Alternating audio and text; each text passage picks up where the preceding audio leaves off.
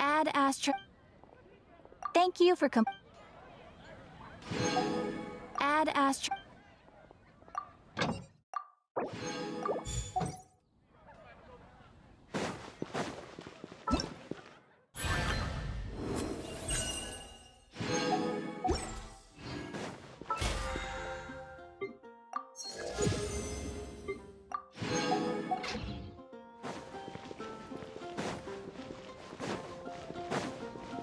Lord Marcos, please see to it that Godwin gets home soon and safe.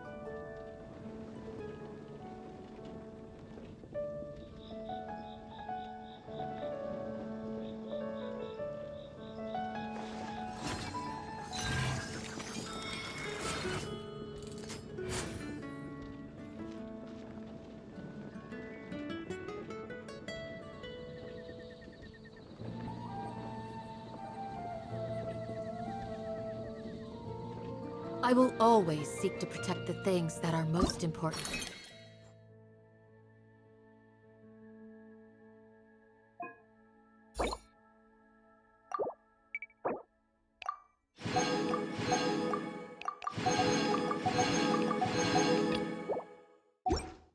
No matter what it...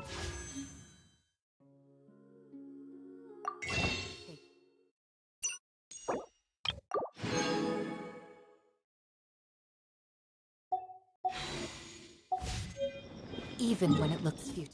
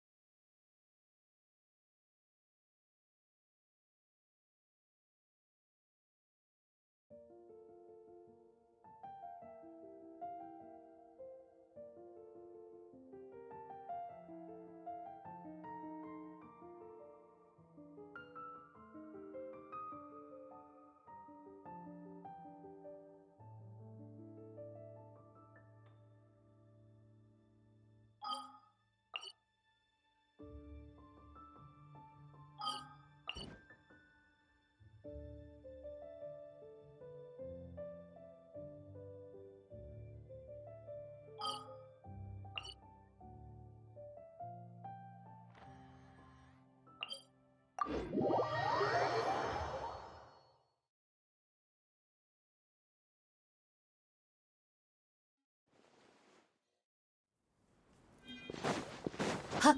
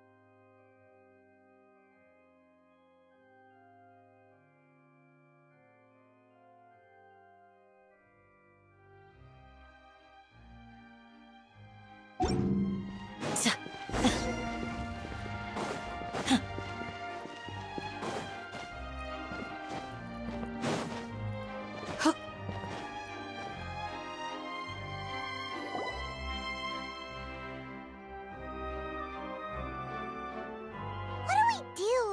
The whole situation is so confusing. Good plan. Impossible things don't just happen. We'll get to the truth one way or another. Just relax. Even if everyone else suspects Lenny and Lynette, at least we will be supporting them from the stands. Besides, I doubt Farina understands any more about what happened than we do. Thanks, Navia. Well, we'll be going then. Best of luck to you.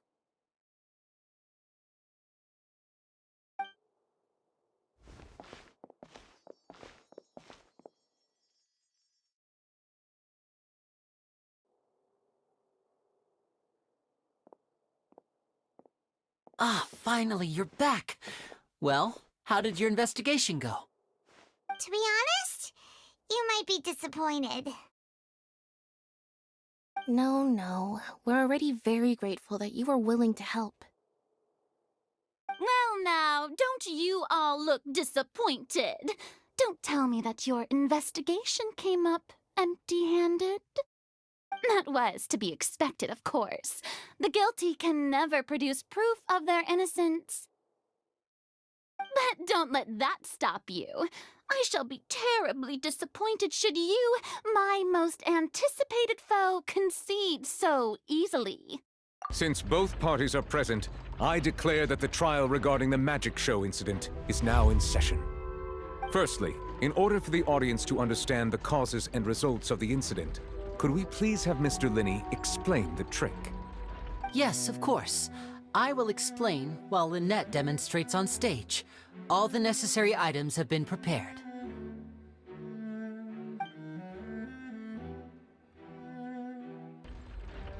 Thank you, Mr. Linney. In that case, I take your statement to be that you ran to and remained hidden within the magic box in the audience stands once the trick began, and thus could not have committed the crime. Is this correct? Yes, that's correct, Your Honor. In that case, I call upon the prosecution. Lady Farina, do you wish to refute his statement in any way? Why, of course I do. Allow me to take the first shot and break this case wide open. Mr. Linney is clearly lying. There is no way you could have been in the box the whole time if you were to abduct Halsey and murder Cowell. In fact, I'd say you were hardly in that tunnel at all. That is simply your hypothesis based on the presumption that I'm guilty. Oh, is that so? And if I may ask, what did you hear while you were inside your box? The roaring countdown of the crowd, of course. That's how I kept track of the time and built anticipation for the finale. And you didn't hear anything else at all? Nothing that might leave an impression of any kind? No, nothing. I see. But when the count reached 30 seconds or so, there was a thud. One so loud that I believe practically everyone heard it. Huh? Hey, hang on. Something's not right here.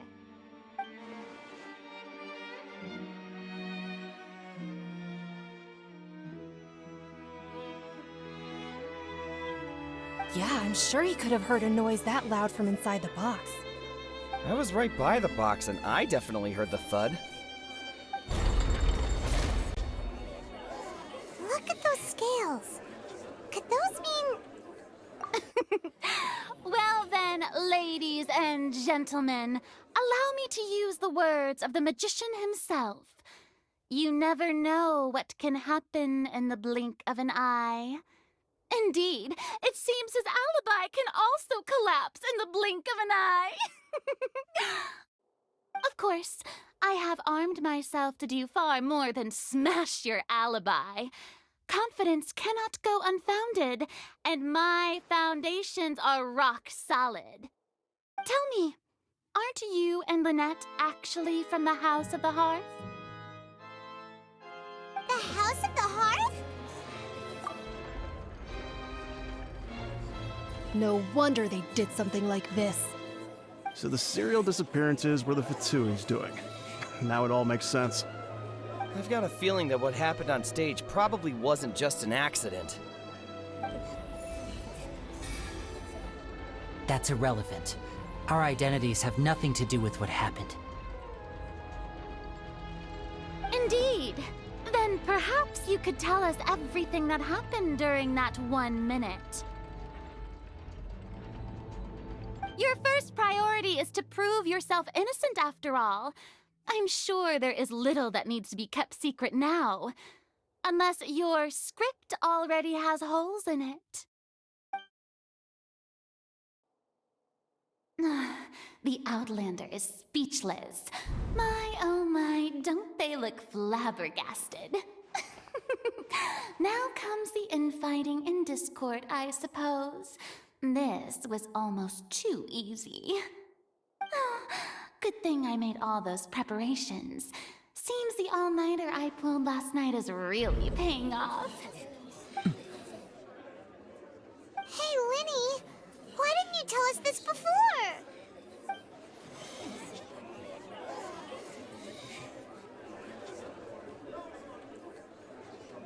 Order! Order! Mr. Linney, allow me to re-establish the facts. Lady Farina has raised 2 points. First, when the thud was heard in the Opera House, you were neither in the box nor the tunnel. Second, you and Ms. Lynette are both members of the House of the Hearth. Are these claims true?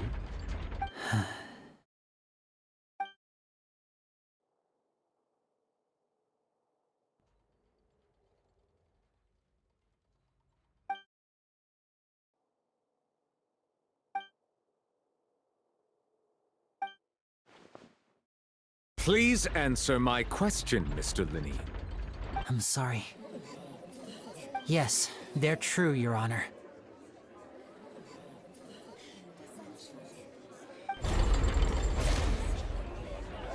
I knew it! Well, that's it. We might as well move on to the sentencing already. What should we do now? Granted. In that case, what is your request? Is that really necessary? They're already as good as guilty. The defendant deceived their own attorneys. What is there left to discuss? Order! Order, I say! Your request is reasonable, and we shall adjourn. This trial will reconvene in 1 hour. So you would stick to Mr. Linney's defense even after knowing what you do now? You certainly have more professionalism than I thought. In that case, my dear audience, let's allow the joy of victory to steep for a little while longer.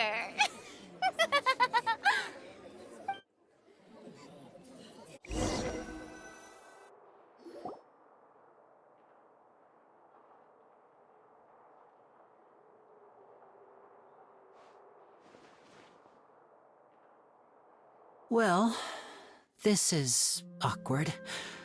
I didn't think the Hydro Archon would dig all that up. I'm sorry, Traveler and Paimon. Yeah, sorry. Ugh. Paimon doesn't know where to start. We trusted you two. We based our entire reasoning on the assumption that you weren't bad guys. Not to set the wrong tone or anything, but Paimon's really mad! I'm very sorry. I know you're angry, and reasonably so, but please, let me explain. I know you've clashed with the Fatui several times before. I wouldn't be surprised if just hearing the word is enough to make you upset. But our organization is very, very large, and the Harbingers have very different personalities and goals. Right now, we want to save people. As many as we can. That's right. I'm sure we're on the same page when it comes to this nation and the disaster that its people might face. I knew if it weren't for our respective identities, we could become good friends. That's why I didn't wish to flat out lie to you, but chose to hide some details instead.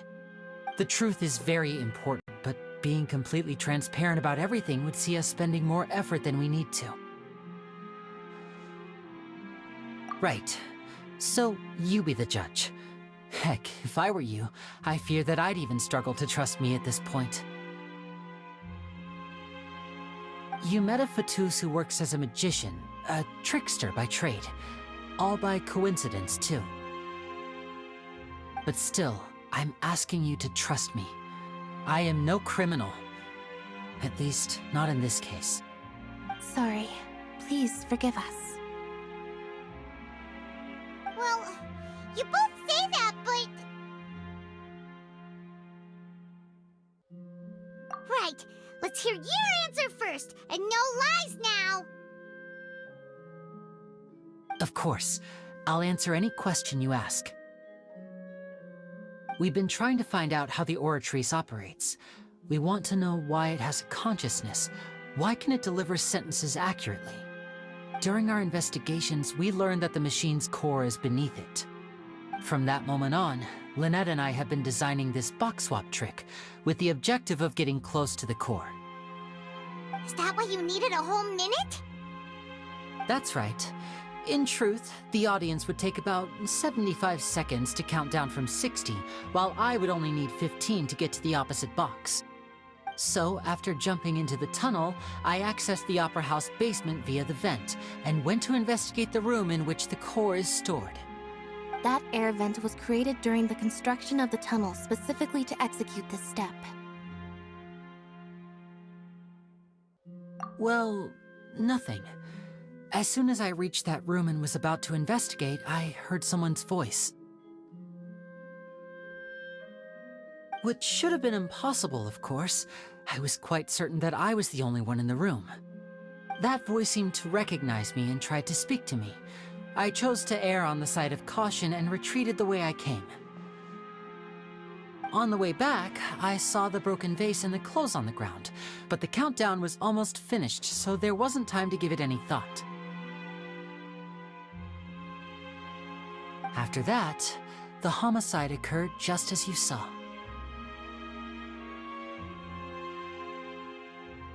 Well, that explains why you didn't hear the thud. Because of that prophecy I told you about, of course.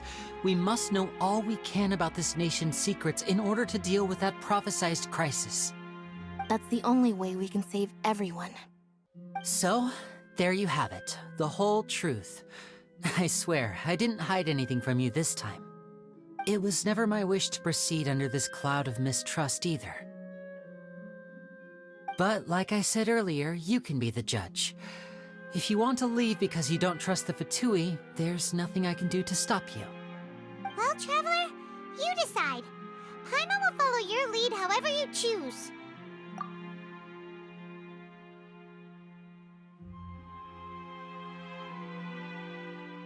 Okay, thank you. Thanks for giving us a chance. The current problem is that the scales are tipped pretty badly against you two. If we want to refute the Hydro Archon's accusations, we're gonna need a seriously watertight defense. Huh?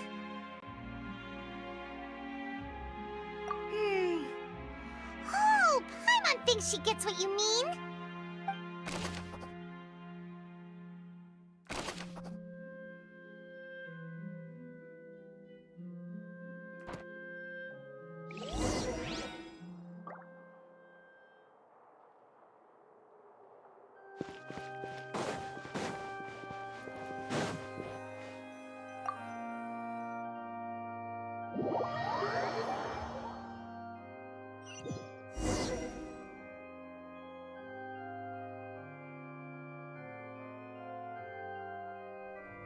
Both parties have returned to their positions.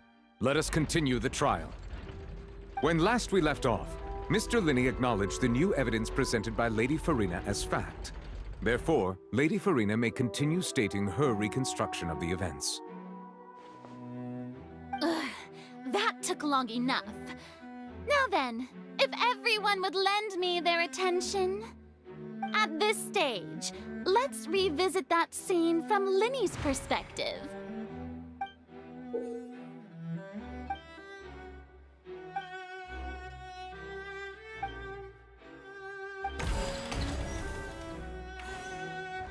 As the countdown began, he entered the tunnel. When the flatbed trolley passed, he opened the box and got into an altercation with Halsey, which caused the loud thud. He did not realize that the sound could be heard by everyone in the opera house, which is why he claimed earlier that he could not hear the sound.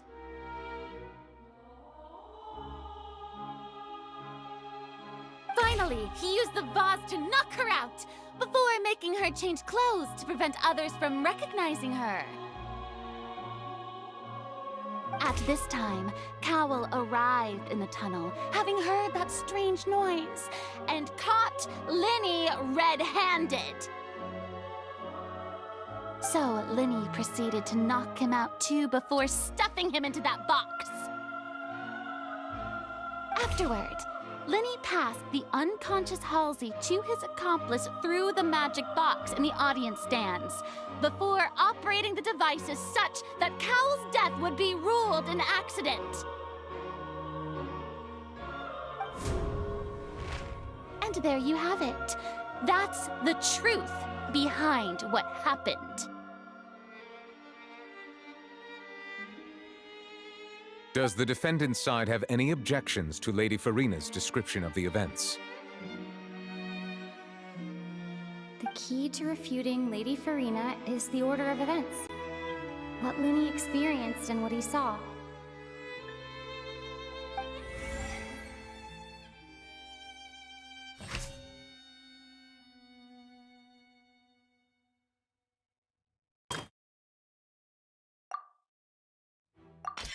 According to Linney, he left via the vent after entering the tunnel.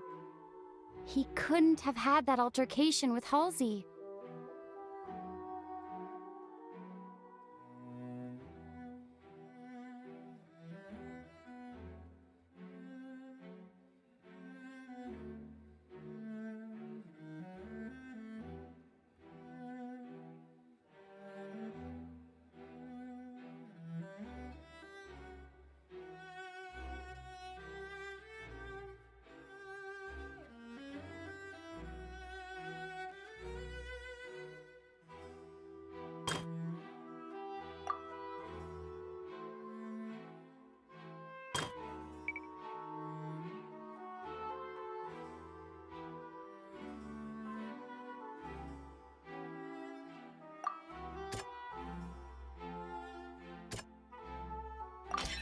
Linney went to the room that contains the Oratrice's core. This is the actual truth.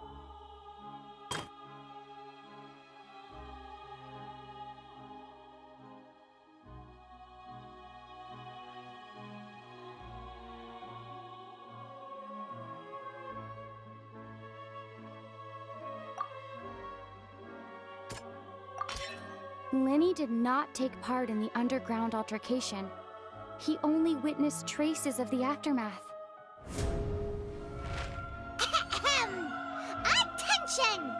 Ace Detective Paimon has something to say! When the countdown started, Lenny did indeed go into the tunnel. But he immediately used a vent to access the Opera House basement, which is where the underground core of the Oratrice is stored. Once he reached that area, he heard a voice in what should have been an empty room. Since he felt something was amiss, he returned immediately.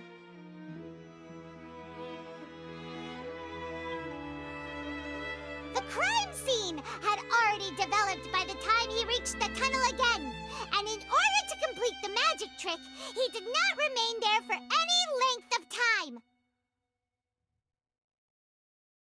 Finally, he reached the surface, and that was when the accident happened from his point of view. Therefore, he's innocent!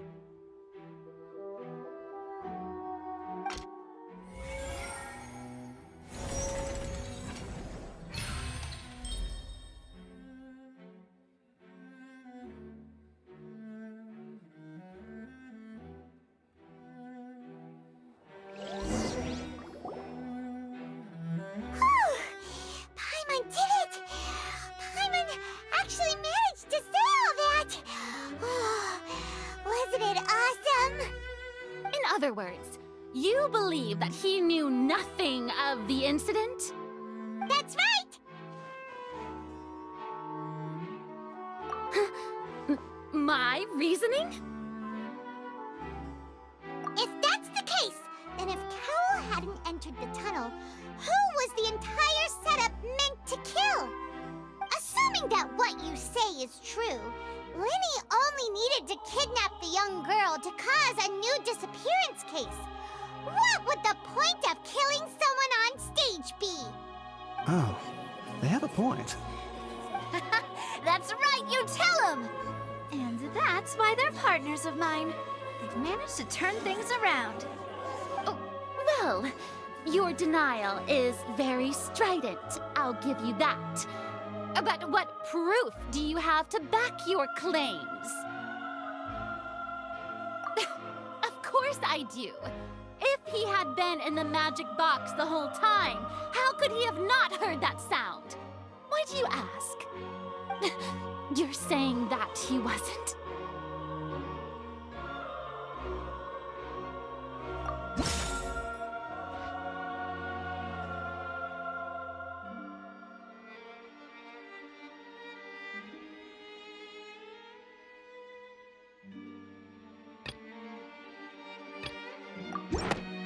That's right! Lenny wasn't in the box or in the tunnel. That's why he didn't hear anything strange during the performance. This means that when the crime happened, Lenny had already entered the basement via the vent. The same clue you used to disprove his alibi has now become the best proof! Ha ha! How do you like that? Well played. To think you'd use such logic. Well then, if it wasn't Lenny who committed the crimes, then who was it?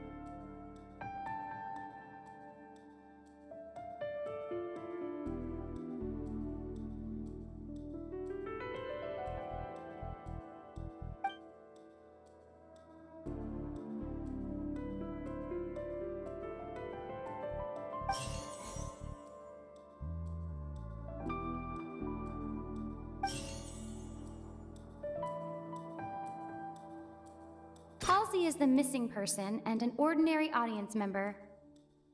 Or did she have her own scheme all along?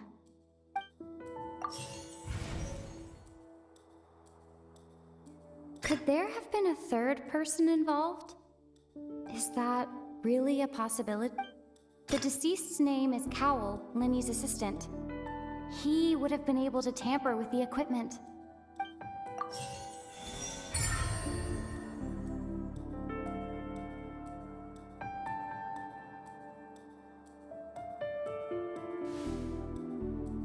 Huh? That can't be right. Are you serious? The killer was, in fact, Cowell, the deceased! Oh, is that so? How interesting! Let's hear your reasoning then. What I must do next is recreate the truth. What Cowell did, and how he went from would-be perpetrator to victim.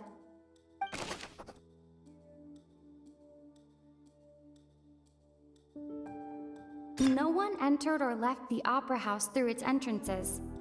So, where would the criminal have wanted to take Halsey? The deceased's name is Cowell, Linny's. Halsey's clothing was in the tunnel. So, Linny was not in the tunnel at that moment, which gave... The sound we heard may have come from a clash between the missing Halsey and the criminal. The deceased's name is Cowell, Linny's. It would have been tough for both people to fit into that vent. They would likely have bumped into Linny as well. No one entered or left the Opera House through its entrance. Halsey's clothing was in the tunnel.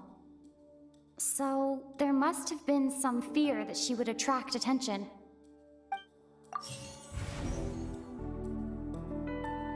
It would have been tough for both people to fit into that vent. They would likely have bumped into Linny as well.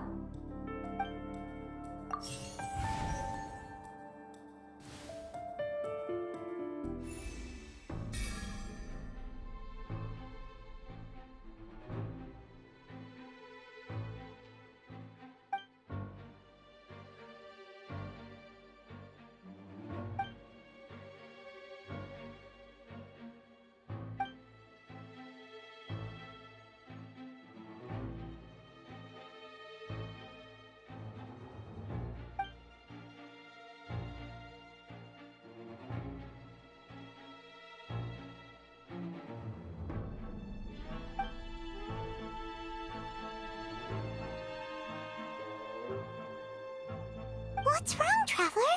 Are you still having trouble figuring things out?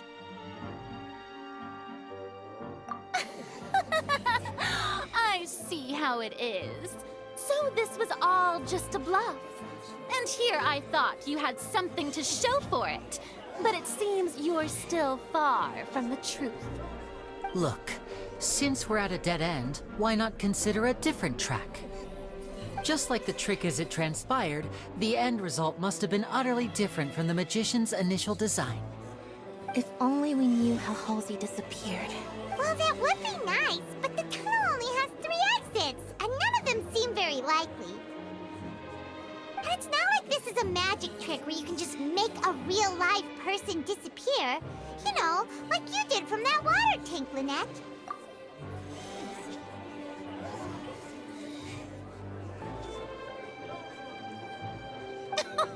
Excuse my interruption, dear opponents, but do you not see that the crowd is growing impatient? There is no greater sin in this opera house than an awkward delay in the performance.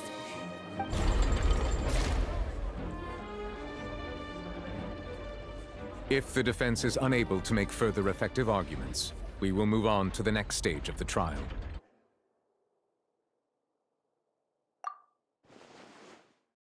Linny was not in the tunnel at that moment, which gave our criminal ample time. The sound we heard may have come from a clash between the missing Halsey and the criminal. The deceased's name is Cowell, Linny's assistant. He would have been able to tamper with the equipment. The vase was not broken by chance. It was used to cover important evidence. The water.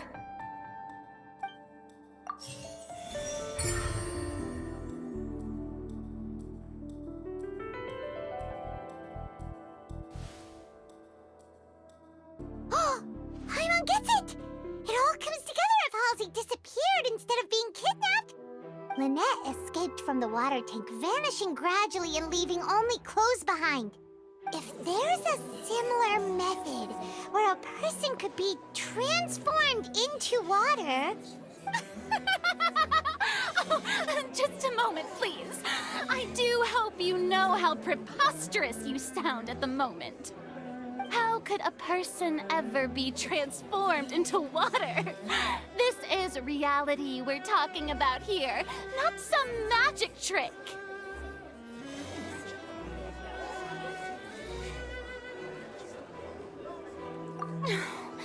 Must we really? I should think that of anyone. Your friend Linny already knows this truth very well. Magic tricks are ultimately just illusions and misdirection. But Halsey's disappearance is very real. We're talking about two completely different things. Even so, I trust the Traveler's judgment. The truth must be out there somewhere. Perhaps some new line of reasoning may open if we try to gather all the focal points that don't make sense. Since Cal was the deceased, we haven't placed much attention on him. But given that we aren't making much progress with the case, it wouldn't hurt to have a look at his belongings, would it? People really do come up with all sorts of harebrained schemes when at the end of their rope.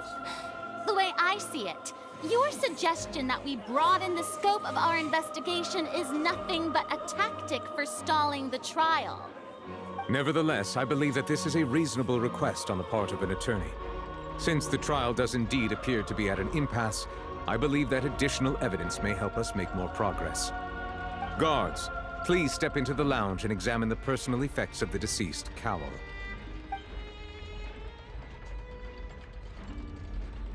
We are still examining the items, but we have already made critical progress that we feel must be shared with everyone post-haste. We discovered several test tubes of fluid within Cowell's baggage, each labeled separately. The notebook in his backpack claims that these fluids are... water from the Primordial Sea. The Primordial Sea? The note's contents also indicate that Cowell belonged to an organization that sells illegal drugs and that he had an accomplice. The notebook has many entries concerning safe usage of these fluids, in which the keyword dissolve appears many times. One of these tubes was labeled Opera Epiclese, along with yesterday's date. It is empty. The notes also state that these dissolution properties work exclusively on people from Fontaine. It's likely that Halsey was chosen as some sort of test subject. As such, we believe that the defense's hypothesis is, in fact, supported by sufficient evidence. You've got to be kidding! People dissolving into water? Could something so ridiculous actually be true? Wait a moment. This reminds me of a certain prophecy, but it's just a coincidence, isn't it? Huh. If people can become water, does that mean that the water tank's real use was as a means to hide water stains? And if Cowell was targeting that girl... Wait just a minute. Could that mean... You two, with me, quick! Demoiselle, wait! What about your partners? Let's go. Just trust me. Order! Order! It is undeniable that further examination of the deceased's personal effects has yielded some surprising results, but we cannot yet verify the veracity of these clues. Still, let us assume that these clues are indeed authentic, albeit with the understanding that Ms. Halsey has yet to be found. Guards, please continue examining the items along these lines. Mr. Linney, It appears your hypothesis is supported by the evidence, so please continue speaking. Of course. Thank you, Your Honor. If we uphold this hypothesis, I believe that many of this case's seemingly unrelated clues can be connected together. Right! Like the metal hook! That one didn't make sense at all. Let's think about this. Cowell's methods must have something to do with that water from the primordial sea.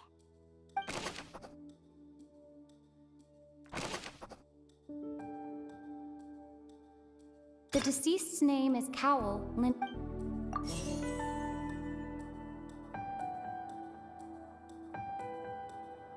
Now it seems like the hook rope was not meant for another magic trick, but was instead some form of triggering mechanism.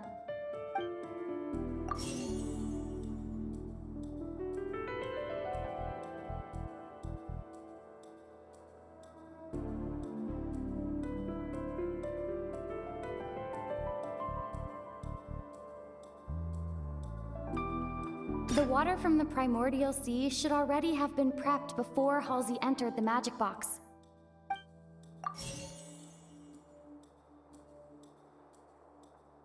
Lynette was in the magic box on stage the entire time.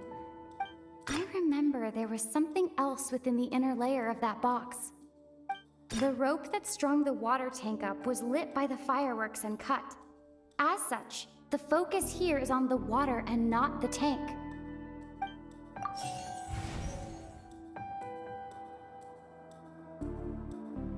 I remember there was something else within the inner layer of that box.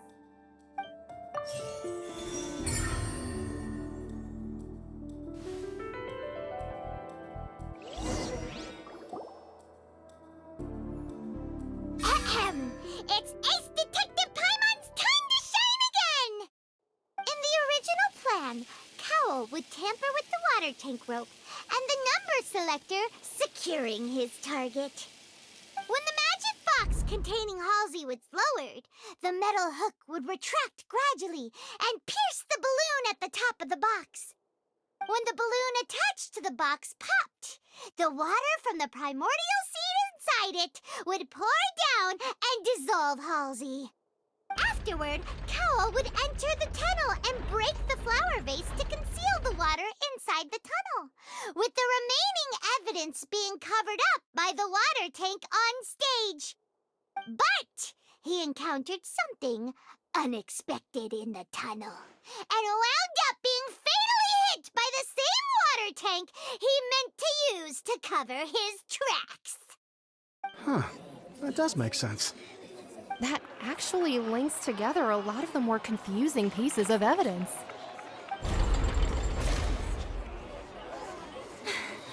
Oh dear, what do I do? Even I think they sound convincing now. Have I falsely accused an innocent person?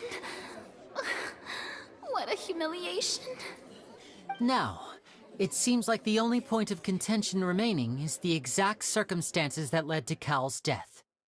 His notes mentioned he had an accomplice who could be related to the situation. On that note, the guards have just contacted me indicating that they uncovered new evidence. I shall now invite him on stage to share it with us. Thank you, Your Honor. We were just inspecting the luggage of the other people involved in this case.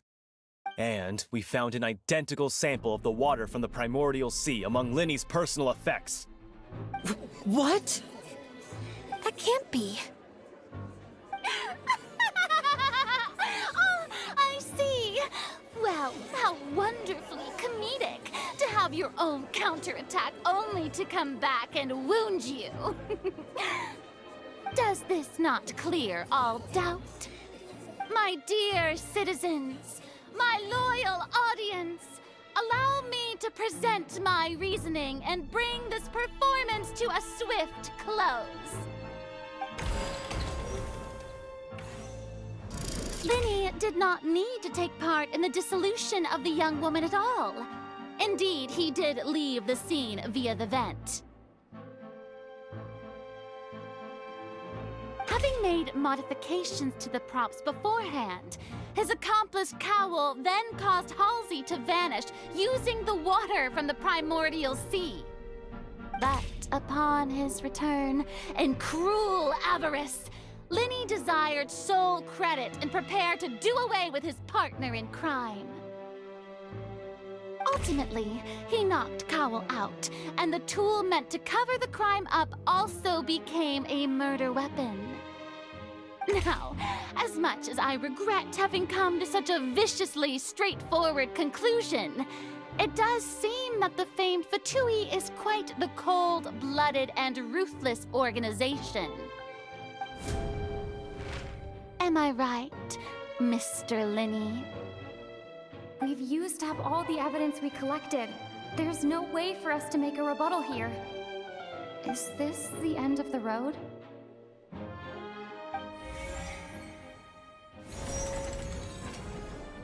Oh no!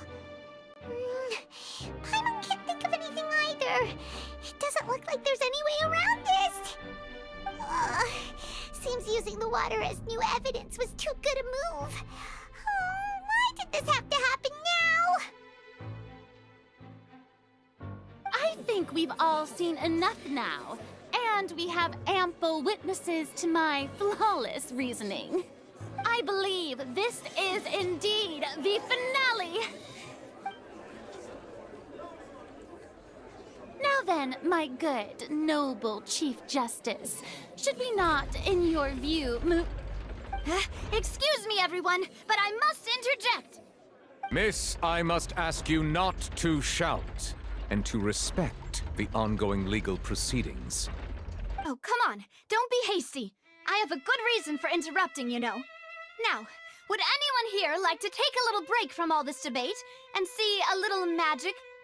I'll show you an amazing trick, one that can bring a young woman who has disappeared back in the flesh, right before your very eyes. Please, do the honors, Mr. Linny, if you would be so kind.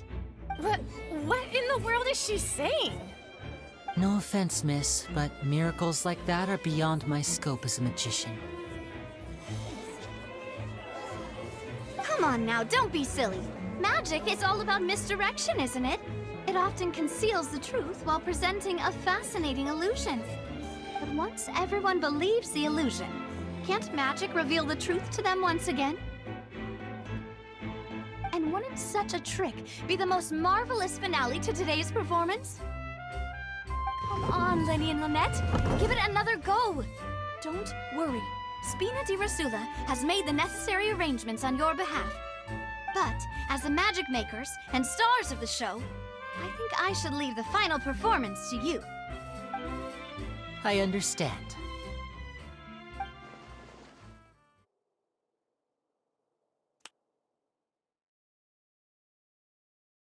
And voila!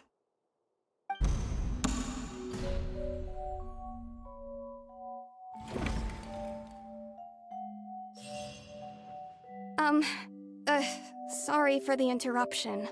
Wait, isn't that Halsey? So the whole thing about people dissolving wasn't true after all? To be clear, I'm only here because this person told me that if I testified, the merit of doing so would lessen my sentence. I was hiding outside this room listening to the proceedings because I was afraid that I would be the one put on trial. I was just feeling happy that no one had noticed me, and then before I knew it, she caught me. That'll teach you to underestimate us three. Where should I begin? I'm sorry. I'm the one who killed Cowl. I admit it. What? Why? Firstly, my name isn't Halsey. It's Lillian, and I'm originally from Mondstadt. I heard that Linny's show was gonna be a real thriller, but I missed the chance to buy a ticket, so I stole one. That's how I make a living. I steal stuff here and there. And I'd never been caught before. But I was noticed at the harbor a few days ago, and I barely got away. Linny was the one who caught me in the act.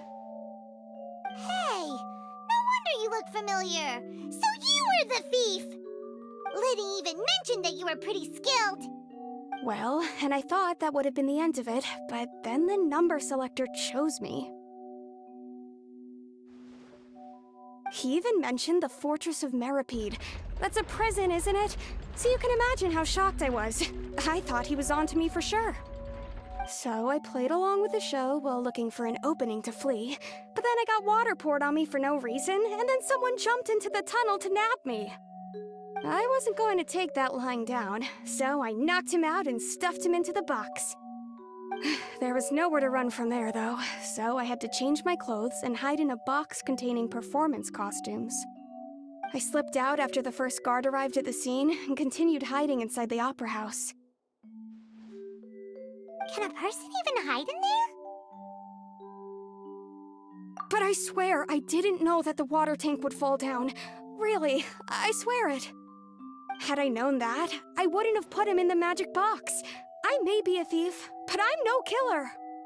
Well, that makes everything pretty clear now, This time, we need to tell the entire story from Lillian's perspective. Bunny. Yeah!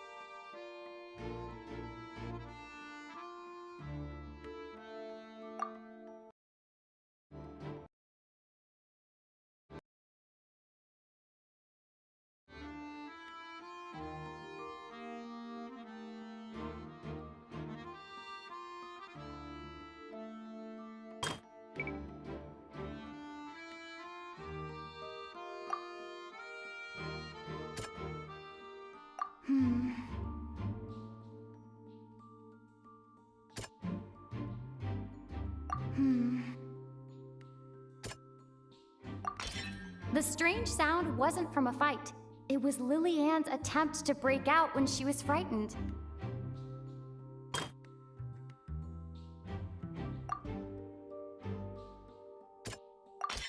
The flower vase was not broken to cover anything up, but was smashed during the struggle between Lillian and Cowell.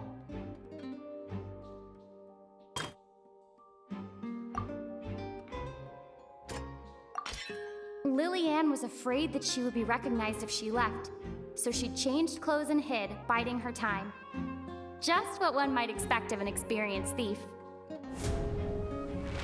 And it's Ace Detective Paimon time!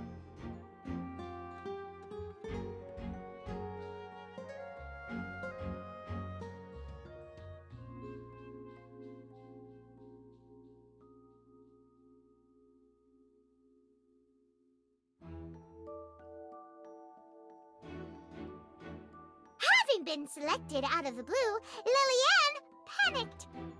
Her panic only intensified after she entered the tunnel and had water poured on her head. So she kicked the door open, producing the thud we all heard. Hearing the commotion, Cowell leapt into the tunnel, only to discover that Lillian had not dissolved. He did not know that Lillian was not from Fontaine, but was a thief who made her way in by stealing a ticket. Mistakenly believing that the water from the primordial sea needed time to take effect, he tried to force Lillian back into the box. The two broke the flower vase during the struggle, but Lillian came out on top, knocking Cowell out and putting him in the box.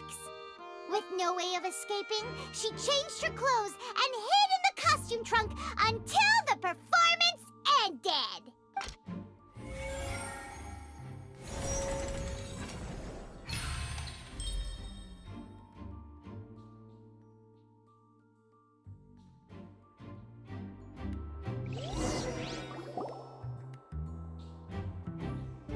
She knew that she would have to to go through guard inspection if she tried to leave afterward. So, she has been trapped in the Opera House these last 2 days. She had already become desperately hungry by the time we were chatting over macarons. So, she swiped 2 of them right under our noses. Talk about a sneaky thief. At this point, all the events that happened in the tunnel have now come to light. Ah, so that's the whole story. Bravo! Bravo! Now then, Lady Farina, do you wish to speak against the defense's statements? Please answer the question, Lady Farina. Also, if I may add, the trial has not yet ended.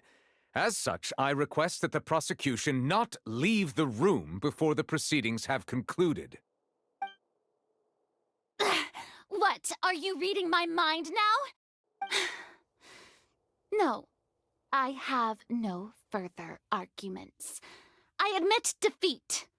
But really, could you at least have left me with some dignity? Wow, look at that! She's like a deflated balloon now. If there are no objections, then as the Chief Justice of Fontaine, I shall once again repeat the full sequence of events. The actual perpetrator of the serial disappearances, Cowell, selected his next victim from the audience reservation list. With some modifications to the selector, he could ensure that the pre-selected young woman would be chosen. To cover up any evidence while committing the deed, Cowell thought of allowing the water tank to fall, which would conceal the water left behind after the young woman was dissolved. He also tampered with the rope suspending the water tank, using the fireworks at the end of the performance to cause the tank to drop and hide the watermarks. He poured the water from the primordial sea into a balloon during the preparation of the magic box and stuck it to the box's lid. Finally, he passed the prepared hook on a rope through the gap in the magic box's door when bringing the young woman to said box.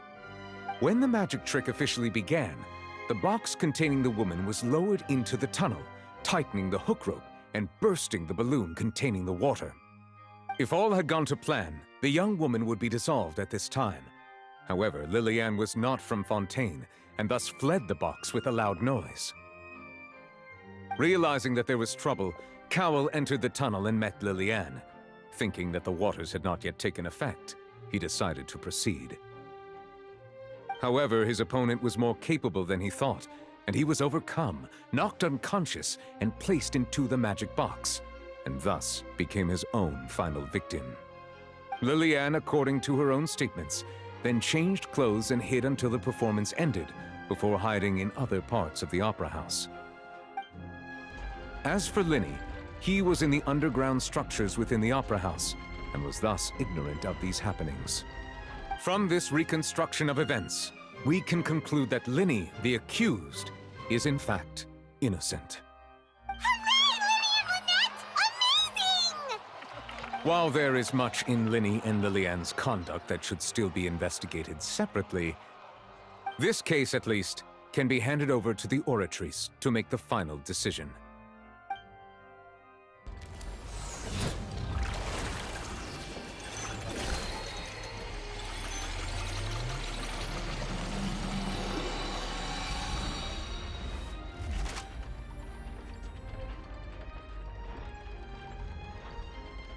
As such, Linny and Lynette are officially declared not guilty.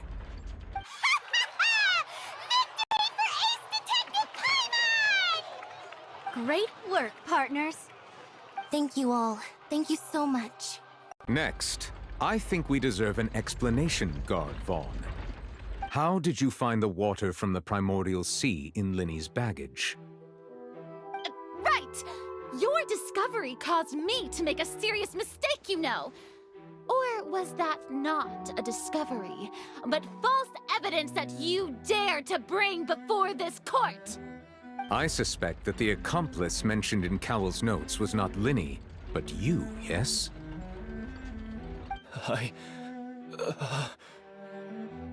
I'm sure you know what you must do to lessen your sentence. Speak quickly! Unless you want to earn yourself a one-way ticket to Coupon Town. I was just following orders.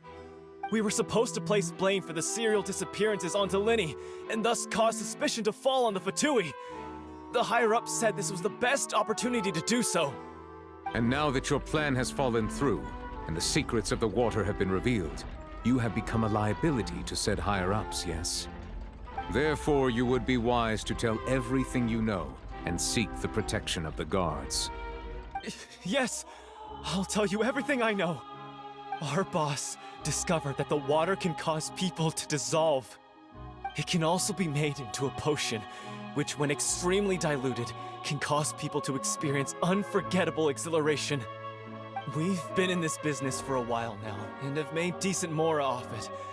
The disappearances were also the boss's idea. I mean, this is the boss we're talking about. The...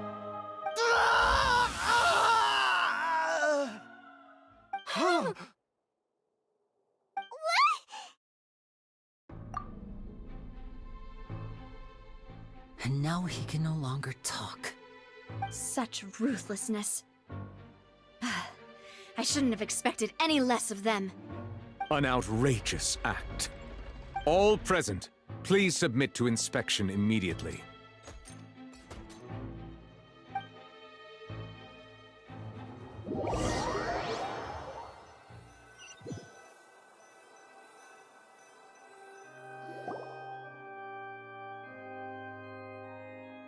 So, we're just going back now?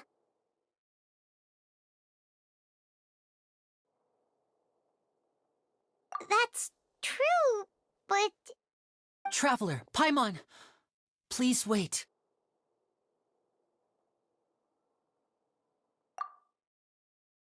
Linny... I know you may not want to speak to me right now. Maybe you don't even want to look at me.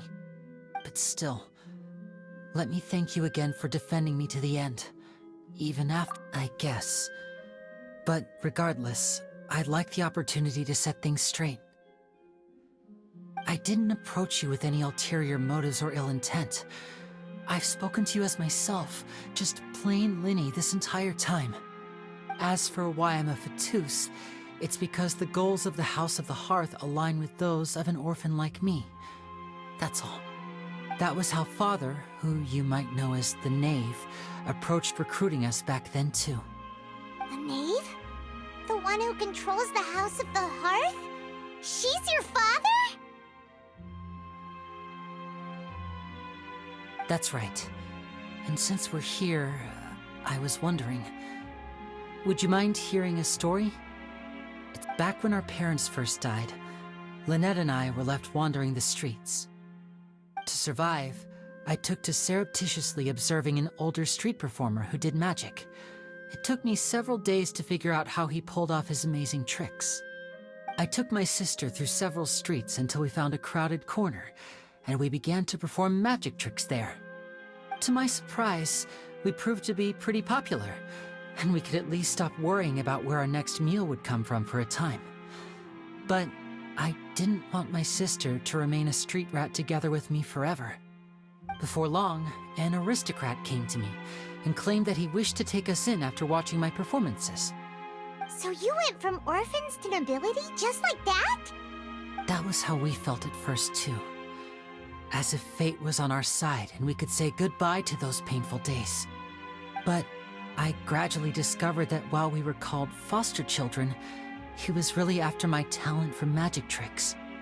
He would constantly take me to all sorts of banquets to garner attention, which he would then use to expand his social circles. That doesn't seem too bad either. Better than roaming the streets at any rate. It took a while for me to realize just how dark his heart really was. After one particular performance at a banquet, I discovered that Lynette was not on the same return vehicle as me. I waited a long time after we returned home, but she did not come back. I went to that noble's bedroom and asked him about her whereabouts. The answer he gave me was, she caught the eye of the most eminent person at the banquet, so I sent her over as a gift.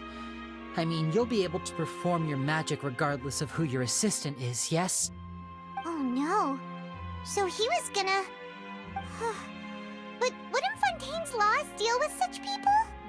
As far as outsiders are concerned, this is a relationship akin to adoption or foster care, and they have their ways of escaping the eye of the law. I managed to ferret out the location of the mansion of that so-called eminent person and hurried through the night. But by the time I leaped over the walls, avoided the guards, and made my way in, all I saw was the moonlit ground covered in blood, and the knave standing there in the darkness. So, she'd already taken care of that guy. That's right. She had rescued my sister before she could come to any harm, and had even discovered several girls hidden in a basement, all of them orphans. Father, I mean, the knave, might have seen something in me, and so she made me an offer. The House of the Hearth welcomes you, for your interests align with ours. Here, none will ever betray you. Indeed, betrayal shall never be permitted here. I was hesitant to trust her. I mean, I had just been betrayed by nobles. But she was also quick to destroy the noble who had taken us in at first, giving us back our freedom. Oh, so that's how the two of you joined the House of the Hearth. She has her own plans. She has gained permission from the Tsaritsa to first use the Gnosis's power once she obtains it.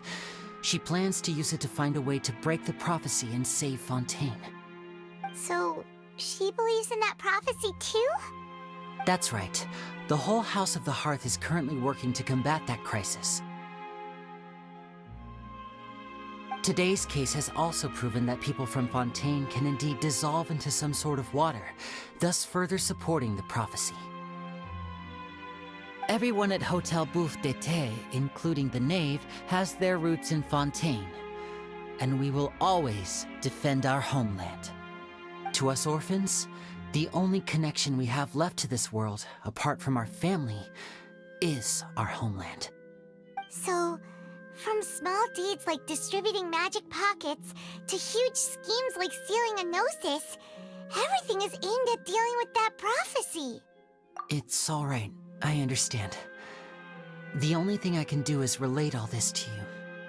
I just hope you can understand that even as a member of the House, I have never stopped making my own decisions, and that I believe what I'm doing is right. If you should need anything at all in the future, feel free to find me. I will do my best to help you, as plain Linny.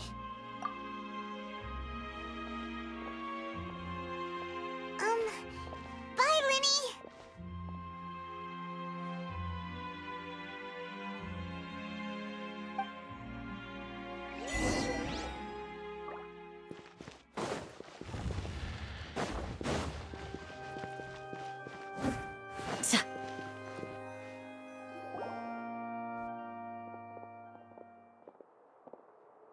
Hey there. What was with the disappearing act you pulled right as the trial ended? Were you looking for us, Navia? Well, this whole thing isn't exactly over, is it? I do feel that we're getting closer to solving the serial disappearances case, though. Don't you think so, too? Huh? What's wrong, my dear partner?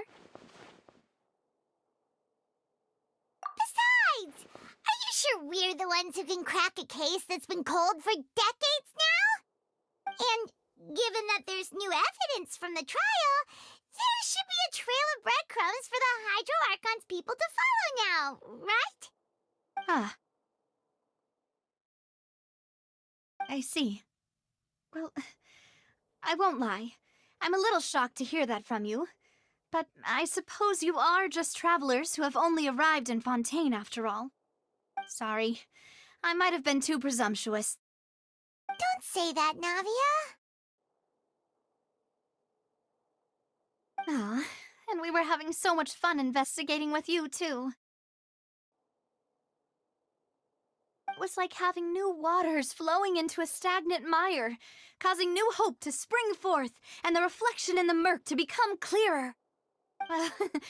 Sorry about that. I'm a bit prone to nostalgia. Don't mind me. Wait, shall we have a farewell meal?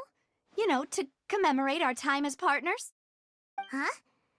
Do we really need to get that formal. Well, guess you really did treat us as partners, huh? Well, I'd just like to have a proper ending to every important memory. That way there are no regrets later. Anyway, it would just be a meal, so it shouldn't take up too much of your time. You don't have to twist Paimon's arm. If Boss Navi is treating, count Paimon in! Oh, wonderful. In that case, why don't we return to the Court of Fontaine and head to the Hotel de Boer? I believe we'll make it just in time for dinner. All right then, let's have our farewell meal!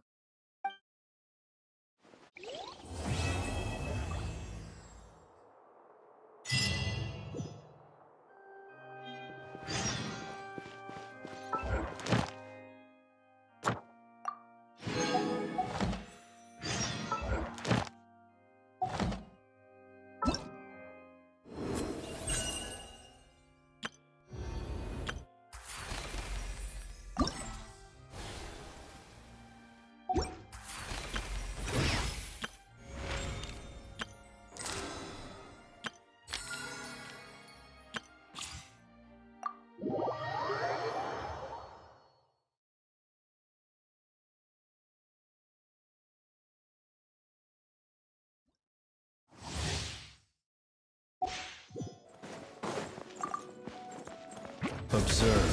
Be silent. To dust. Close your eyes. Night falls.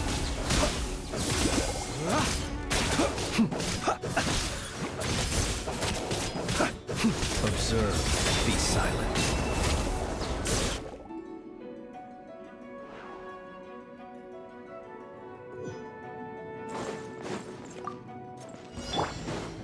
Let me read you a verse. Rain outlines. Whoa, Mark II! Ultimatum protocol. Installation chamber. The long sleep beckons. Close your eyes. All right. You should do something. Who's there? To dust. Rain cutter. Enhanced animal modules. Preparing for dust up.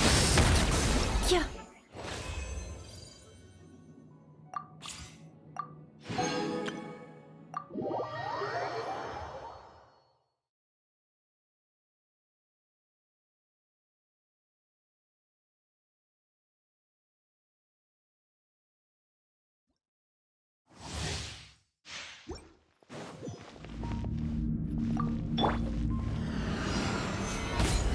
This is order. Strike is one. Ha! Quietly now. Game's up. Fun's over. Time to go! Go!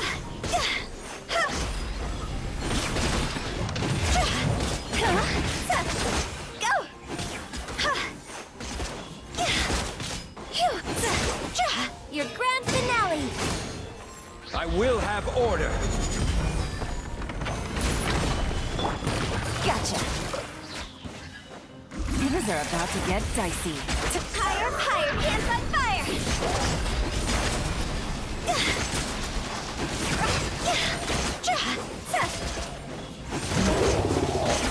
This is order. Solidify. Strike is one. A leap. Here comes the catch. Quietly now. Time to go!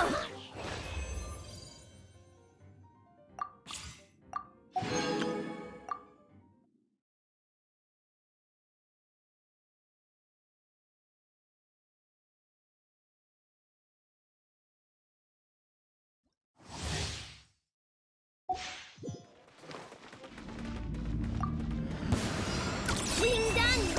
Shadow Raven! Let night fall! Let me read you a verse. Know my sword. Huh? Now. The night cometh. Observe. Use the force. Night falls. To dust.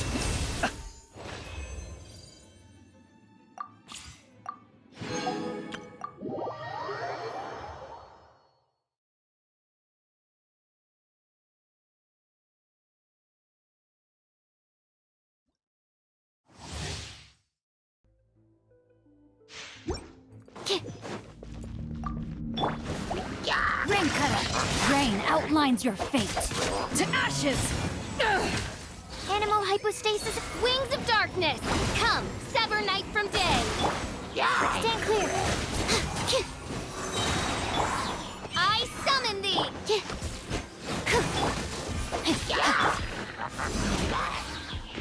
Witness the power of Gugwa! Midnight Phantasmagoria.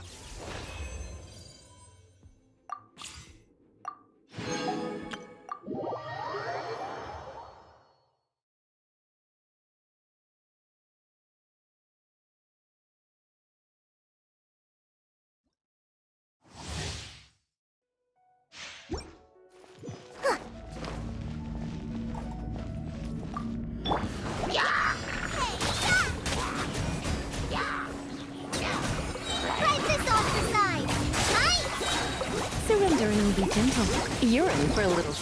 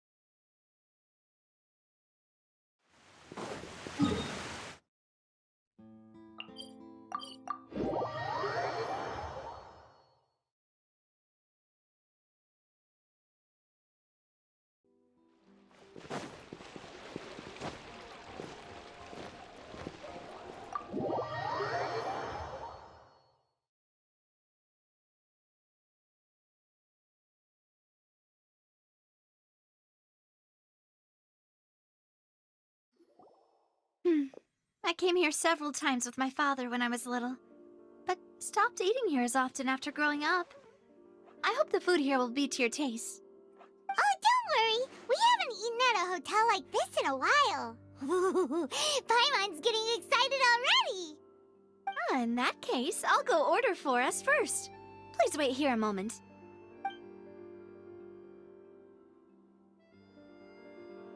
Ooh, everything looks so good. People in Fontaine sure know how to enjoy life.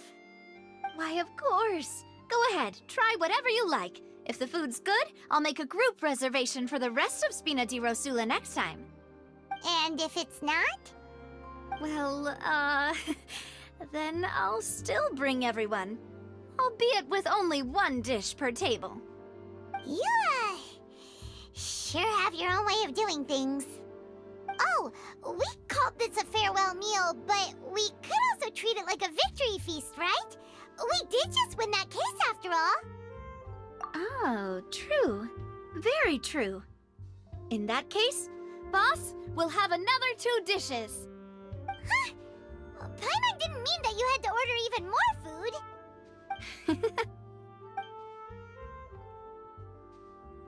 Speaking of cases, do you think that the mastermind behind the serial disappearances will get caught soon now that this has all happened? Well, we've certainly taken a big step forward, but I feel that's about it. We know that there's an organization that means to dissolve these young women, but we still don't know what they are really after. If it hadn't happened right in front of us, Paimon wouldn't have ever believed that a person could be dissolved like that. Right?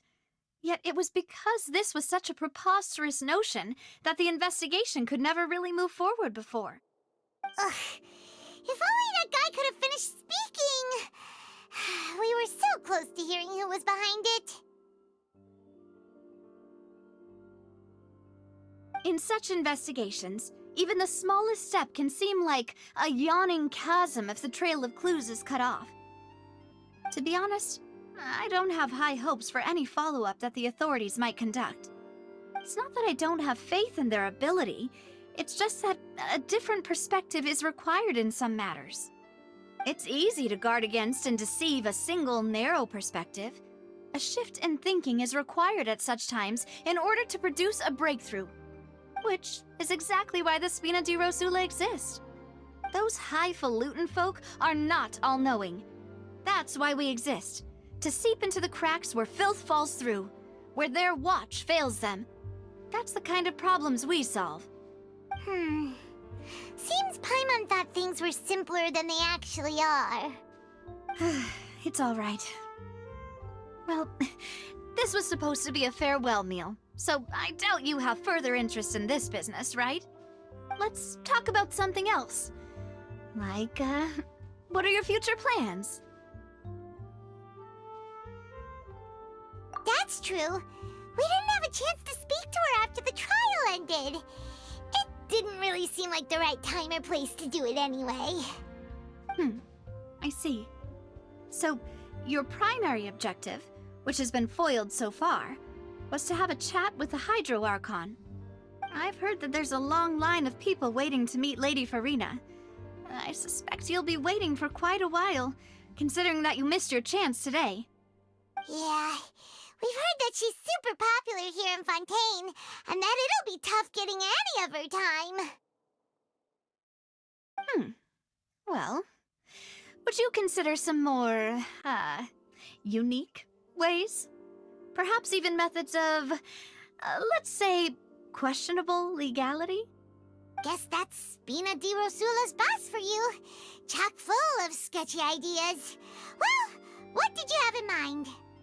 Well, one way would be to infiltrate a performance troupe at the Opera House, only to abandon your act at the play's climax and ask to speak to her after the performance.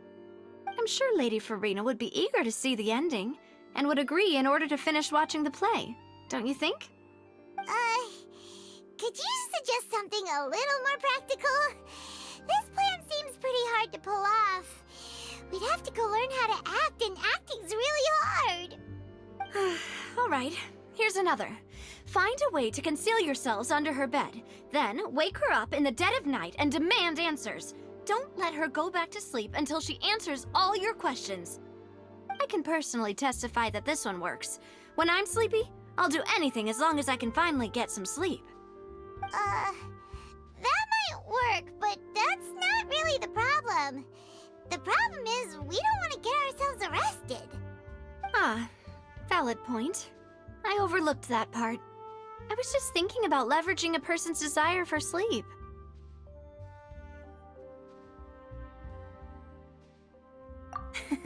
All right, no more joking around. Perhaps you could... Oh, I don't know.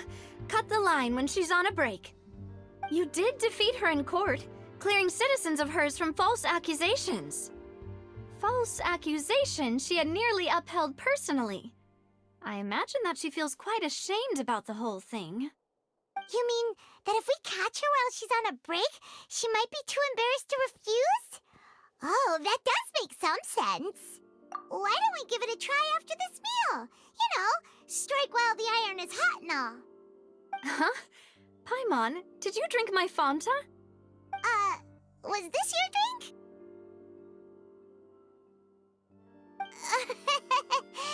Sorry about that. Paimon wasn't really paying attention and the cup was right next to Paimon. Would you like to order another? No, it's fine. We're just about done here. Alright. Honestly, Paimon wouldn't recommend Fanta anyway. It tastes kind of salty and icky. Is that so? Huh. Well, in that case, we'll have to blacklist the Fanta here then. If we're all finished eating, then I'll go pay. Yeah, we're stuffed. Thanks for the treat, Navia.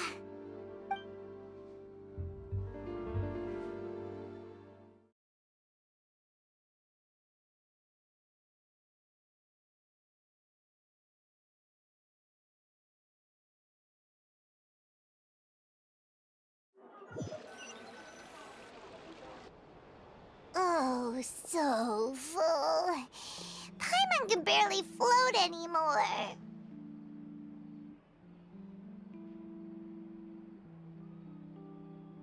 Nah, that would be so normal. You know, like you. Okay. As for expenses this month, we're left with... Hey, Navia! What are you doing over there? Oh, nothing. It was just a meal, you know? Nothing the Spina di Rosula can't cover. Let's get ready to try to meet the Hydro Archon again. Bye, Navia! So this is goodbye, huh? Well, if you do encounter any other trouble in Fontaine, you're always welcome to contact the Spina di Rosula. I'll give your requests the highest priority. In any case, I wish you smooth sailing. I'll see you again, partner. See ya!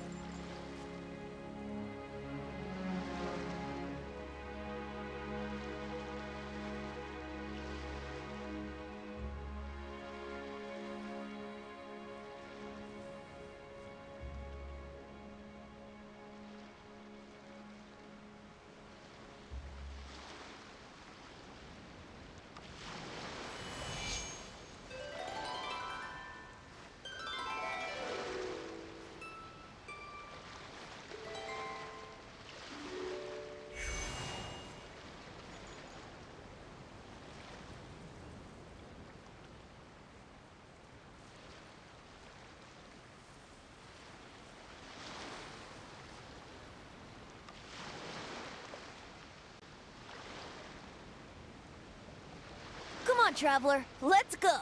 The world is full of lost ballads just waiting to be rediscovered.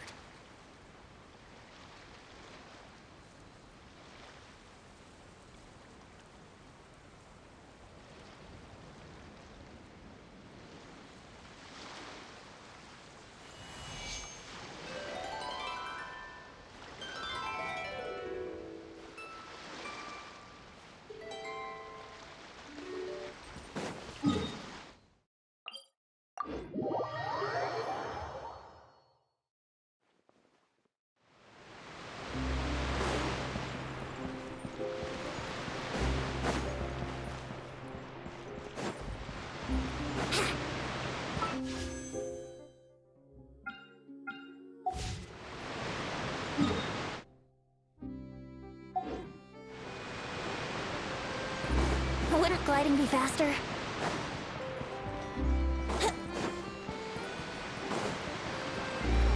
was perfect when I did these.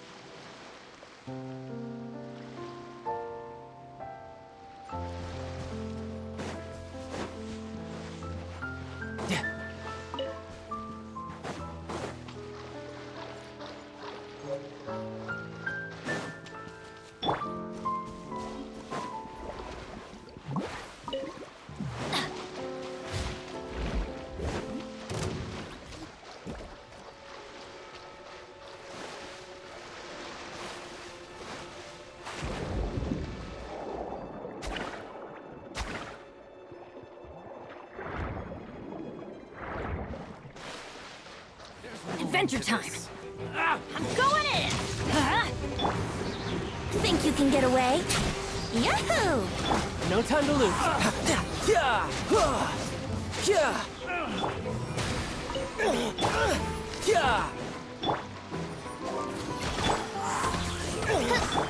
Let's light it up! Bring it on. Such a pain.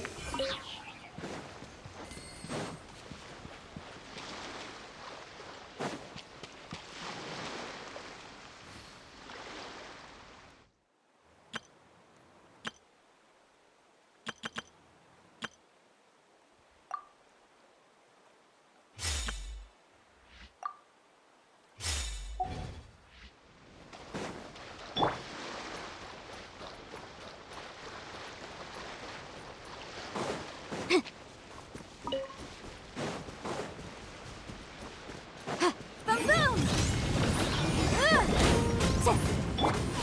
Stay put! It's nothing. Time for your arraignment! Motion to compel!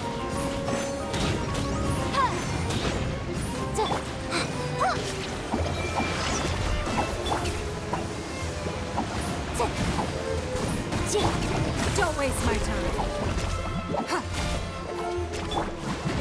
Attaboy!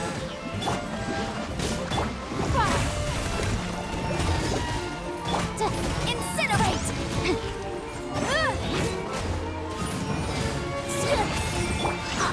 You, Blade! You're up! It's nothing.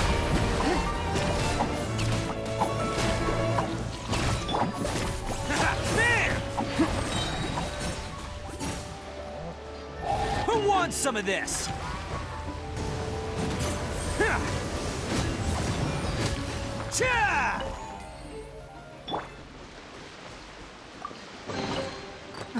Wealth. Why settle for less than more?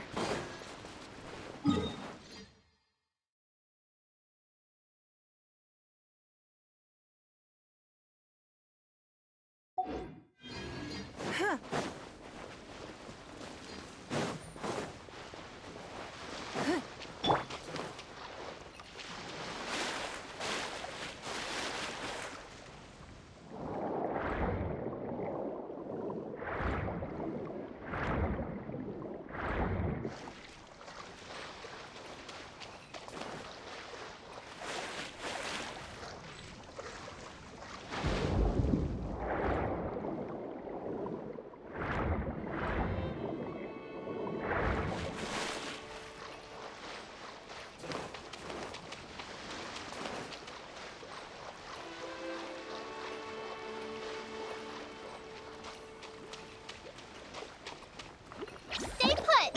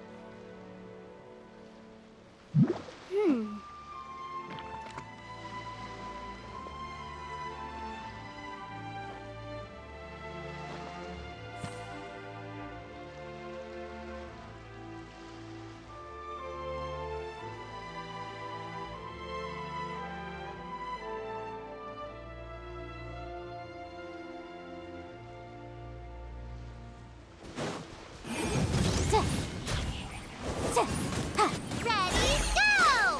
You, Blade! You're up! Let's roll! Don't waste my time. Your life is mine.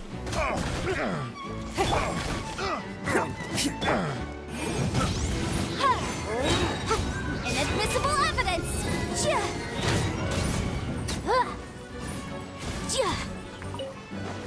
Motion to compel!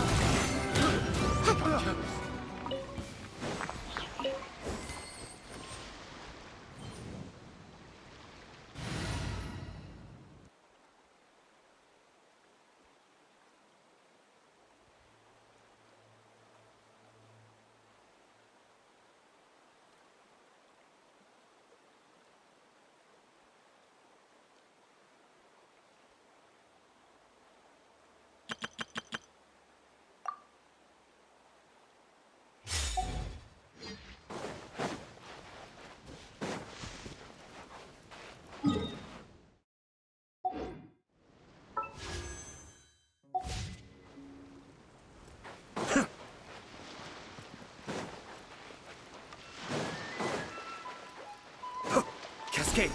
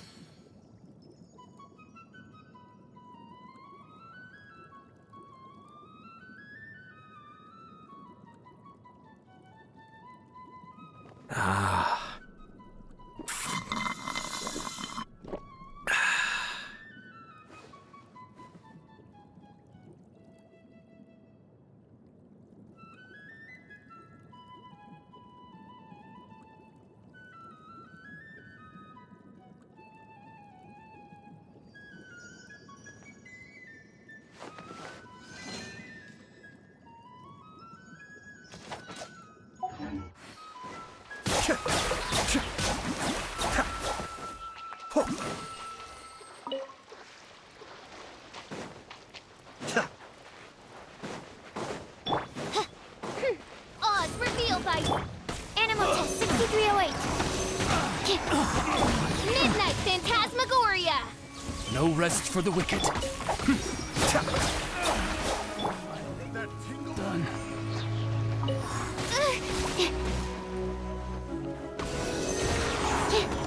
Stand clear.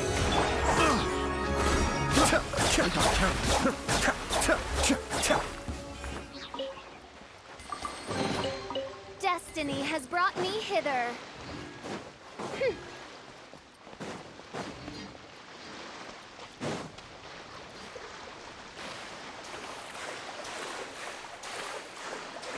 Right.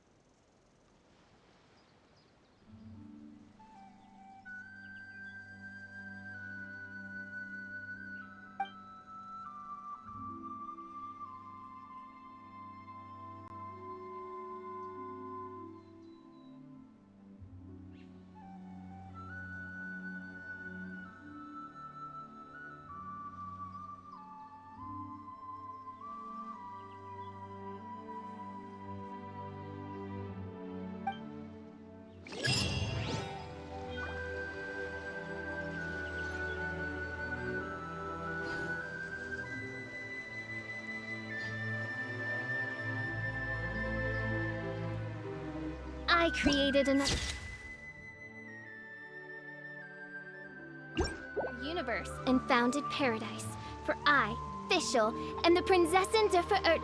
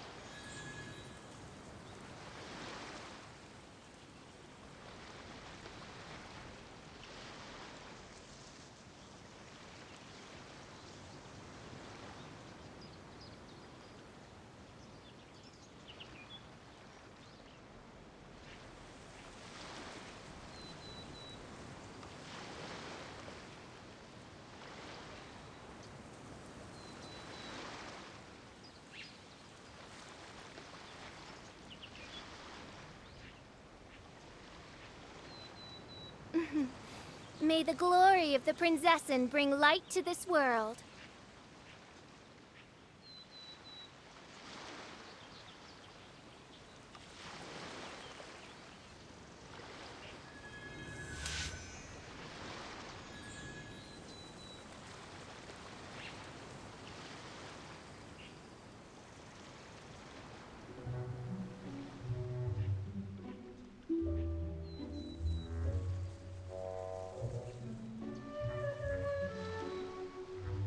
I hear the voice of fate, speaking my name in humble supplication.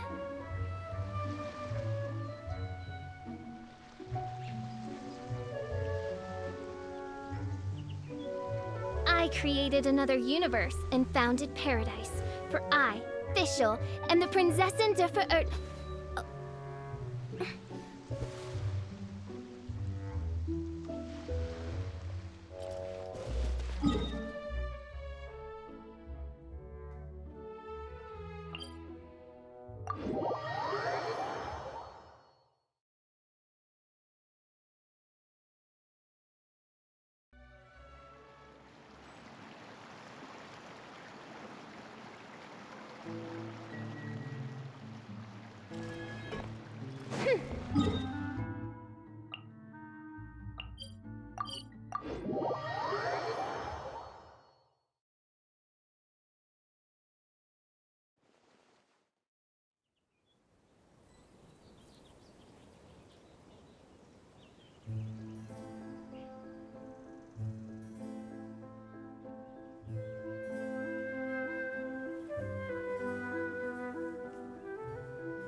I created another universe and founded paradise. For I, Fischl, and the Prinzessin der Verirrt.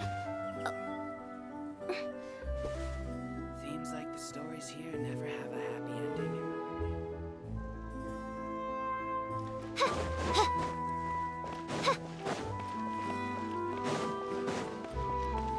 I can't wait to see how this turns out.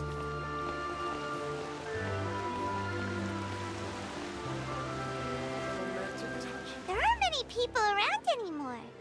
Looks like that boat we took to Araneus might have been the last one. Vacher. Looks like we're back here again. Thanks for the follow, foregoing Traveler? Radio Sond. Are you Welcome to hearing the voices orchard. again? Ugh, that's kind of spooky. Are you sure we don't want to come back in the morning? Vacher? Vacher.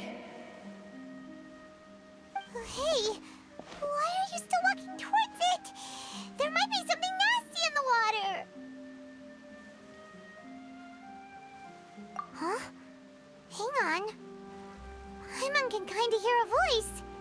It's calling for Vacher, right? Hey, Traveler? Stop walking! Come on, wake up!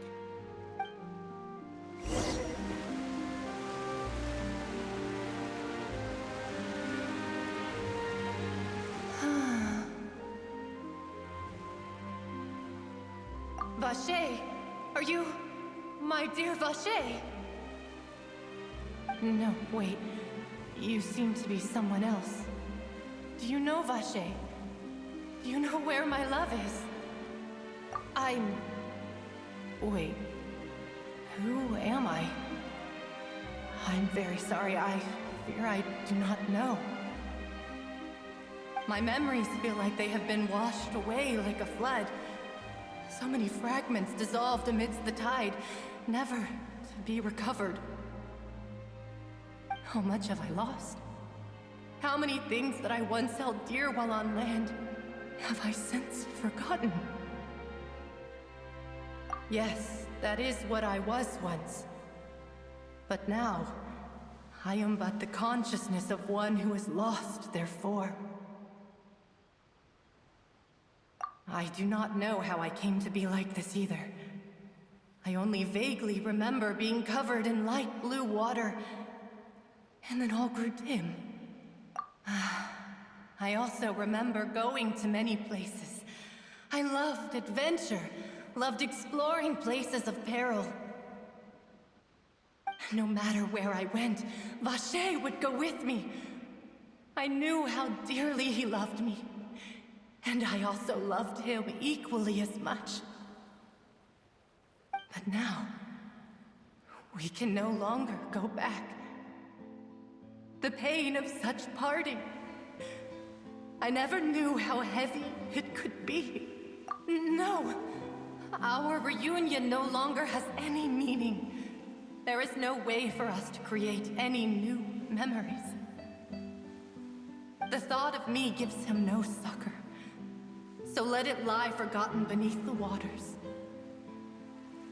If you meet Vache, tell him not to look for me. Tell him to move on. That is the only thing I still remember. Perhaps that is so.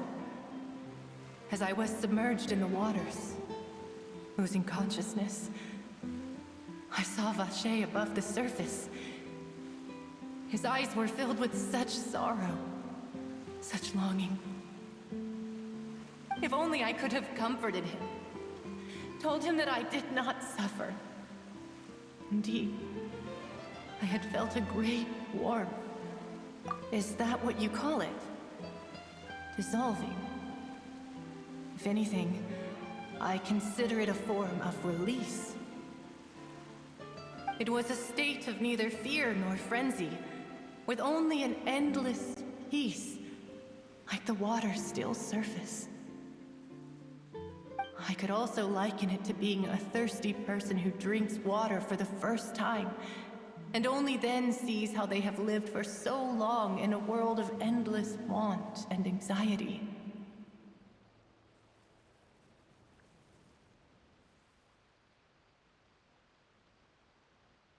I think I hear your companion.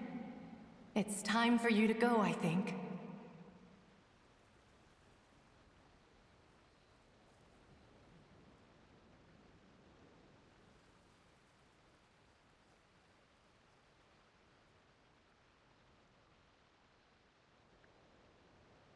Farewell, then. I am glad that you were able to sense my presence. Remember, if you see Vache, tell him not to seek me out any longer.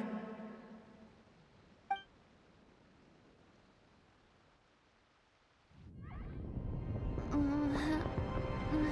up! Come on, hurry! Navi is outnumbered!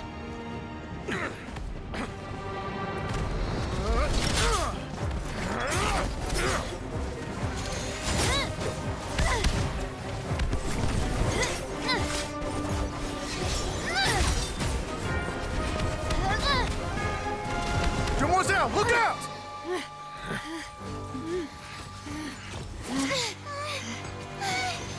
Dear God, it's a whole army of Gardamex.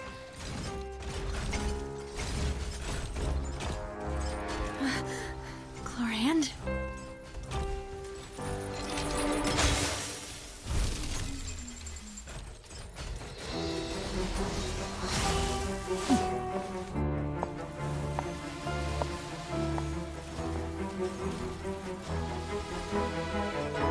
Quick, now's our a chance!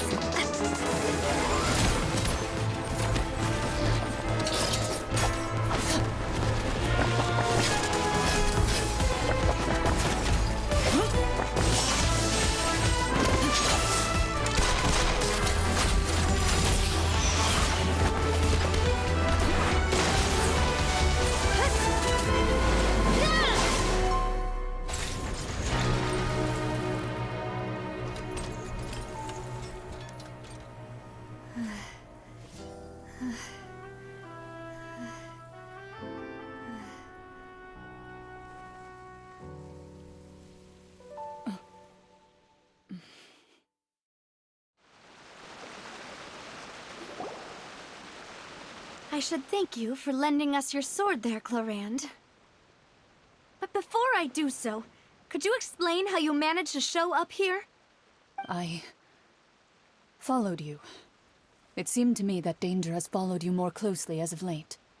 I believe that following someone without their knowledge is actually called stalking, is it not?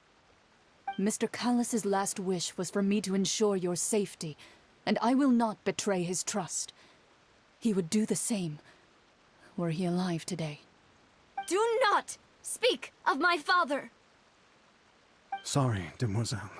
I was not strong enough. Thank you for your aid, Miss Clorand, but do keep an eye out for your manner of speech. I believe we all wish to avoid unnecessary emotional harm. Sorry, I did not consider your feelings. Whatever. What else do you know? How did you come to the conclusion that I'd be in grave danger? I doubt I know much more than you, but I believe that the mastermind behind the serial disappearances is very powerful.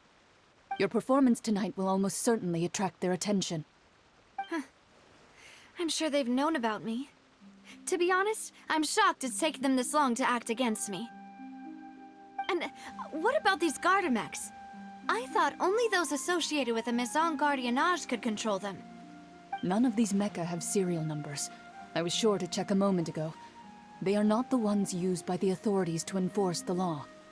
I can only conclude that some powerful or wealthy party must have obtained them via illegal means, deploying them as a private force of sorts.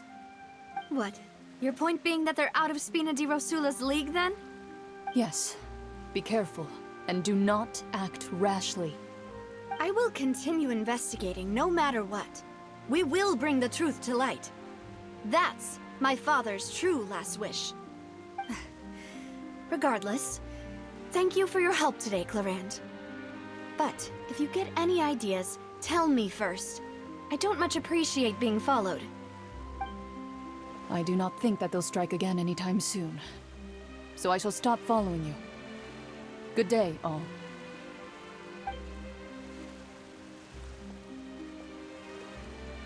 Right. I suppose that's the best news we've gotten today. Demoiselle, I believe that Miss Clorand was being sincere with you. If we tried, we could attempt to thaw relations a little. I know, she's... Oh,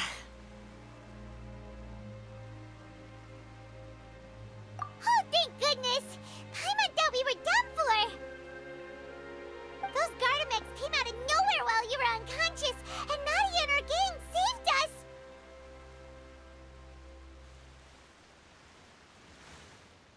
Oh, and there was that champion duelist named Clorand who came out to save us too! We got lucky there. Paimon probably couldn't have fought them off otherwise. Oh, come now. Forget all that polite talk. That wasn't really a farewell meal we had back there. Not for me, anyway. In truth, I hope that every meal we have together shall be a victory feast. As such, we're still partners. There's no need to thank me. It will take 50 years for me to match Demoiselle's magnanimity. If it were me, I would have joined the Spina di Rosula on account of her goodwill long ago. All right, you two. That's enough. Actually, Navia, how did you know that we were in danger? You sure did show up in the nick of time. Well, to be honest, you're the one who tipped us off, Paimon. Huh? Really? Paimon contributed somehow? Ooh, Paimon's even more amazing than she thought! Yes, all thanks to you grabbing my drink by mistake. How did that help? After we parted ways, I was on the way back to one of our bases when I suddenly thought of what you said. That the Fanta tasted kinda salty and icky.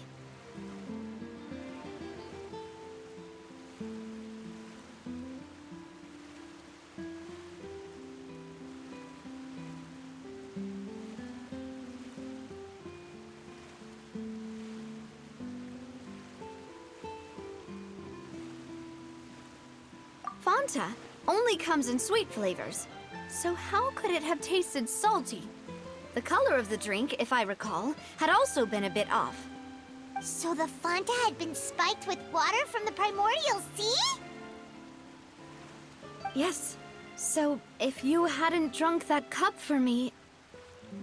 Spina di Rosula is preparing the grandest of awards for you as we speak for saving the boss. Huh. Really?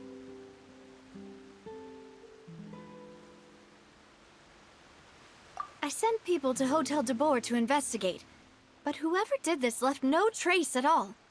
That's when I figured out that you might be in danger, and hurried here as quickly as I could.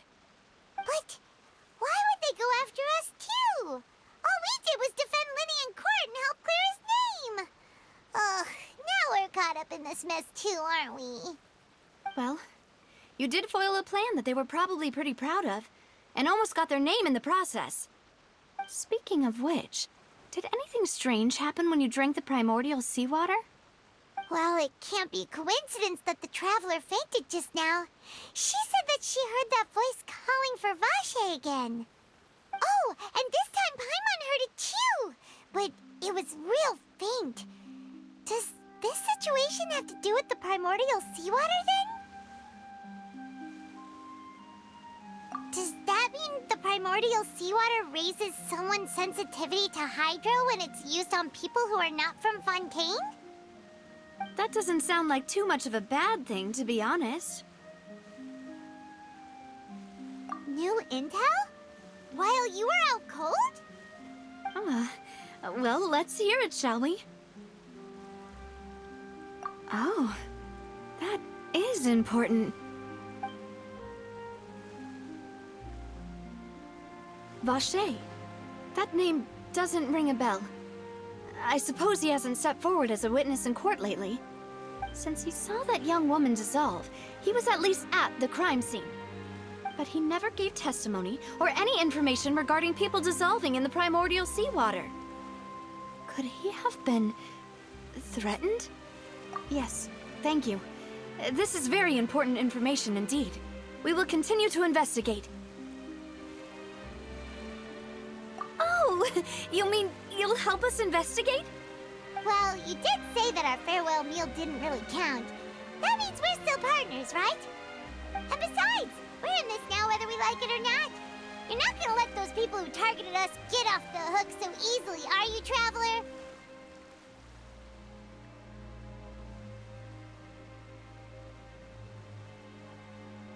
Demoiselle, do try not to look quite so pleased. You are the face of Spina di Rosula, after all.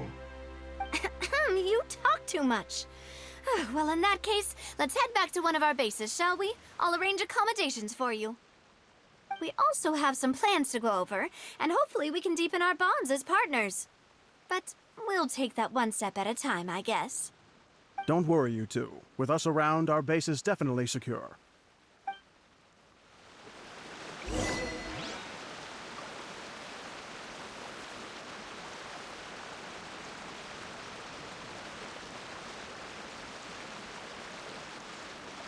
I do worry about the well-being of my retinue during my impromptu absence.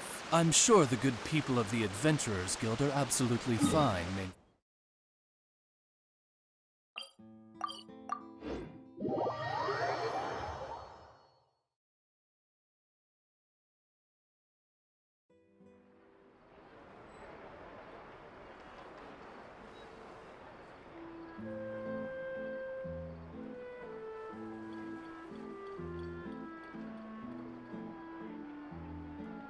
I I created an...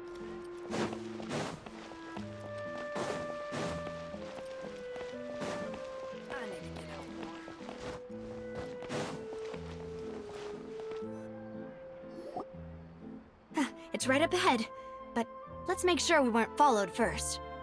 I've been keeping watch, Demoiselle. I haven't spotted anyone suspicious thus far. Very good. But let's not let our guard down for now. I shall find rooms for our respected guests. Thank you, Malus. Now, let's continue, Traveler.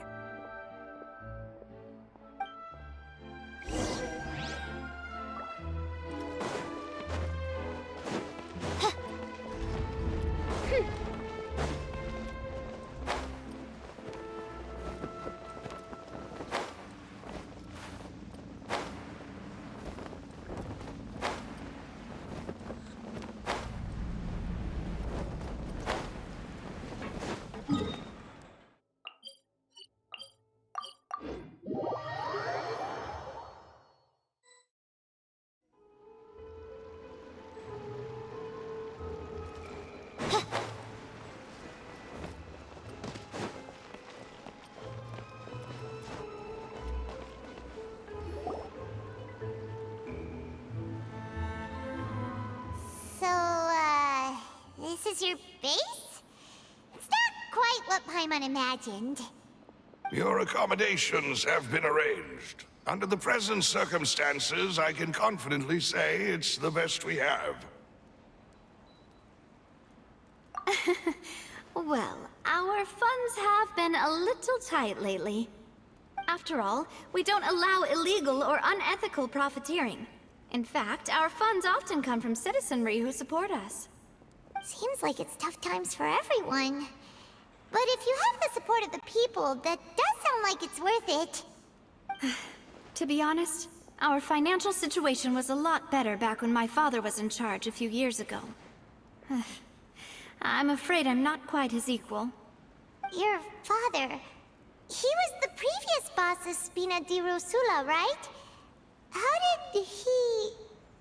Demoiselle, if you'll allow me to explain. No. I'll explain it myself.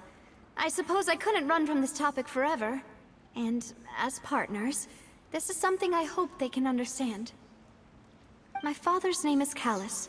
Yes, the same one they call Callus the Unfaithful in the streets.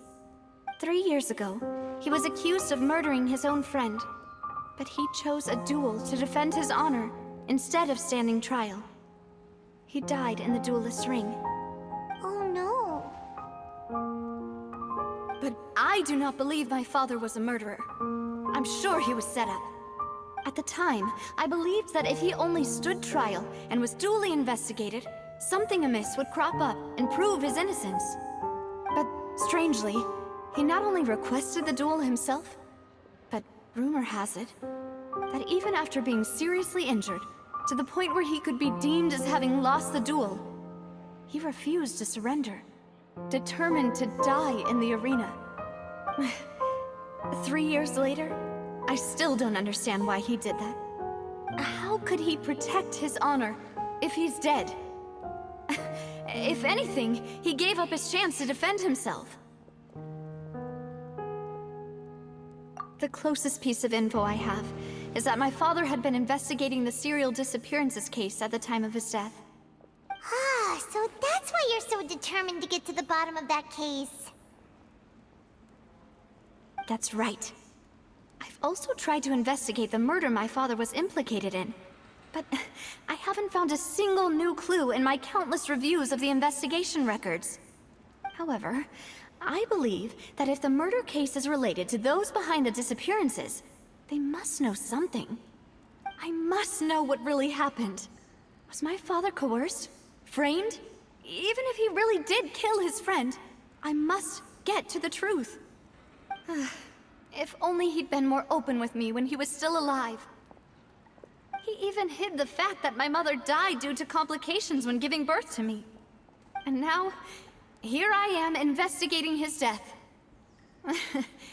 You really are a handful, aren't you, Papa?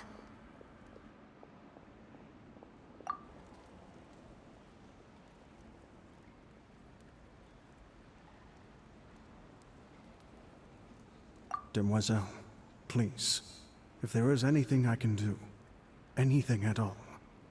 I also will never believe that Master Callus murdered anyone. There are none whom I respect more than the two of you, Demoiselle. Master Callus did so much good in life, yet all it took was one murder case for him to be dubbed Callus the Unfaithful. Even our supporters decreased greatly due to that incident, hence our strained finances at present. Wait, if Callus was such a good man, wouldn't people at least be a little suspicious when he was accused? No. Perhaps people just revel in that kind of drama. It's not something exclusive to people from Fontaine, really. Everyone's like that. People love watching the evil turn over a new leaf, but they also enjoy watching good people fall into an abyss from one slip-up just as much. But how could... never mind. If Callus was really falsely accused, we have to find the truth. He didn't deserve to have that happen to him. There is one other thing. Master Callus's opponent in the duel was Ms. Clorand. Oh, her? Well, then, isn't that as good as saying that she was the one who killed him? Yeah, that's not the sort of thing that you can just let go and move on from. Ms. Clorand has always placed great emphasis on the honorable nature of the duel. If her opponent doesn't yield, she will not stop either. She knew Master Callus beforehand and greatly respected him, but seeing how he was resolute in the arena, there was only ever one choice she could have made. It's not that I don't understand her at all, but I just can't deal with this yet. Don't worry, Navia. Paimon knows how you feel. You don't have to force yourself to do that. Afterward, Ms. Clorand told us that at the start of the duel, Master Callus requested that she ensure Demoiselle Navia's safety. Yes, that is our understanding as well. Oh, Papa. What madness drove you to ask the person who killed you to take care of me? All right, anyway, that's the information I wanted to share with you. Even if it did sound like I was just complaining towards the end.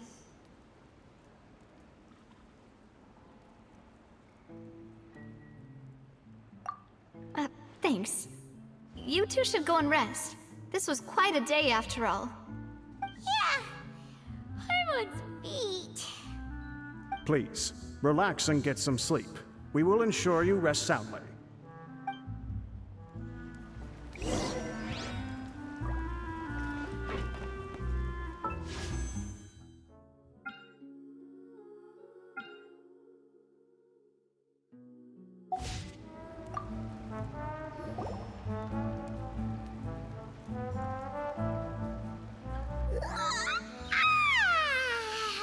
Paimon slept so well. Huh? Navia? Where did the other two go? I sent them back to Poisson. It's Spina de Rosula's place of origin, and where we have our headquarters. There's not much for them to do here at the moment. Paimon gets the feeling that you're just trying to get them off your back. But never mind that. When did you get back? Were you waiting here the whole time? No, I just returned after going out for a while. I did some investigating yesterday regarding the name Vacher. Wait, so you didn't sleep at all? How could I after having such critical new evidence appear? Guess Paimon wasn't speaking for everyone just now, huh? Unfortunately, this name seems to have been wiped from existence. It doesn't seem to have a match anywhere. I suspect that those behind this have already taken steps to hinder an investigation from this angle. But that does prove that this Vacher person is a key witness in the incident. Does that mean we're too late, though? No. There is one ray of hope. One place in Fontaine that they would find almost impossible to threaten, no matter how much they wanted to. And that is the archives kept by Chief Justice Neuvillette, a place where detailed files on all the cases in recent years are kept. If the Oceanette you met is one of the young women who went missing recently, we should be able to find some related information there. So Neuvillette maintains an archive of case files? Whew. Guess that's the hard-working Chief Justice for you. In that case, let's go talk to him, shall we? Aren't you coming along, Navia? Did you get tired? No, it's nothing. Let's go see the Honorable Chief Justice.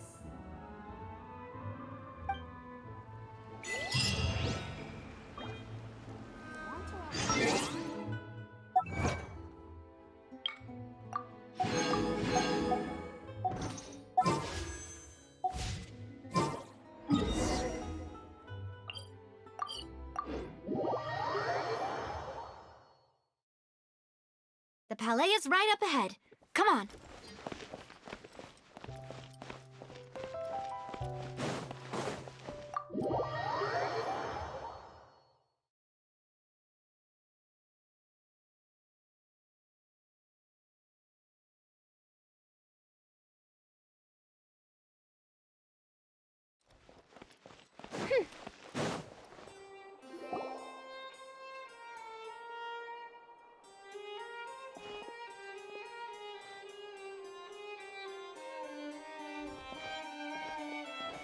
Halt! Please state your business here. The Chief Justice is presently occupied with official matters. Huh. This place does look pretty heavily guarded. Guess that proves that Neuvillette's files are really secure. Hey, don't you recognize us? Huh? Who are you? Just to be clear, I don't care who you are or who you might be related to. Our rules make no exceptions. See? They've got great discipline, too. Yep. Paimon can tell. If you're here just to crack jokes, I can point you towards the exit. Unlike some, we're busy, so please leave if you don't have a reason to be here. No. What I meant to say is, shouldn't you remember us from a few days ago? We were at the trial of the great magician Linny. Oh, yes, I remember. I read about it in the Steambird. You must be Linny's attorneys. It's all coming back to me now. We're here today to report and archive some information on a follow-up case. Huh. Is that even a thing? Of course. Don't worry. We're here on official business. You can trust us. All right then, I'll let you through. The Chief Justice is just inside. Thanks so much.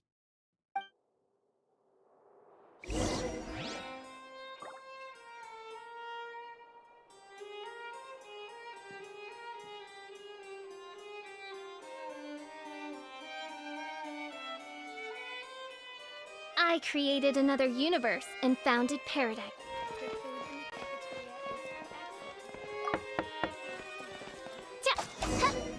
Please come in.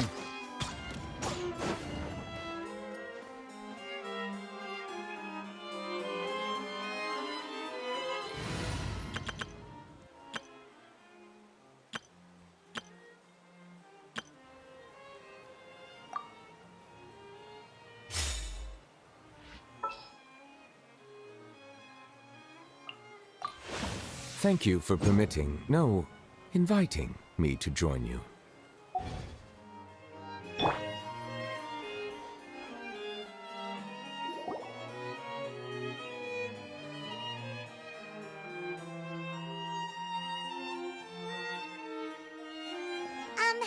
Sorry to barge in, Monsieur Neuvillette. We only lied to get in because we didn't know any other way. It's all right. Please let me know how I may be of assistance to you. So you're not mad at us? We're looking for a man called Vacher. He may have been an eyewitness in the serial disappearances case. If we can find him, we may be able to unearth some key information on the case. Ah, I see. In that case, please wait here a moment while I browse through the files.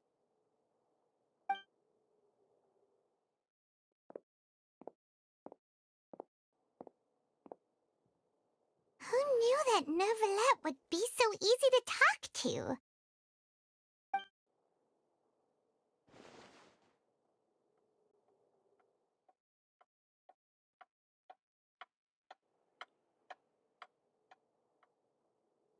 Unfortunately, I'm quite certain that no one by the name of Vacher has been involved in any case, criminal or civil, in the past several years. There are no records of him either in the files or in my memory. Traveler, what if it was really just a dream? Is that so? All right then. Thank you so much, Monsieur Neuvillette. We'll take our leave now.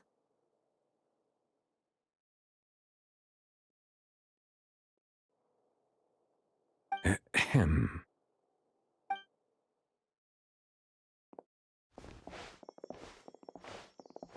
Miss Navia, I can understand how you feel. Your father, Callus, was a truly exceptional man. We deeply regret his passing.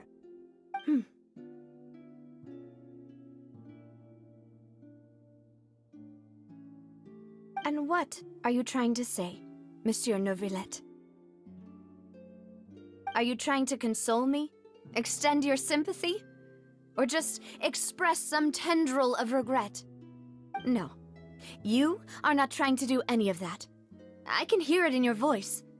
There's no emotion behind your words. You only said those things because you felt like you should. It's just like last time.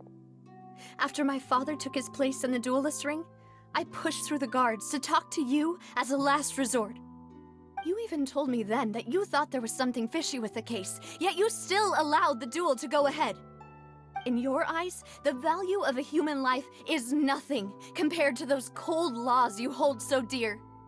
If you truly regret my father's death, then why didn't you call a stop to the duel? Why didn't you give me the power to stop him from throwing his life away? Why did you just let him die, despised and hated by all? Everything was hanging on a thread at that moment. Just the tiniest effort could have changed everything. There are still so many things I never got to tell him. So many questions he still owes me answers to. If you really have no heart, then just look me in the eyes. I, Navia, will show you the true meaning of regret. I'm sorry, Miss Navia. You and my father are truly alike. You keep all kinds of things in your heart and never say a word to anyone.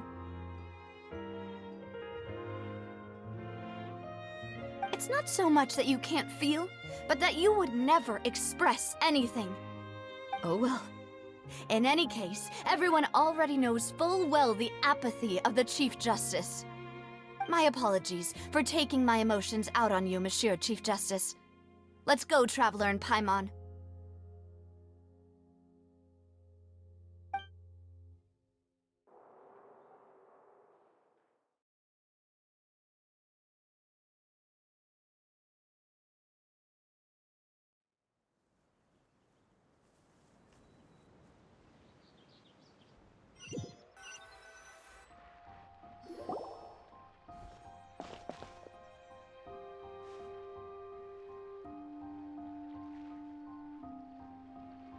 Navia, are you okay?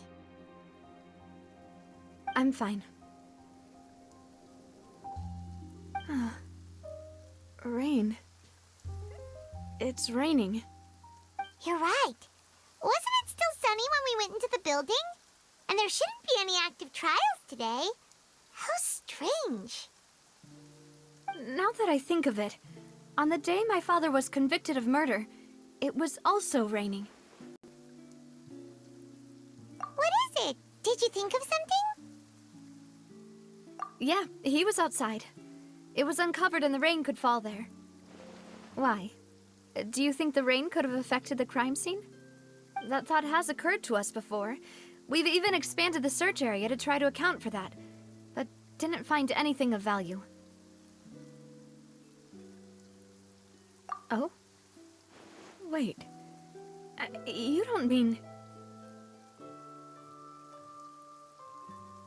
So you're saying that the true murderer could have been turned into water and then got washed away with the rain?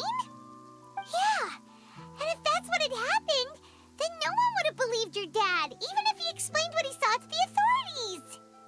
I really think I found a true genius for a partner. You're completely right. How did I not connect the dots earlier? All right, let's go to Poisson. With this new lead in mind, we'll get to the bottom of my father's case for sure. Yeah, we're gonna make progress for sure this time. Do you want to go with me now? Or do you want to head over by yourself later?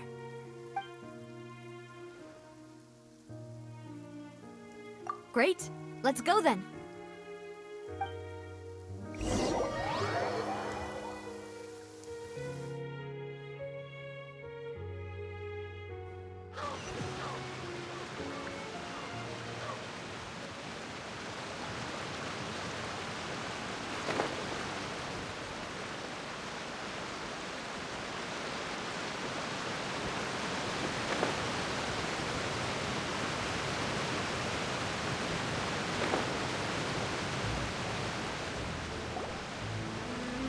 Whoa, what a huge ship! Why would a ship be anchored at a place like this? There's no need to be so surprised. While it may look like a ship, it's actually Spina di Rosula's headquarters. My father was the one who asked for it to be built like this. Perhaps our taste in exterior design is the only thing we occasionally had in common. A gigantic and glamorous ship embodies discovery, opportunity, ambition, and conquest. It symbolizes Spina di Rosula's bright and limitless future. And Paimon thought you were bluffing when you said Spina di Rosula had a glorious past. Paimon was confused why a group with such a history would live in the sewers. But now that Paimon has seen this ship for herself, she's been convinced. Well, Poisson is where Spina di Rosula began, after all. It's our main base, our home.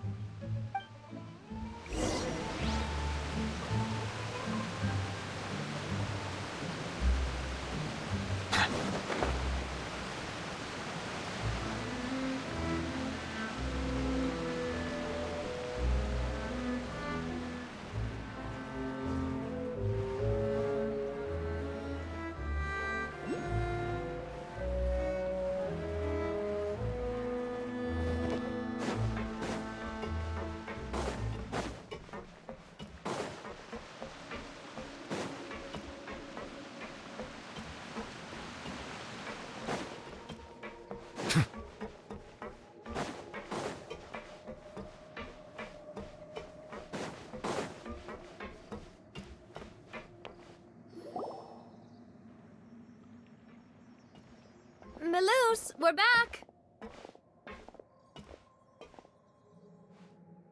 Apologies for the wait, demoiselle, and our most important partners. You said before that you still had some business at the court. What brings you back to Poisson so quickly? About that. It's because my partner here reminded me of something really important. You see, what if my father's case had something to do with water from the primordial sea? You still remember, right, Melus? On that night, it was raining? Yes, the case was quite similar to that of Mr. Linney's. Both were what you'd call impossible murders. Could you tell us a bit more about what happened before? Yeah, of course. Many years ago, something called synth began to gain popularity in Poisson. At a glance, it was a kind of drink that could excite your mood and produce many pleasant hallucinations. Wait! Didn't that guard guy who turned into water also mention that the primordial water could be used to produce some kind of potion? Yes, he did. Considering what we know now, it's almost certain that synth is created using water from the primordial sea. If you drink synth for an extended amount of time, you'll suffer many side effects, such as losing the ability to focus or control your emotions. And if you were to stop drinking it completely, you'll experience flashes of paranoia and anxiety while lacking energy to do anything. It's an extremely dangerous substance. As he oversaw Poisson, my father was compelled to put a stop to synth abuse and called for a complete ban of it. Boss's uncompromising attitude incurred the synth vendor's wrath, but no matter how much they threatened or bribed him, he refused to yield. Not only that, Boss became determined to find the mastermind behind the synth operation and put an end to the problem once and for all. Yes, but the enemy was very cunning. So he could never get anything out of the dealers, all of whom only sold the stuff and weren't privy to the rest of the operation. Recognizing that, my father decided to contact the dealers in secret and cultivate personal relationships with them. Finally, he was able to convince someone to become his informant. The man's name was Jacques. He felt greatly ashamed about his work after seeing many families destroyed by synth abuse. That night, my father hosted a banquet at his countryside estate. He planned to meet up and exchange information with Jacques over some food. But then, we heard 2 gunshots from the courtyard. We raced to the scene and found my father, still holding a gun, and Jacques, who was already dead on the ground. Huh? How did that happen? Aren't they on the same side? Sounds just like Lenny's case, doesn't it? In both cases, the culprit seemed obvious, but neither appeared to have any motive at all. Looking back on it, though, I now believe the most important clue was something we all overlooked at the time. There were pieces of clothing left at the scene. Precisely. It's all thanks to you that I made the connection now. Back then, we all just thought they were some costumes that Jacques used to disguise himself at the banquet. But, considering it now, it's almost certain that they belong to a third person at the scene. With one extra person, we'll also need to reconsider why the 2 shots were fired. You're right. We still don't know what happened. But my intuition tells me that we're on the right track to figuring it all out. I'm finally headed towards the truth. Jacques was an empathetic man who was infinitely remorseful for his past actions. It's unlikely that he turned on Boss with 0 warning. I think this third person is probably the key to the full truth. On that note, however, even though this will not please you, demoiselle, as your and your father's butler, I must still offer a word of warning. Our opponent is insidious and cruel. They are extremely difficult to deal with, and Boss has already lost his life trying to bring them to justice. Even though Spina de Rosula has lost most of its former glory, Poisson has welcomed a new time of peace, and we have been allowed to live out our lives.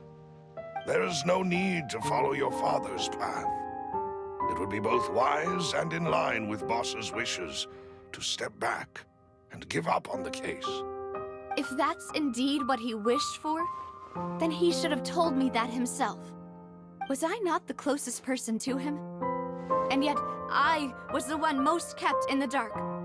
What was the point of him dying without sharing any of the secrets he knew? Did he manage to protect anything in the end? Synth is still here. Callus the Unfaithful is still his epithet. And Spina di Rosula is barely getting by. Nothing has changed. Did he think I'd just accept his meaningless death and live out my life just as meaninglessly? I've never accepted that, ever. Not since that day, and certainly not now. I want to find out the real answer for everyone's sake. For the missing girls, for the victims, and for myself. Navia. This is indeed the best moment to act. Your partner appears to be quite reliable, and more importantly, demoiselle, I think you're also ready to take this on. So you do know something else, Malus. Yes, I do. In fact, even before that banquet, Boss already knew of the connection between Synth and the serial disappearances case. But what drove all the tensions to the boiling point was the revelation that you, Demoiselle, had been selected as the next target to disappear. What? Boss also didn't tell you that he had been diagnosed with a rare illness. The doctors told him that he had no more than 5 years left to live. And the serial disappearances case caused him great anxiety. 5 years was nowhere near enough time to resolve this long-standing conflict. But once he passed away, all the danger would pass on to you. Knowing all of this, he decided to use one final intimidation tactic before his death. He claimed to have already gotten his hands on some key incriminating evidence for the other side, and even told some members of Spina di Rosula about the details. But as long as you remained safe, he would not share the evidence with the public. If something were to happen to you, then he and all those he told would immediately expose all they knew about Synth and the disappeared victims. Right, so nobody would be able to get off scot-free. As we've seen, Boss's tactic has worked. Even though Boss has been gone for a long time, the other side has not tried to take Demoiselle's life. No, I don't believe it. He never appeared to look sick to me. No father wants their daughter to see them weak and haggard, especially someone as proud as Boss. To him, dying in a duel and suffering lasting dishonor as the unfaithful were still far preferable than losing face in front of his daughter. So he chose to die in silence, so that he could protect me. I'm afraid you're not understanding this correctly, Demoiselle. What Boss wanted to hand to you was not a parasol, but a sword. If Boss's spirit could hear you telling me that you want to find the answer for the sake of everyone involved, I'm sure he'd be extremely proud. That fool. Couldn't he have just given it to me straight? No. He might have set up everything precisely because he never thought I'd be able to understand him. Is that the amount of confidence he had in me? And what if I was never able to make it to where I am now? Yeah. I suppose that's true. With the way he'd set things up, if I had wanted, I could have just lived out my life without a care in the world. But thankfully, he rarely talked to me about complex matters, and thus understood little of me as a person.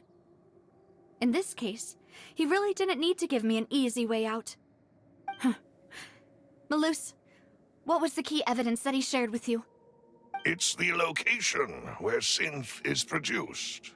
Essentially, it's the enemy's headquarters. When he was threatening the enemy, Boss didn't share the specifics of the incriminating evidence he found. But if you want to use it against the enemy, you'll still have to take several things into consideration. Why? If we know where the place is, can't we just go storming in? You mustn't forget that we're fighting against a mysterious and dangerous organization that's been in operation for decades. There's no telling what might be lying in wait at their headquarters. We also have no idea what kind of evidence we may be able to find inside, nor what people we may be able to capture.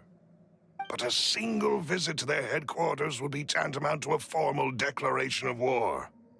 The worst case would be that we leave empty-handed, but also open ourselves up to full retaliation. Then, in that case, why not work with the Fontaine authorities? Well, you saw one of them dissolve during Mr. Linney's case. We have no idea just how thoroughly they may have been infiltrated. Huh. That's true. Seems my father really had no choice. But things are different now. It should be a lot easier to prove the other side's guilt, now that we've connected Synth with the disappearances case. You sound like you've put a lot of thought into this, Maloose. I am the butler, after all. I live but to serve the boss and Demoiselle's will. I've always been willing to take on any kind of risk for your sake. But considering my relative lack of ability, I've spent my time keeping secrets, performing basic investigations, and waiting for the right time to come. Thank you for all of that, Maloose.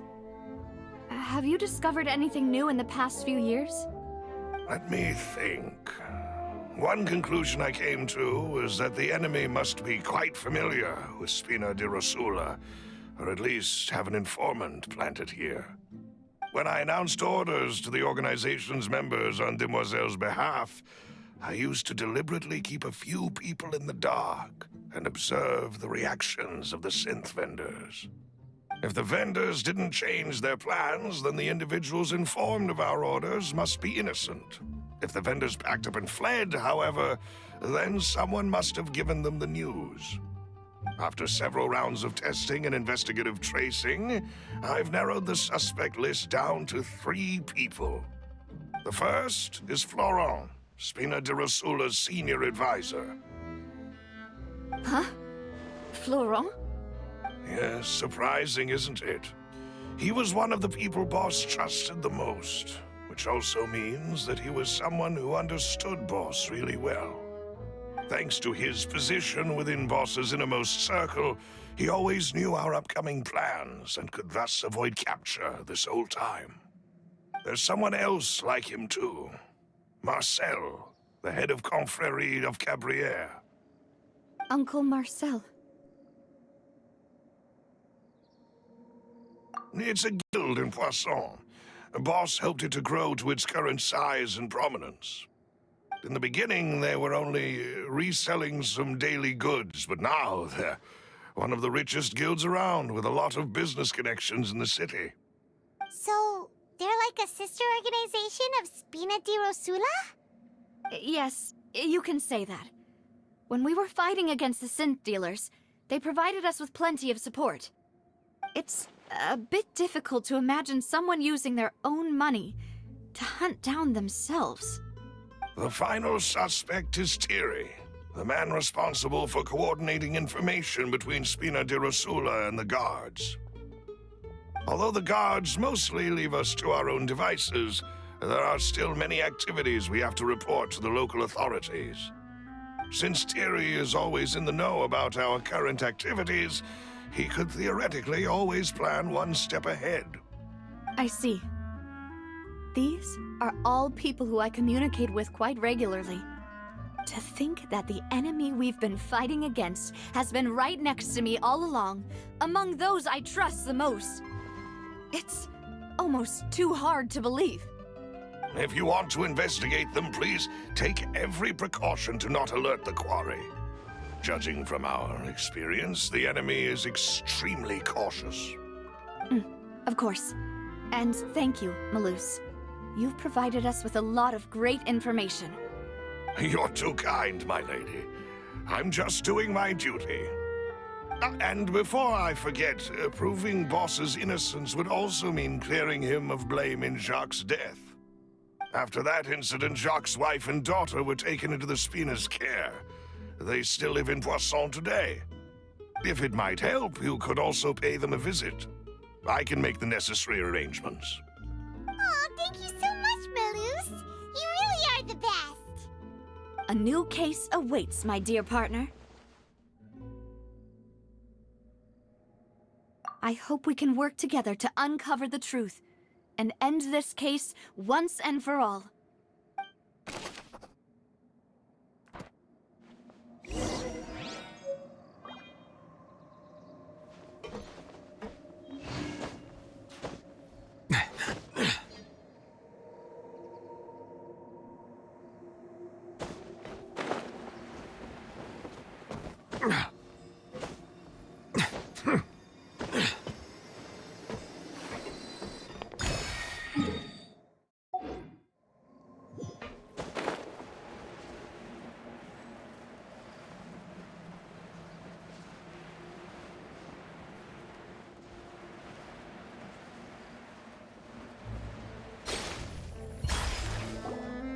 It is settled, then. Please excuse me, and enjoy your conversation at your leisure.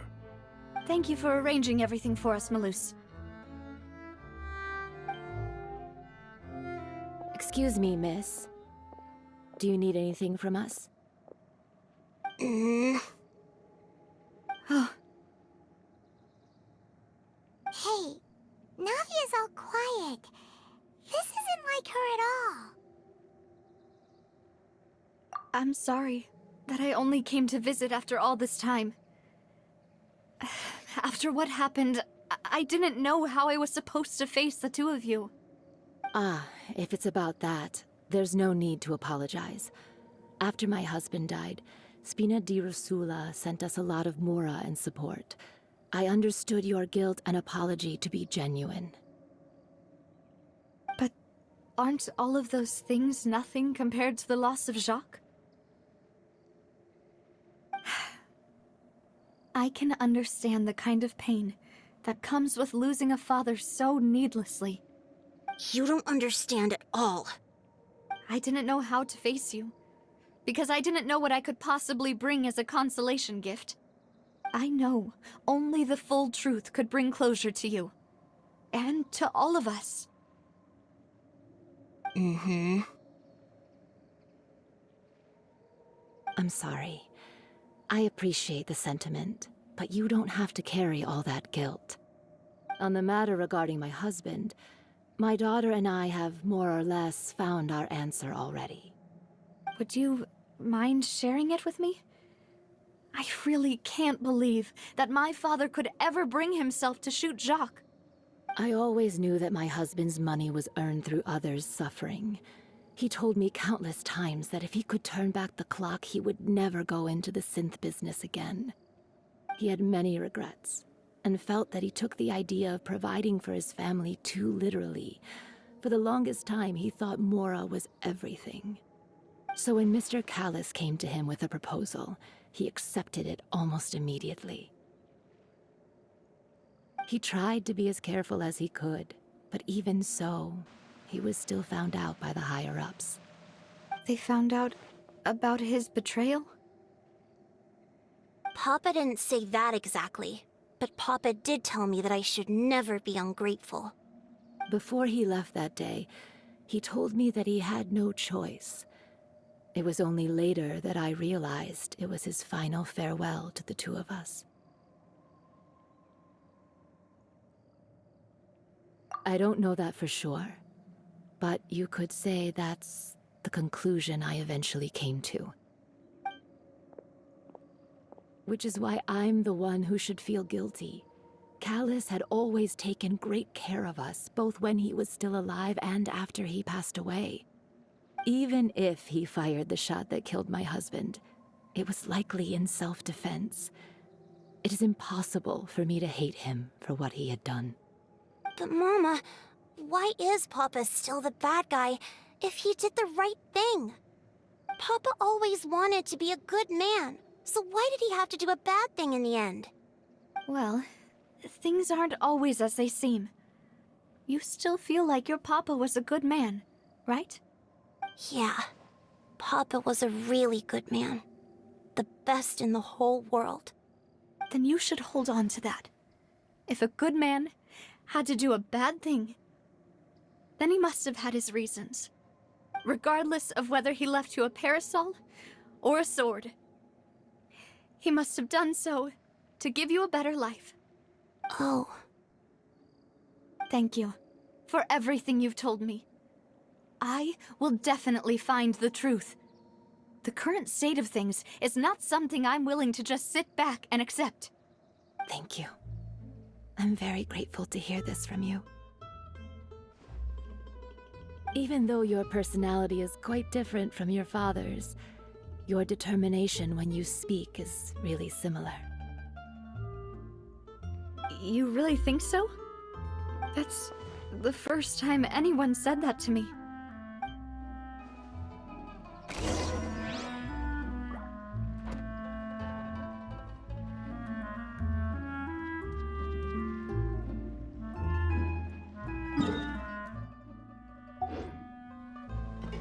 Are you you okay, Navia? I'm fine. Don't worry. Let's investigate the 3 suspects next. Florent should be nearby, and we should be able to find Thierry. Greetings, boss. How may I be of assistance today? I'm sure you've heard about what happened at the Opera House. Someone got turned into water right in front of us. Yeah, I've heard. With something that dramatic, I'm sure journalists will milk it for all it's worth. And it'll be all the talk for the next several weeks. It also reminded me, on the day that the incident happened with my father, it was raining outside, and we found some clothes left at the scene. After my partner here put the dots together for me, I feel like we should try to reopen his case. Can you do me a favor and try to recall what happened that night? Let me think. Mr. Callis was feeling pretty upbeat that day. So he was drinking and bantering away with us at the table. After that, he told us that he wanted to go get some fresh air. So we let him go without thinking much of it. Who knew that we would hear 2 gunshots ring out right after? My first reaction was that Mr. Callis's life was in danger. So I grabbed my holster and made a mad dash toward the scene. But when I got there, it was already too late. Mr. Callis was standing over a dead body with a gun in his hands. All we could do was look back and forth at each other, not knowing what to say. So you also remember 2 gunshots then? Indeed. The guard said that the first shot didn't hit anyone, while the second killed Jacques. But I've never really bought that explanation. Reason being, Mr. Callis had left his gun on the table. I even made sure to confirm that before running to the scene. But according to the guards, that doesn't mean he couldn't have had other guns on his person. About the clothes left at the scene that you mentioned, do you think there was a 3rd person there who was turned into water? At least from our perspective, my father had no reason to kill, so he would also have no reason to bring an extra gun with him. The gun he was holding probably belonged to Jacques, or a 3rd person on the scene. Yeah, that makes a lot of sense. So you're saying Mr. Callis ended up with the gun because he seized it from one of the other guys? But hold on. If that's what had happened, then why didn't he share the truth with any of us? He didn't even want to face the Oratrice machine, and chose instead to prove his honor in a duel. Did he lose all faith in the courts after seeing someone dissolve right in front of his eyes? About that, Malouse told me a thing or two. So, I think I can understand why he committed to the duel. I'll tell you everything once the whole truth has been revealed. I understand. Then, I'll leave Mr. Callis's honor in your hands, boss. And if I may just say one more thing. The whole Callis the Unfaithful epithet has been a thorn in my side since the day it was invented. Many people have laughed at me for still calling him Mr. Callis, even after so many years have passed. But it was Mr. Callis's trust that allowed me to rise through the ranks of Spina di Rosula and live the life I lead today. No matter what others might say, he'll always be the man I respect the most. And he'll always be my boss. Don't worry. I will definitely find the truth. You and all our other comrades at the Spina deserve to know the truth as well.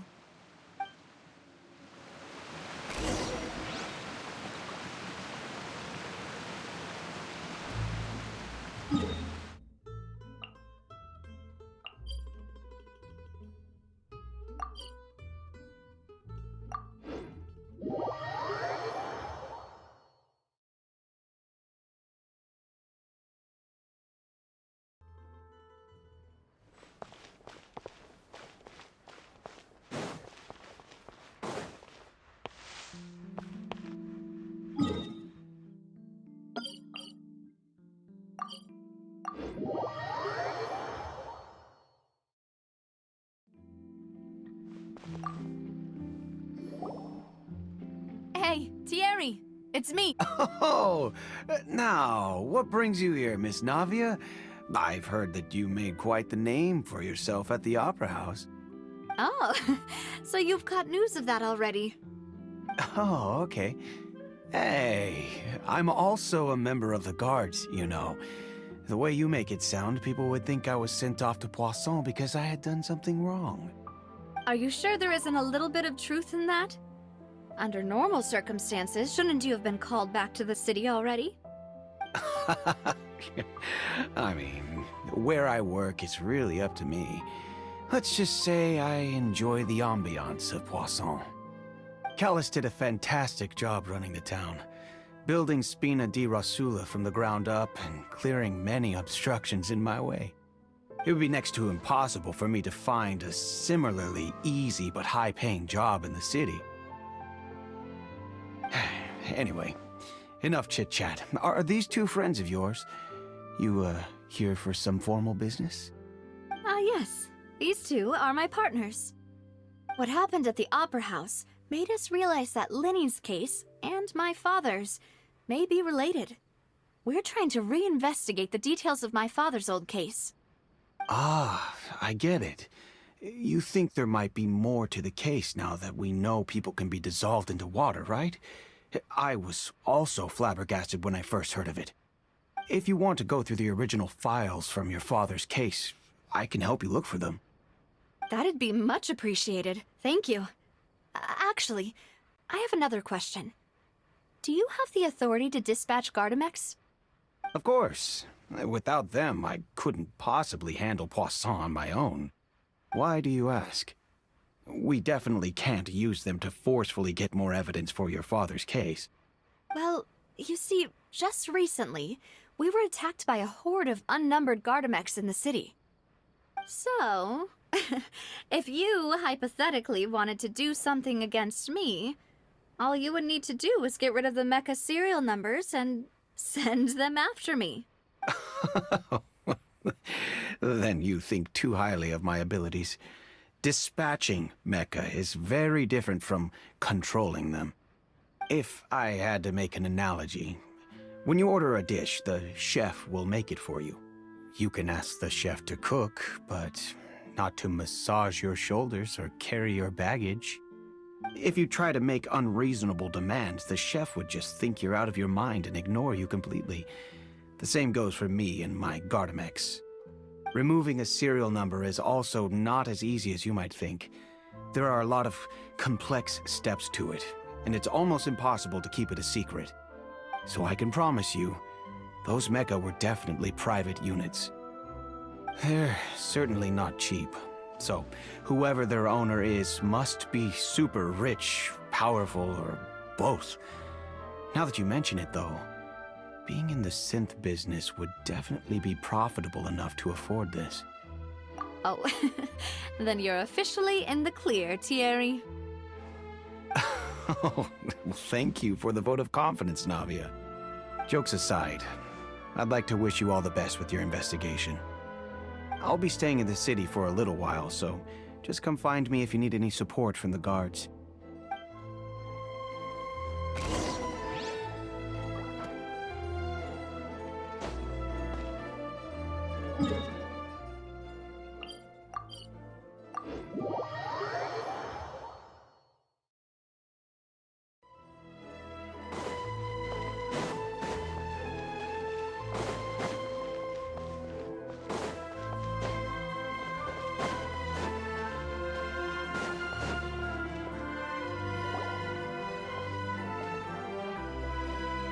Hello. How may I help you? I'm here to see Marcel. Could you please let him know?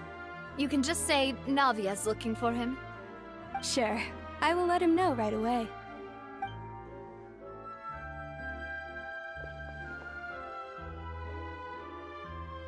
Navia, hello. Sorry to keep you waiting. I'm not as young as I used to be, so my legs are giving out a bit. Oh, it's all right, Uncle Marcel. There's no need to stress. I just wanted to talk to you briefly about what happened in the Opera House. I'm sure you saw everything too, right? Yes, I've never seen anything so strange. You were at the Opera House too? That's right. I went there with Navia to see the magic show. Who knew it would turn into a whole murder mystery? I also witnessed your marvelous sleuthing work. Quite impressive. To beat the Hydro Archon at her own game on her own turf, I can already imagine everyone in Fontaine discussing your exploits over a few glasses of wine. Oh, Paimon doesn't want to become the talk of drunkards. Apologies. It's just how Fontaine is as a nation. Everyone loves drama and theatrics. Uncle Marcel, you've also noticed that other thing, right? The fact that humans can dissolve in water? Yes, I was reminded of your father's case right away. Is that what you're investigating now? Exactly. I still don't have much solid proof, but I can sense that the other side has already begun to act. Oh, and what makes you say that? We were attacked on Araneus by some unnumbered Gardamex. And there was also an attempt to get me to drink water from the primordial sea. If not for the vigilance of my partner, I probably wouldn't even be here talking to you right now. Oh, you're giving us too much credit. Wasn't it you who protected us? Alas, it seems things are heating up again.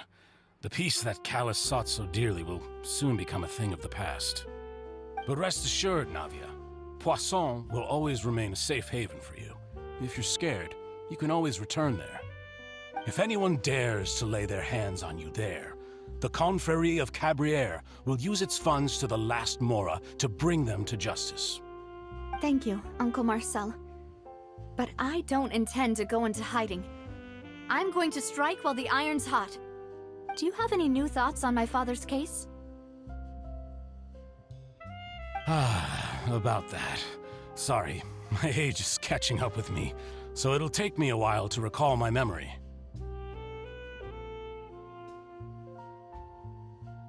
The Confrérie was responsible for that banquet, so I was out and about the whole time making sure things were running smoothly. I didn't even have the time to drink with the guests. Then I heard the sound of a gunshot, and the rest was history. Oh, it's okay. No need to push yourself. We'll ask around some more, see if there are any valuable clues elsewhere. Sounds good. Just let me know if you ever need Mora. All my wealth comes from Callus's patronage and support. I'll spend however much it takes to clear his name.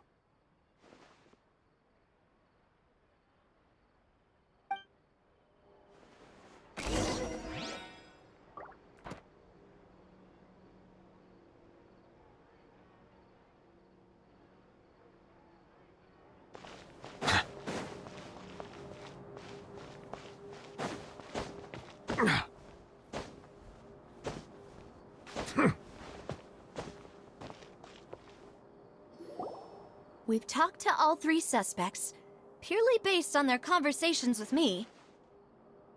None of them sounded particularly suspicious. I suppose that's to be expected, though. If a single conversation's all that's needed to find them out, then my father wouldn't have needed to investigate the case for so many years. Anyway, even though we didn't make a breakthrough, let's still compile what we were able to find. But where should we start?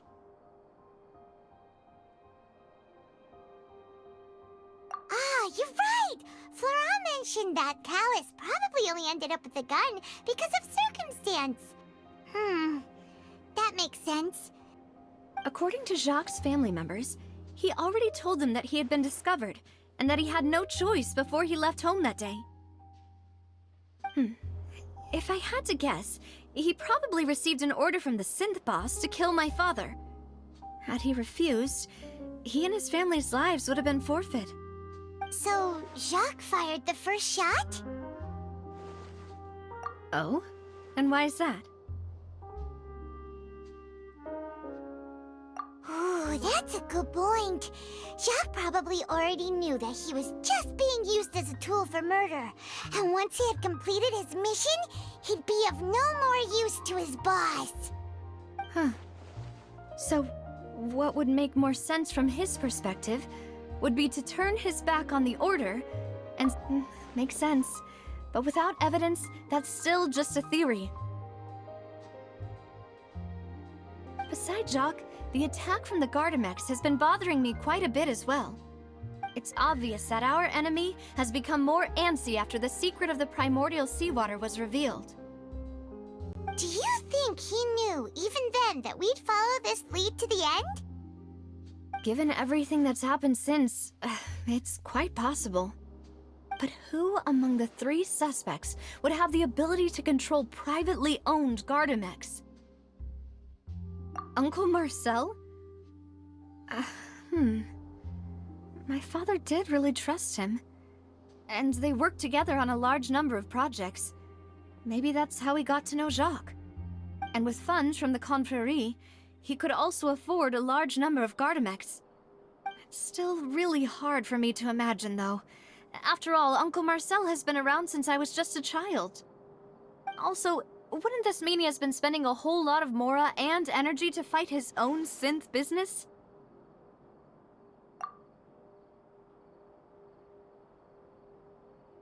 Florent? It is true that he was closest to my father, and thus had the best chance of learning about his dealings with Jacques. But as Spina di Rosula's advisor, his work mostly deals with personnel and security, so he shouldn't have much means when it comes to finances. So you're saying he's too broke to afford a mecha army? Exactly. He can't. And even if he could, I don't think he would be able to dispatch a whole group so quickly. Thierry, you say? Huh. It is possible that he's figured out a way to convert the Gardamex for personal use. But I didn't feel like he was lying when he was talking to us about the mecha. I also don't think he'd be able to keep that kind of tampering under wraps. Yeah. Had he actually tampered with the mecha, we'd be able to prove it with a simple check of the guard's inventory. If the mecha were taken from the guards, it should be pretty easy to find out when and how that happened. Who could it be?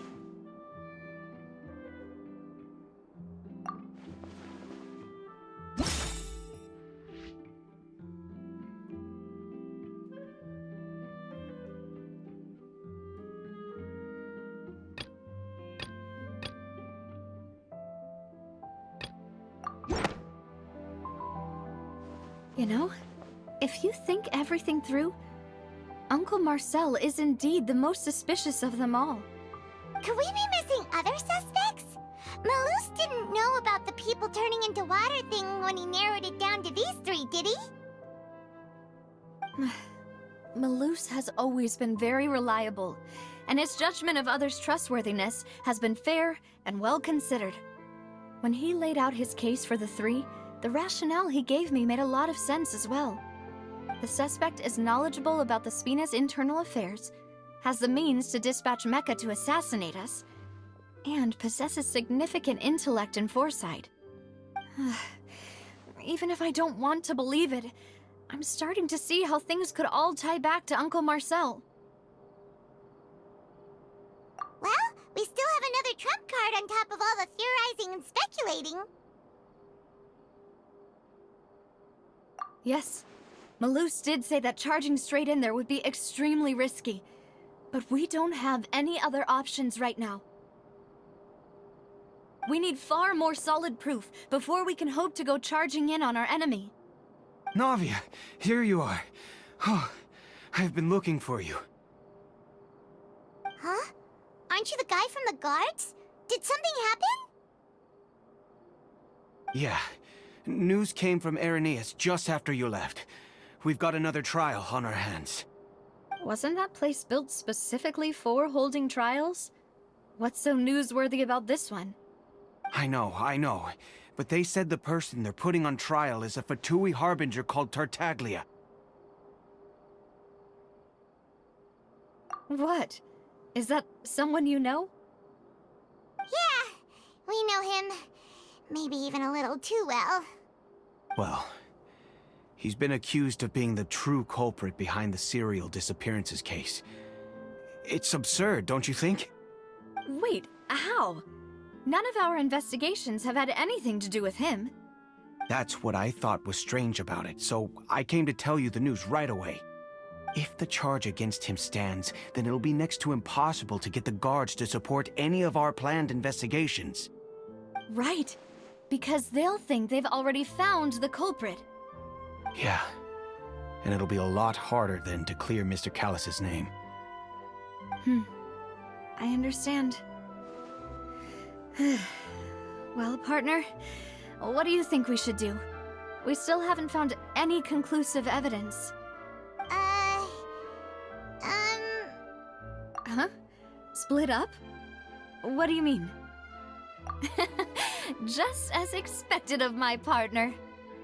Since this is a trial about the serial disappearances case, the culprit's attention will be focused on Irenaeus, leaving his home base wide open. You're right. This is our best opportunity. All right then, let's do this. I'll stall them at the Opera House and charge Marcel as the true culprit. I won't have any chance of making that charge stick, though, unless we find more evidence. It'll be up to you to make it back in time and hand the decisive evidence to me.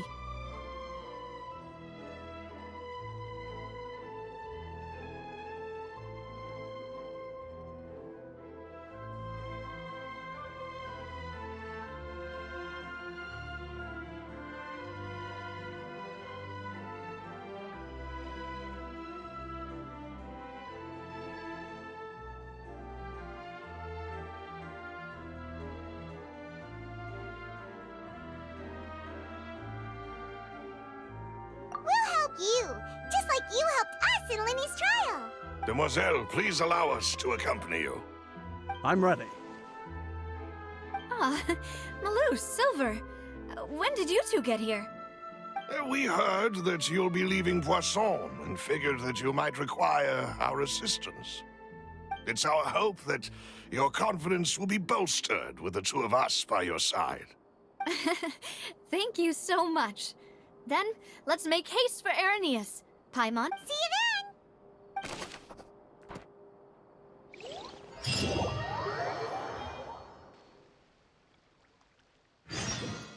Now that Navia has set out for Irenaeus, we should also get going. The location has already been marked on the map, so let's head over. Huh. According to Malus's info, the synth production base is underwater. Let's go and try to find the entrance.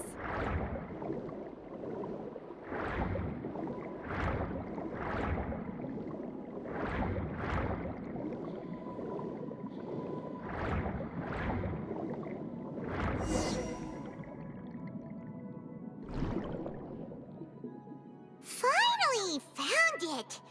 Huh. So this is the entrance that leads to the synth production base. It sure doesn't seem out of the ordinary at all. Ah, you're right. An important place like this is bound to have a ton of protective measures and mechanisms.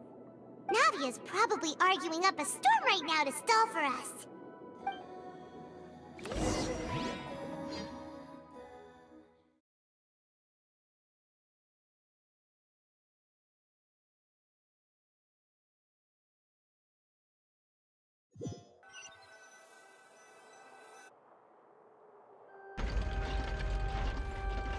It would appear that I must repeat my question again, Mr. Tartaglia. Do you accept the charge that you are the true culprit behind the serial disappearances case? To be perfectly honest, I don't understand your country's complicated court system, or the reason why I'm being charged with something I've never even heard of. However, I did hear that people who have been charged can choose to participate in a duel to clear their name. Is that right? In which case, as long as I accept the charge, I can have an all-out fight with that champion duelist Clorend, right? I've got to admit, that's one of the most enticing offers I've ever received. When I privately sparred with her last time, she was obviously holding back. Real disappointing. Hey! Don't you understand? You're currently the prime suspect for a major case. This isn't the place for you to be looking for fights. Oh? Sounds like the Hydro Archon wants to lecture me on the ways of the Opera House. Then why don't you duel me too? I'm the kind of student that learns best in the heat of battle. No. That's not what I meant. Alas, it would appear that communication with the defendant is going poorly, and we have made very little progress. In that case, let me explain everything from the very beginning again. The goal of this trial is to determine the culprit behind the serial disappearances case. That case had nothing to do with him. You've got the wrong man. Huh? What's going on? Why is she interjecting again? I told you it couldn't be one of the Fatui Harbingers. Miss Navia, this is the second time you've interrupted the court proceedings. I only tolerated your behavior last time because you were able to provide the court with a key eyewitness. But that was an exception rather than standard court protocol. I can very well charge you with contempt of court for your interjections. Oh, please. Did you ever think I had any respect for this place's pointless theatrics? We can put that discussion aside for now. I'm not here to argue with you. I'm here to charge the true culprit behind the serial disappearances case. And if my charges prove true, then Tartaglia here will be proven innocent by default, correct? Oh, a young lady has charged in and offered to clear my name. How fascinating. Well, I'd gotten half bored to death by all these rules and procedures anyway, so I'll take you up on that offer. So, Your Honor, is there nothing else for me to do now? You may take a seat for now in the audience, but that doesn't mean the suspicions against you have been lifted. Now then, Miss Navia, who is the person you would like to charge instead? That person is...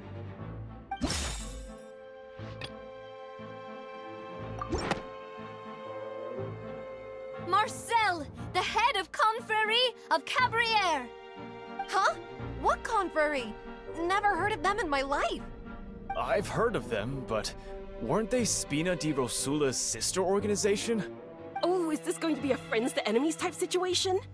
Please let me remind you, Miss Navia, that charging someone is an incredibly serious matter. Committing to the charge also means taking on the legal responsibilities associated with it.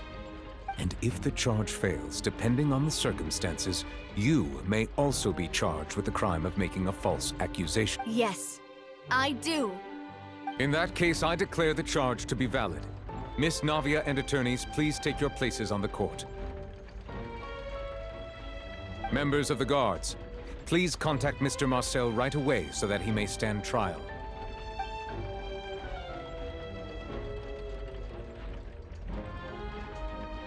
Mr. Marcel, you will not require an attorney.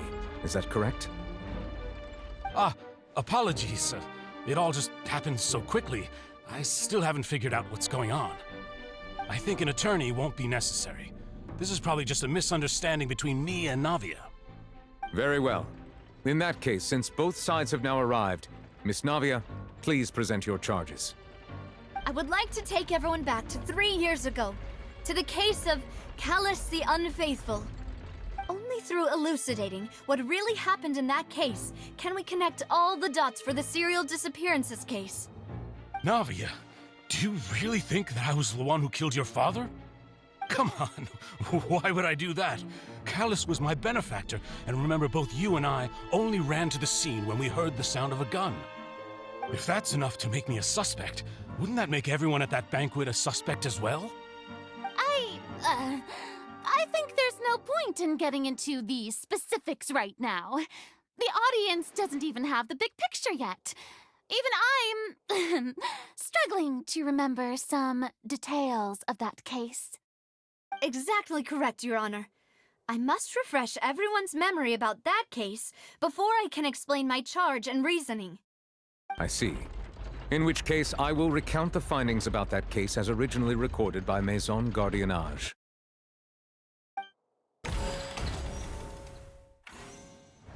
On the day of the murder, Spina di Rosula hosted a large banquet in a countryside estate owned by the Confrérie of Cabrières. During the banquet, all attending guests heard 2 gunshots from the courtyard. When the guests arrived at the scene, they found the primary suspect, Callus, holding a gun, while his acquaintance Jacques lay dead from a gunshot wound. The guards' investigation did not recover any other firearms from the scene. As a result, they concluded that the suspect's first shot must have missed, while the second must have taken Jacques' life. The suspect did not dispute this conclusion, and also declined to defend himself in court. Instead, he chose to prove his innocence through a duel. Callus was defeated by champion duelist Clarand in the ensuing duel, and soon succumbed to the injuries. These are the known facts about the case.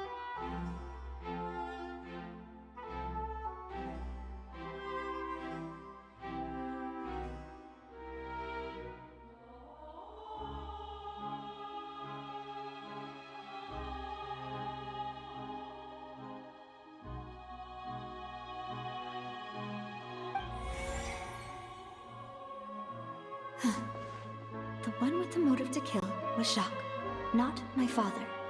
And even so, Jacques still had no reason to pull the trigger. In truth, the third person shot Jacques first, and was shot in turn by my father when my father seized the gun from him. After that, the true culprit turned the third person into water, erasing all traces of him from the scene. Thank you for the summary, Your Honor. Of course, the guard's conclusion appeared quite sensible to us at the time. However, we should revisit the case now that we've gained new information about the abilities of water from the primordial sea.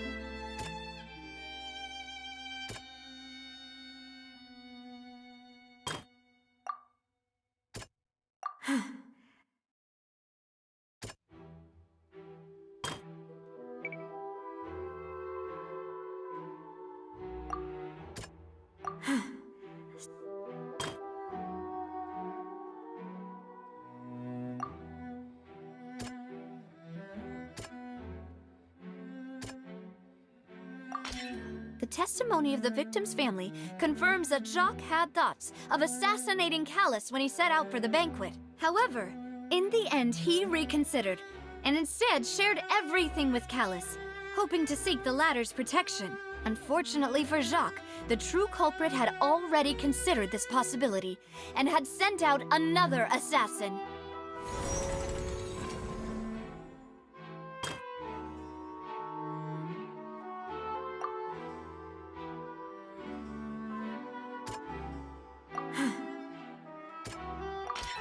This assassin first shot Jacques, then turned to shoot Callus, only for Callus to wrestle the gun from him and kill him instead.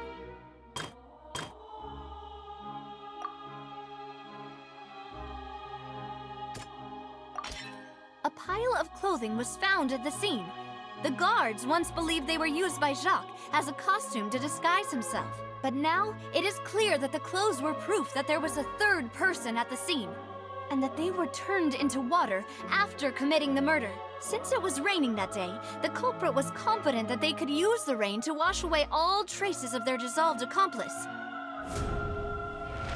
Realizing this, the true culprit caused the hired assassin to dissolve into water, leading everyone to believe Callus was responsible for Jacques' murder. This is the true version of events.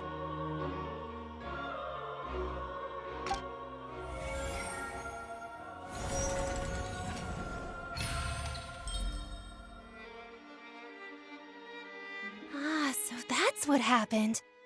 Wait, you're telling me something as dangerous as water from the primordial sea has been used for all these years? What a great theory. It also explains Callus's and Jacques' respective motives. I guess they didn't shoot each other after all. Mr. Marcel, you are the one being charged with the crime.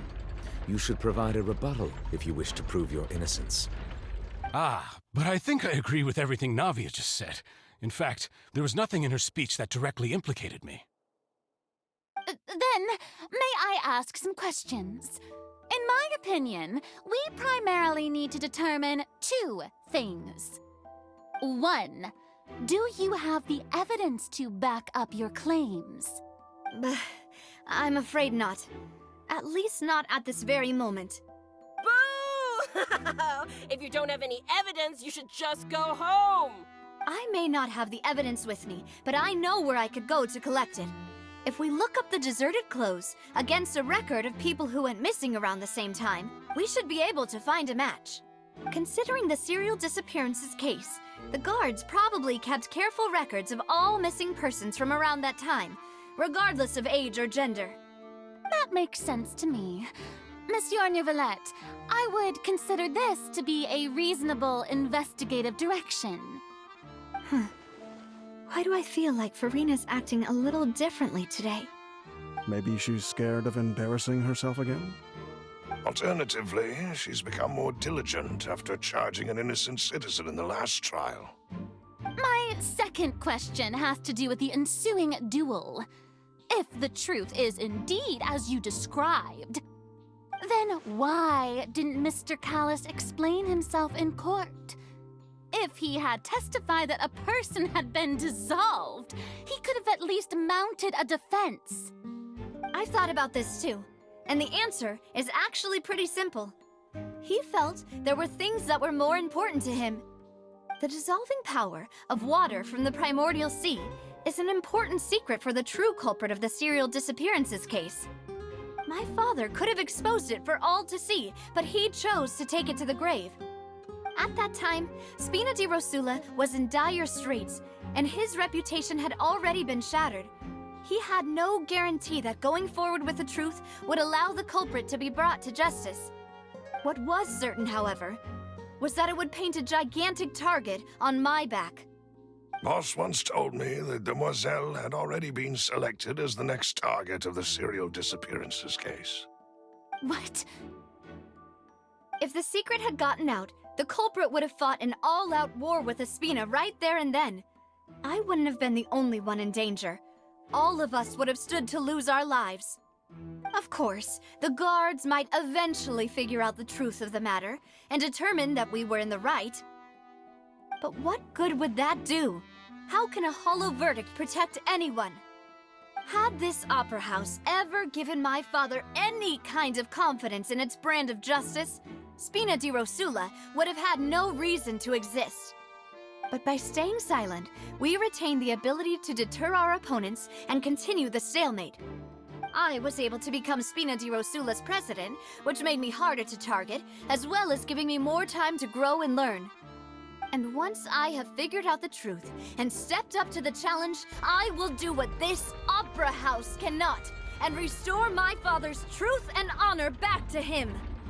So, you mean to say, your father intended to die in the duelist's ring?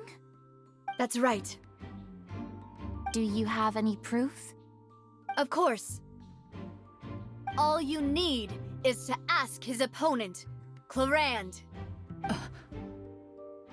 I don't need your apology, your guilt, or your support from the shadows. You don't. But since he entrusted his will to you, Clarand, you should tell us the truth about his sacrifice. So, during the duel, did you believe that Callis was... Yes, I did. As a champion duelist, I've fought many battles and taken a countless number of dishonored lives. In my line of work, I've seen all kinds of people give their all for the faintest hope to continue living. Some were determined, others passionate, and some even manic and twisted. Just one look and I can tell if a duelist is hoping to live or if they're looking to die. I hereby swear on my name and honor as a champion duelist that Mr. Callis never intended to leave the ring alive. Since that's your testimony, I have no more questions.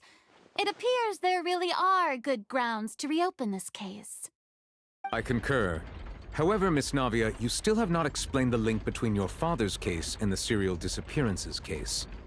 Right? What she said was fascinating, but kind of beside the point.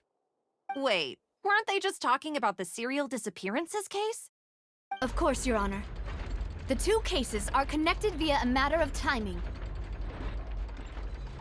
In my father's case, the culprit intended to kill both Jacques and Callus. As a result, they planned to act after hearing 2 gunshots. And at the end of Linny's trial, the culprit also only dissolved the victim in front of everyone because they realized they were at risk of being identified. The culprit could only time their actions so precisely if they were already at the scene. Coincidentally, Marcel attended both the banquet and the trial. So that's why you suspected me. Even after hearing your reasoning, I still can't help but find it a little preposterous. I'm used to it, though. You've always been an impulsive and sentimental child, Navia. It's one of your most endearing traits. No need to appeal to pathos. I won't try to refute your points one by one, but even if everything you just said was true, can you prove that I was the only person present at both events? On top of that, does a person have to be physically present to control the timing? Can't someone remotely monitor the place? I don't know what she can say to that. I know that even with that, you might still think you can reduce the list of suspects with some further investigations until I'm the only one left on the list. Alas, who won't feel at least a little hurt by an accusation of murder from a girl you see as your own daughter? But if I were to dismiss this completely, you'd also think I'm not being considerate of your feelings. Ah well, let Uncle Marcel teach you another lesson. Do you know what the biggest flaw in your reasoning is? I suppose you're gonna tell me anyways. It's timing again. I'm a businessman by trade. From that standpoint, there's no reason for me to kidnap young women. It's a high-risk action with nothing to gain. In addition, I left my home in Snezhnaya when I was young to come to Poisson and work in some trade. My business only thrived when I received Callus's patronage. But the disappearances began before I ever stepped foot in Fontaine. I do apologize, demoiselle. This was my mistake. No, it's not your fault. I'm sure he had come prepared. Is there anything else you'd like to say? Would you like to check the date of my first business license against the first known case of the serial disappearances? You can also take a look at my border entry records, or ask my friends and family when I left Snezhnaya for the first time. Could those records and testimonies do something to appease the unspeakable anguish in your heart? Seems like she got the wrong guy. At this rate, Navia will be convicted for falsely accusing him. I think you've done a superb job of dissecting your father's feelings as he neared the end of his life. But aren't you going against all of his wishes and expectations right now? He wished for you to become more rational, collected, and conscientious, instead of dwelling only on your own feelings. Once you've learned to be more considerate of others' feelings, and to stop rushing headlong into things, you'd have met most of his expectations. This isn't just about me, and it never has been. The biggest difference between me and the rest of the victims is that I still have the ability to search for the truth, while that same agency has long been taken from them. The people whose families were destroyed by synth abuse, the people who lost their loved ones to the serial disappearances, and the people who suffered tragic ends due to their sense of justice. Many people's images are flashing before my eyes. I'm sure some are coming to those of you in the audience as well. And whose image do you see, Marcel? Is it a man named Vacher? Oh, so you do know that name. I'm merely surprised you'd suddenly say the name of someone I've never even heard of. I was waiting for you to say that.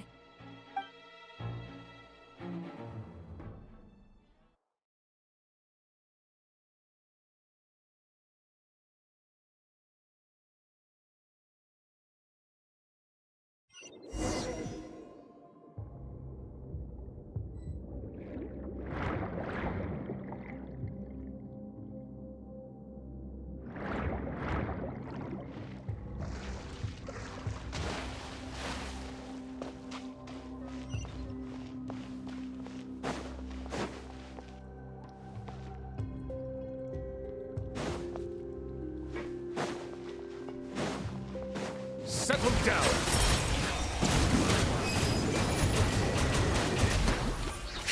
Eat this!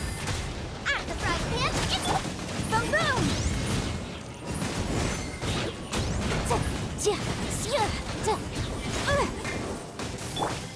Silence!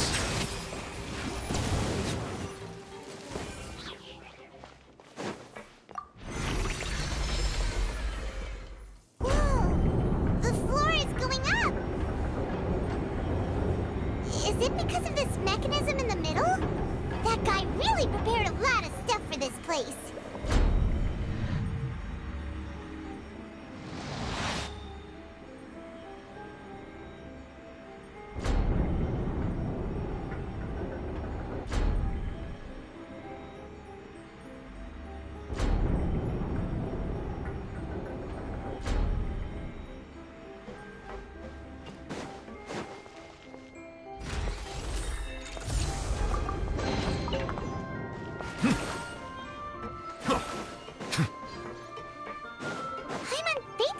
Go up, but Paimon doesn't see a way. Let's take a look around. Maybe we'll find a hidden mechanism that'll show us the way up.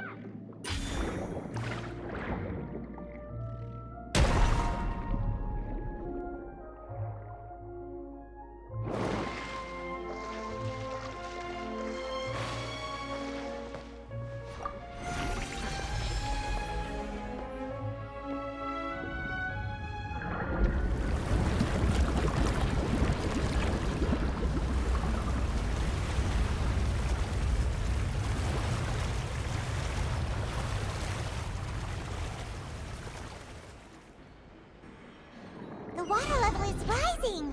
Now we can swim to the top! But this is still a ways away from where we need to go.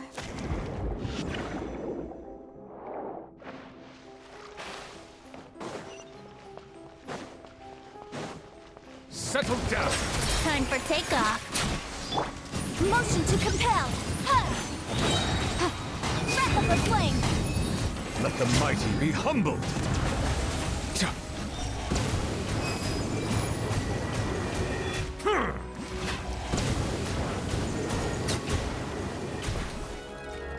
Silence!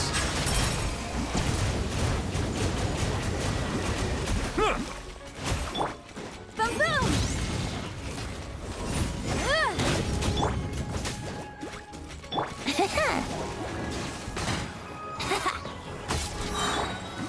Bow your head.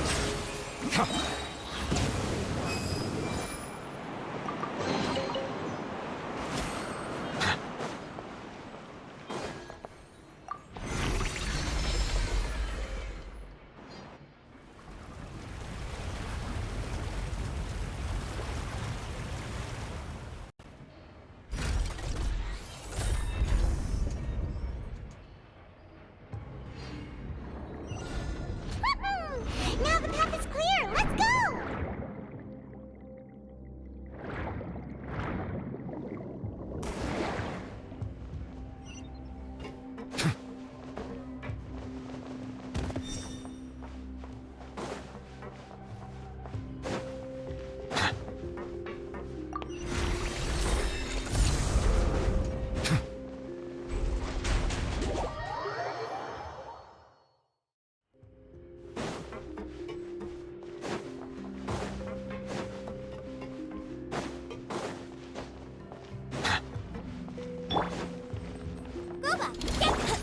Let's play!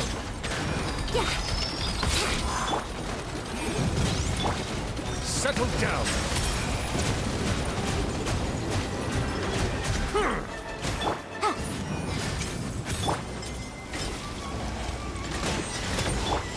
Yahoo!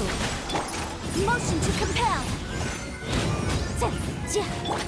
At the frying pan, Bow.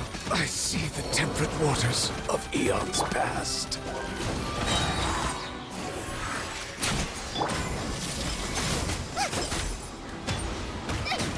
help! Wait, nice and spicy! Incinerate! Inadmissible evidence! Hey-ya! Silence!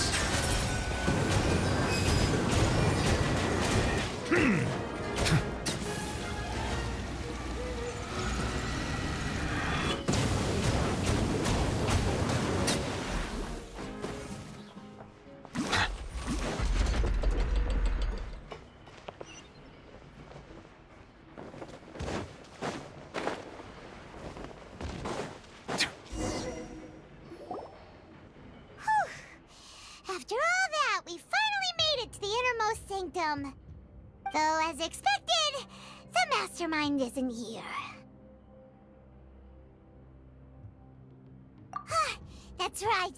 Then let's hurry up and find some evidence so we can get back to the Opera House and help Navia!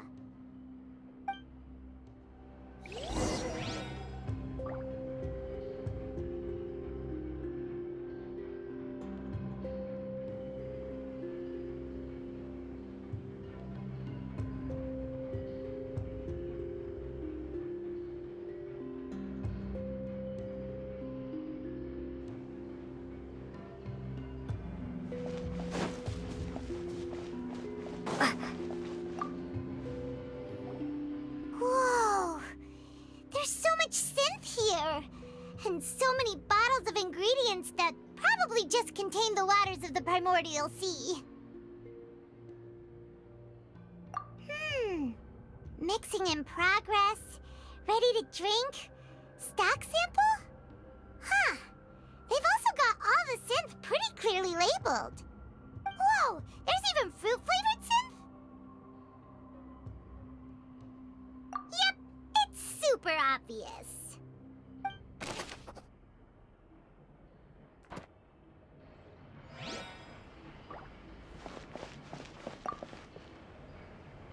What's this over here? Looks like some kind of place for research. Experiment number 16 aims to verify Jacob Ingold's research conclusions on the primordial sea and use his theory as a foundation to achieve a breakthrough. The experiment was a failure. No individual managed to resurface from the water from the primordial sea. Female specimens 22, 23, and 24 were dissolved.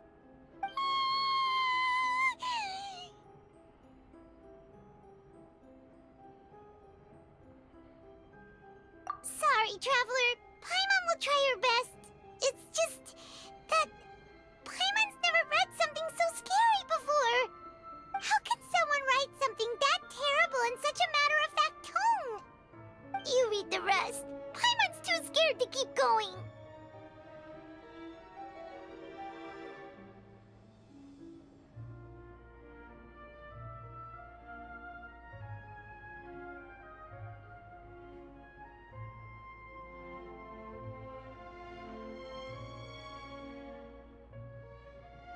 So that's why he did all of these experiments. But did he really think he'd be able to find a way just by dissolving people over and over? That's just insane! Huh? Isn't that the name you heard by the fountain? Paimon thought he was an eyewitness in the serial disappearances case.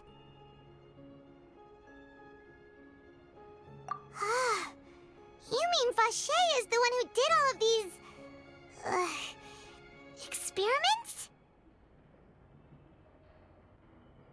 So that's it! Vache was no victim, but personally took his lover and... No, that's not it either! If that's the case, why would he want people to resurface from the water?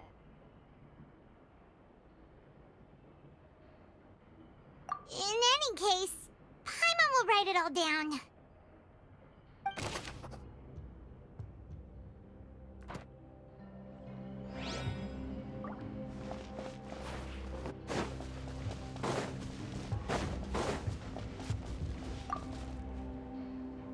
Let's see what's written here.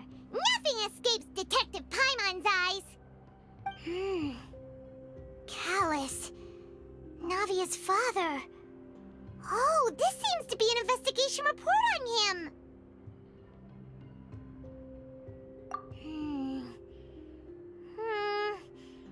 Yep, it's about finding someone to assassinate Jacques and Callus because of a lack of confidence that Jacques himself would go through with it. This should prove the existence of the third person, right?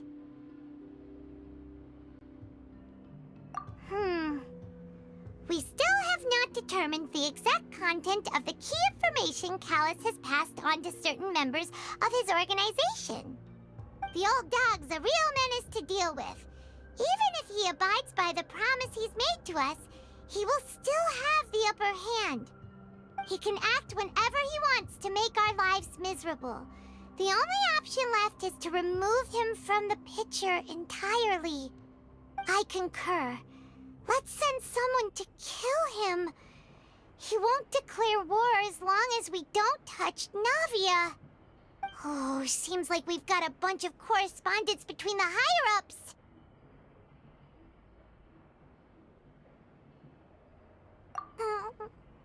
They're all just so evil.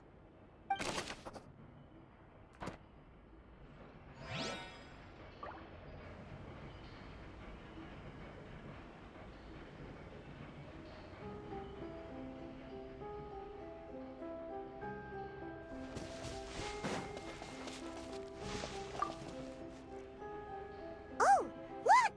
There's an important-looking basin over here, and it's full of water. That means this is where they make all the synth! And that special water is the main ingredient! If you dilute it with normal water, you'll get synth, but the pure stuff can dissolve a human! Paimon will take notes on this incriminating evidence.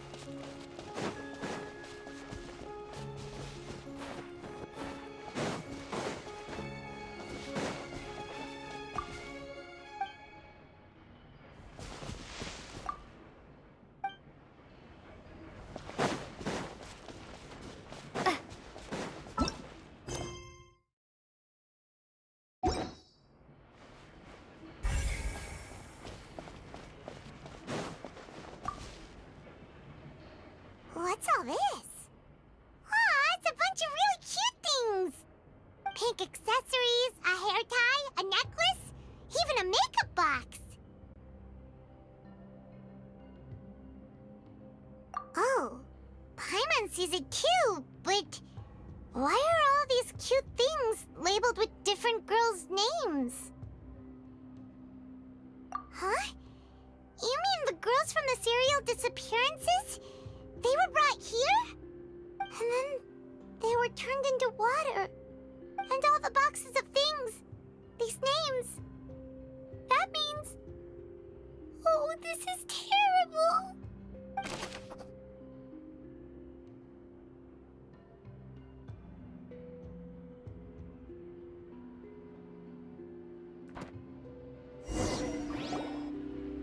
We've looked at almost everything here, and it seems like our theories were spot on, but...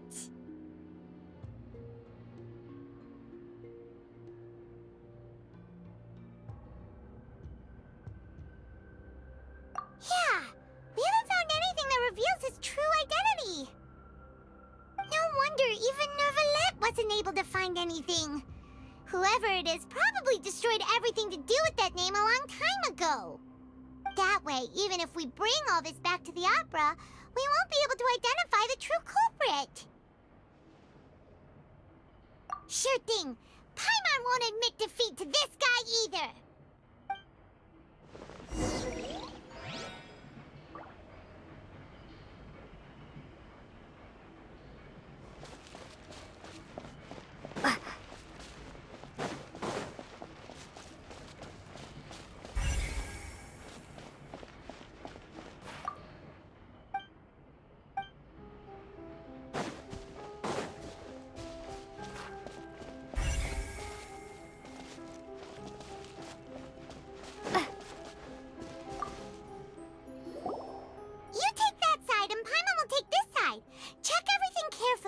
We'll find something for sure.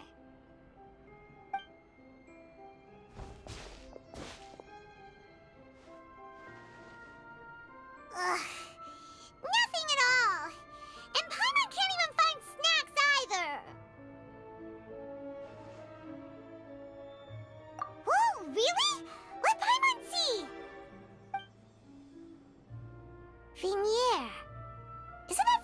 lover's name?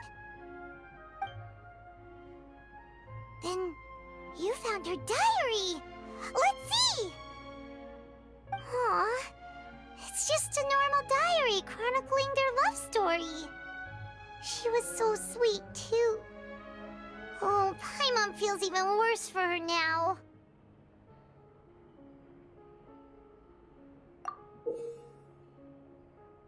So many!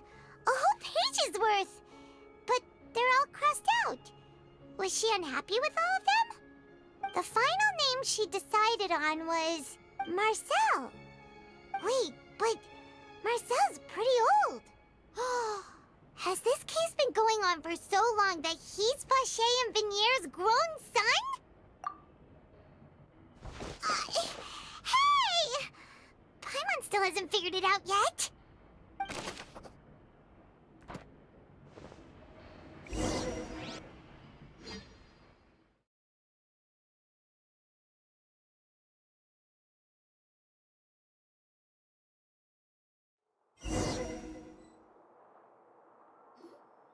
And whose image do you see, Marcel? Is it a man named Vacher? Huh. Oh, so you do know that name. I'm merely surprised you'd suddenly say the name of someone I've never even heard of. I was waiting for you to say that. Navia! We're back! As expected of my partner. I just knew you'd return in the nick of time. Just how often do you intend to flout the rules of this court? It's all right, Monsieur Nervalette. Given their confidence, I expect they've found the crucial evidence.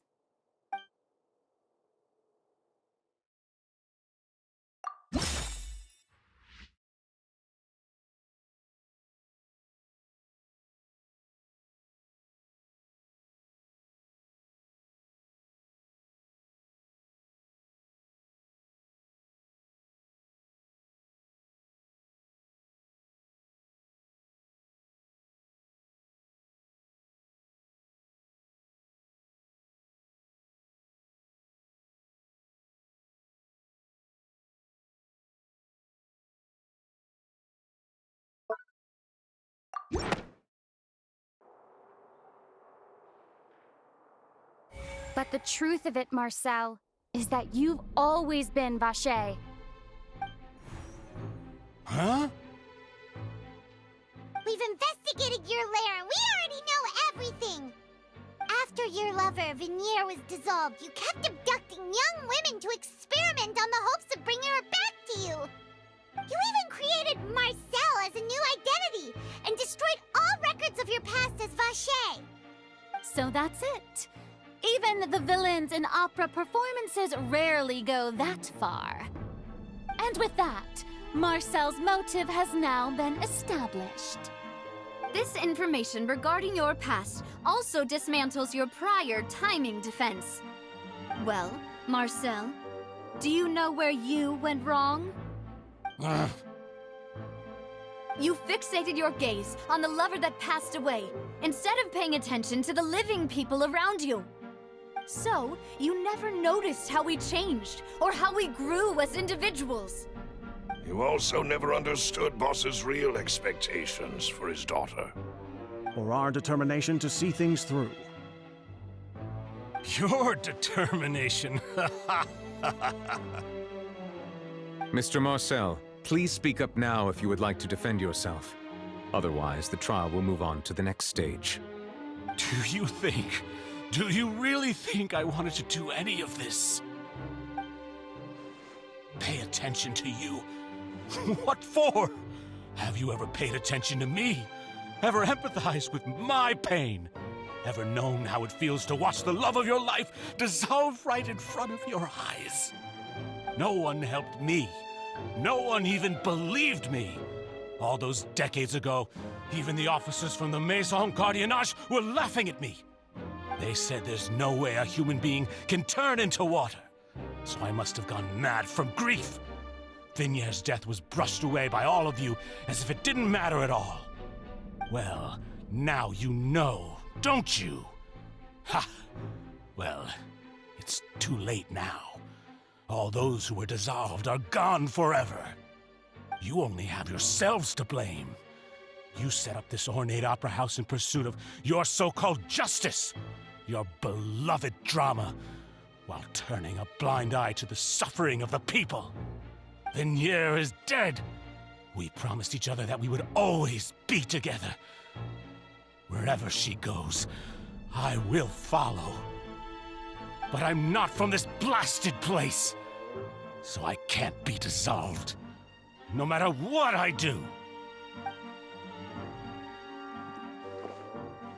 Hey, is that water from the primordial sea that he's drinking? I can't dissolve! Can't dissolve! Can't dissolve! Do you all see? I can't go! I can't follow! So if I can't go where she is, what choice do I have but to try to bring her back? I did all of that, and in the end, that accursed Callus still got the better of me. I spent my entire life living on pins and needles, only to get stabbed by his idiot daughter at the very end. The suspect is exhibiting signs of mental distress. Guards, please restrain him. Don't touch me! Don't anybody come near me! I still need to save Vignier. I promise. We made a promise. Vignier. Vignier! Please, Vignier. Don't think badly of me. All I want to do is fulfill our promise. At this point, the verdict of this trial is clear. With Mr. Marcel's conviction, the charges against Mr. Tartaglia no longer have any basis. Fine by me. I was in a bad mood, but after a show like that, I'm actually feeling pretty good. Traveler, please submit all the evidence you have collected to the guards, so that I might review and summarize the truth behind the serial disappearances case. The man now known as Marcel was originally named Vacher and worked as an adventurer with his partner and lover Vignier. During an underwater expedition, Vignier accidentally came into contact with water from the primordial sea and was dissolved in front of Vacher as a result. Vacher learned of the primordial water's existence through the work of others and began to kidnap young women for research, with the goal of discovering a method to restore Vignier back to life. To cover his tracks, he invented the new alias of Marcel and began to operate a business. During the course of his research, Vacher discovered that a diluted concoction of water from the primordial sea can induce feelings of euphoria, and began to manufacture and market synth. However, as he accumulated wealth to fund his continued research and expanded the scope, he came into conflict with Spina di Rosula. After exchanging blows with Spina di Rosula for many years, Vacher decided to assassinate their president Callus at a banquet. Although the assassination did not go as Vacher expected, he was able to turn Callus into the murder suspect by dissolving the assassin he sent to the scene.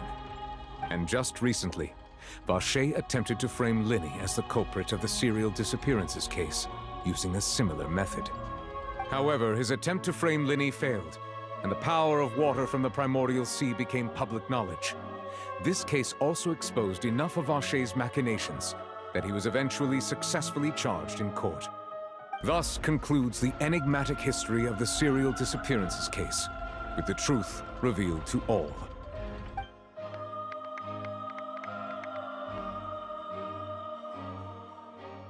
The Oratrice will now deliver the final verdict regarding the charges against Mr. Vacher.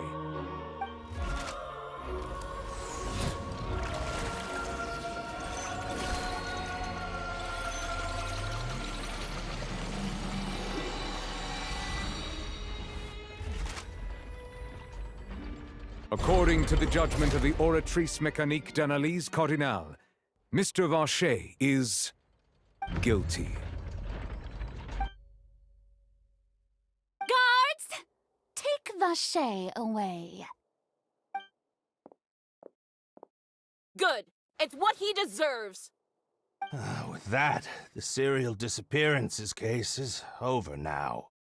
We really just witnessed history. Who would have thought the true culprit would be such a polite and well-spoken guy? Yippee! We helped Navia bring the bad He's hurt so many innocent people, and now he's finally getting what he deserves. Huh? Are you okay? Demoiselle, you were absolutely brilliant. The day our late boss had always hoped for has finally come. You can rest easy now, knowing justice has been served. Yeah. It's finally over. It's all thanks to you guys. And my partner. See, Papa? Spina di Rosula's still doing well with me at the helm. Well now, hasn't this been a most delicious piece of drama? The villain has been caught, justice has been served, past wrongs have been righted, and it's a big ol' happy ending. Since it's been such a great show, I'll just let the false accusations against me slide. Either way, I've still got some business to attend to, so if you'll excuse me... Please wait just one moment, Mr. Tartaglia. What now? None of this has anything to do with me. According to court protocol, since this trial was initiated due to a charge against you, a verdict must also be made regarding the initial charge before the trial can conclude. Oh, come on. Is this really necessary? Haven't you already caught the real criminal? Isn't it time for side characters like me to exit stage left? Please respect the laws of Fontaine. This has always been the rule. All right, but this sure is a lot of hassle. All I need to do is stand over there, right? Let's just get this over with. Through evidence presented in the public trial that was just held, it has been established that Mr. Tartaglia has no direct connection to the serial disappearances case. The guilty party has been identified, and thus it is logical to suppose Mr. Tartaglia is innocent of the charges. We now turn to the Oratrice Mécanique d'Analyse Cardinale to render the final verdict on the charges.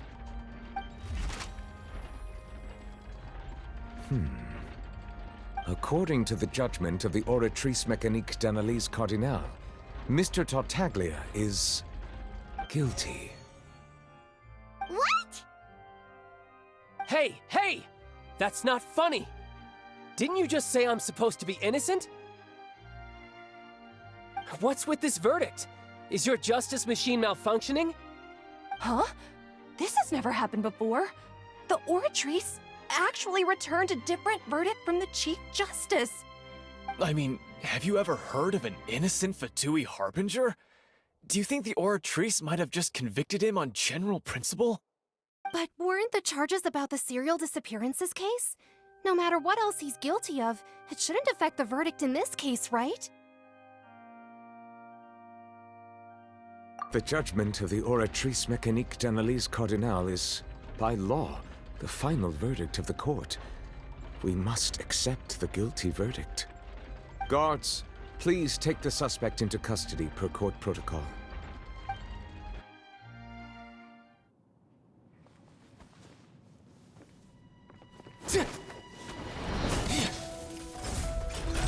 So this is how justice is done in Fontaine. What a joke. You've got your rules. Well, I've got mine too!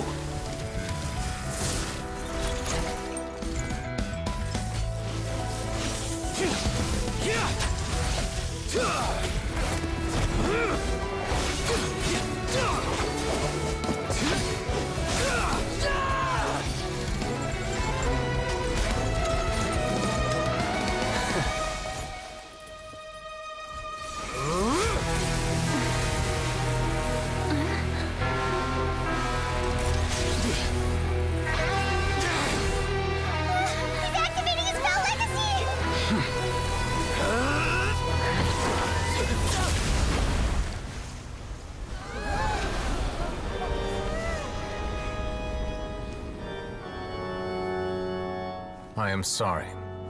If you have been wronged, we will find the truth. But the rules of the court must be upheld.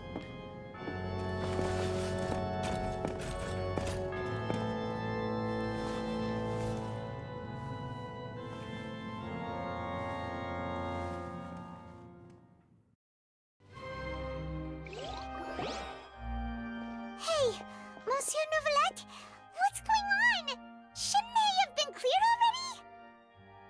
Apologies.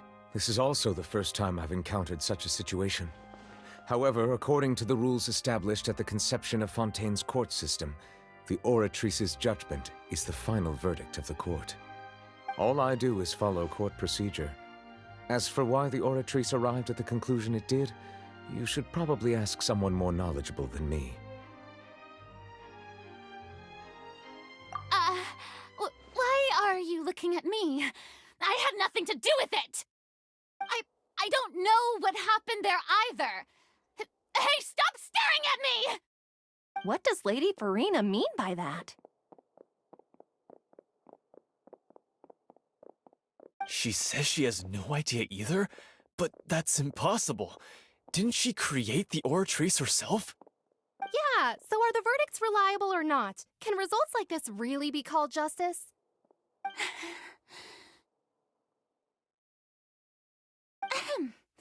My dearest citizens, did you really think we'd allow an incorrect verdict to be handed out in this court? Did you really believe that the judgment could be mistaken or be the result of some sort of random mishap? Don't tell me you thought even I had been blindsided by the Oratrice's result. But the way she looked just now, it was pretty obvious she had no idea what was going on. However, given the state of things, I shall give you an explanation. Everything that just took place, including my supposed shock and bafflement, was a part of an elaborate performance, with every action meant to stir up drama and excitement. And, of course, for every performance there is a script. Everything has unfolded exactly as I expected from the very beginning. As the embodiment of the very concept of justice, the Oratrice shall never render an arbitrary judgment! If you thought Child had nothing to do with the serial disappearances case, it is only because you've been blinded by the superficial appearance of innocence. Everything he's done, not to mention the danger he poses, are beyond ordinary comprehension and completely unforgivable! All shall be revealed in time. You will come to understand my noble intentions, as well as the absolute correctness of the Oratrice's verdict.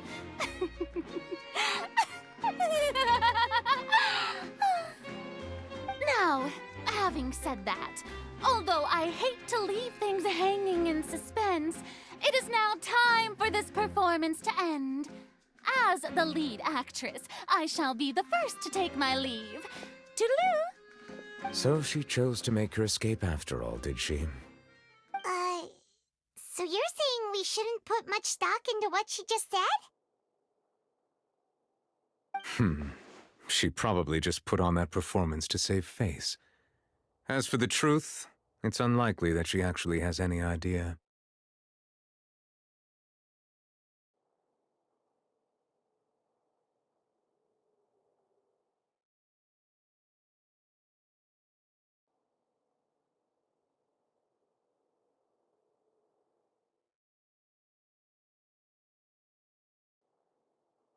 However, please be assured that I will continue to investigate this case in a personal capacity. Just as I promised, if the judgment has been incorrect, we will do our utmost to clear his name. All right. Even though we feel pretty badly for him, we'll take your word for it for now. After all, he's done plenty of bad stuff, so he should have known he'd go to prison someday, right?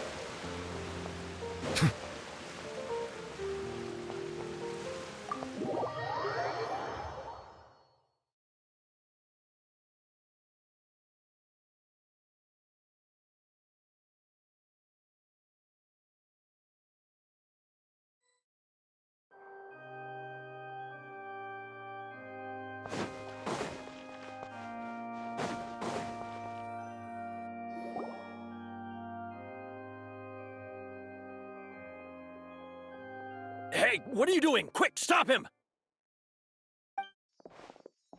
Traveler! Hey! Traveler! Marcel! What are you doing over here? Stop resisting arrest! Cease, or we'll add another charge to the list! No, wait! I just want to ask the Traveler something. I'm not looking to run away. Please, just let me ask this one small thing. Go on. Thank you. I was being led away when I finally realized something. Where did you first hear the name Vacher? I erased all records of that name.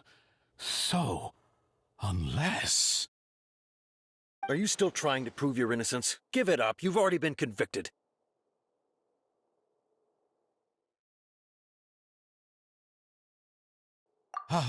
Really? You did?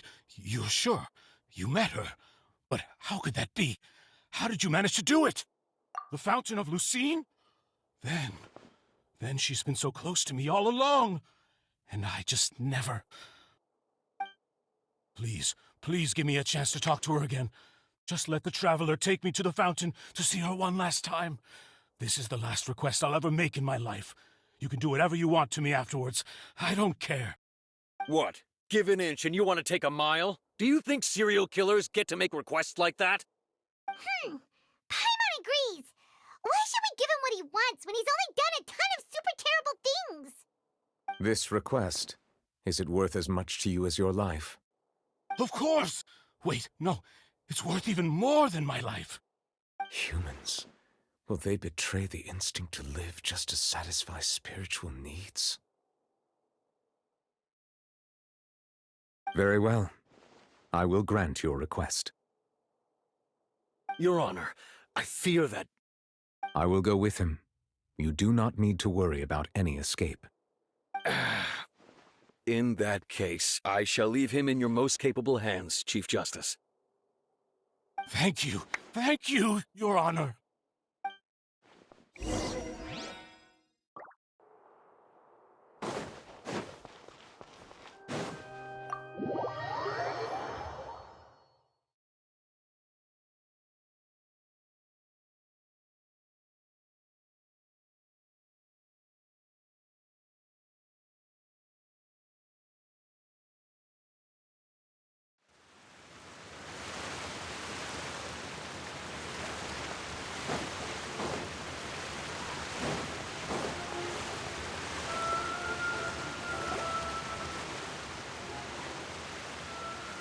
Is this the place? You said she's here, but what do I need to do to see her? Yeah, and even Paimon could hear her after drinking that thing. Didn't you just drink a lot of it on the stage as well? Oh, in that case... Vacher! Ah! Yes, that's it! So you heard it too! Vignier, it's me! It's me, Vacher! Vacher? Vacher! I'm here! Where are you, Vignier? I'm coming for you. I'm finally here for you. Hey, wait! Be careful! Hey, wait!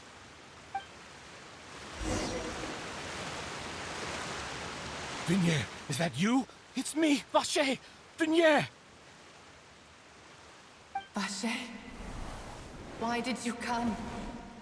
Didn't I say? You don't need to look for me. You look a lot older than I remember. How long has it been? It's been more than 20 years. I've suffered for over 20 years since the day you left. All this time, only the thought of bringing you back has kept me alive. Nothing else mattered to me. I must be dreaming. Who would have thought I'd get the chance to tell you all of my feelings like this? Vignier, you are my everything. I really don't know how I could live without you. But Vacher, If you ask me, this world would be better off without you. What are you saying? If not for you, I would have finished my law degree and probably become a top-tier attorney one day. If not for you, I would have continued to pursue my love of the arts, and my works would have been displayed in the Palais Mermonia itself. If not for you, I would at least have been able to take care of my mother. And she would not have grown old and died alone, with nothing but the tears on her cheeks. It's all because of your selfishness, Vache. It's all because of you. Wait, you are not Vignier. Who are you? You're right. I am not Vignier. I am the sacrifices. Every woman who died by your hand, as our bodies dissolved, our consciousnesses flowed back to the primordial sea. Our thoughts circulated endlessly within the primordial sea, and we were no longer individuals, but we became one, just as streams of water come together in the sea. I'm Cressy. I'm Lemony. I'm Azine. The only one I am not is Vignier. Why? But then, where is Vignier? She doesn't want to see you anymore. Every tendril of her consciousness is avoiding you. This is what you get for your selfishness. Your selfishness robbed us of our lives and our futures. You said time and time again that you'd do any and everything for her. But did you ever consider whether she'd want to see you do the things that you did? If she would despise you for what you became?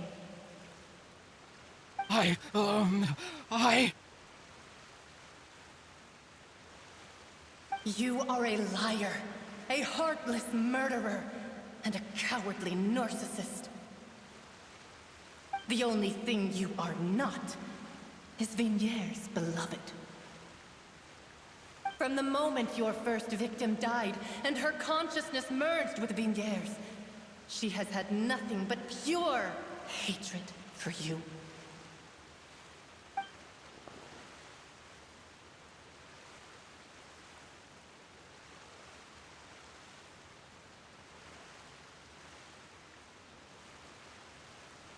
No! Vignier! She can't hate me. Let me see her, please. Have mercy. You still don't understand.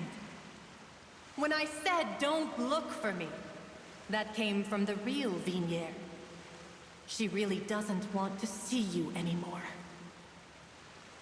But on top of that, she also said that because it's her final drop of pity for you.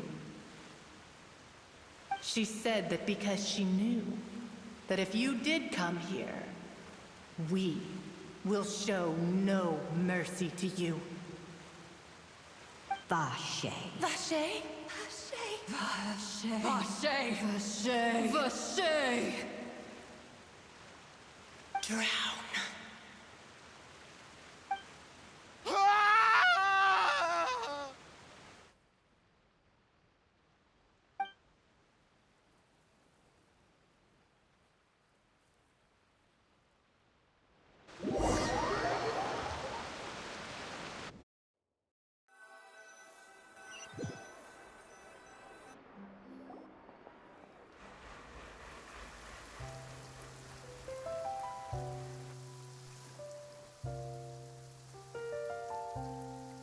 Finally, we have some time to do shopping. Gosh, it's really been a long time since we've been able to relax. Huh. Well met, partner. I knew something great was going to happen when I woke up in such a good mood today. Even this weather can't put a damper on the demoiselle's mood. It's a pleasure to see you both again.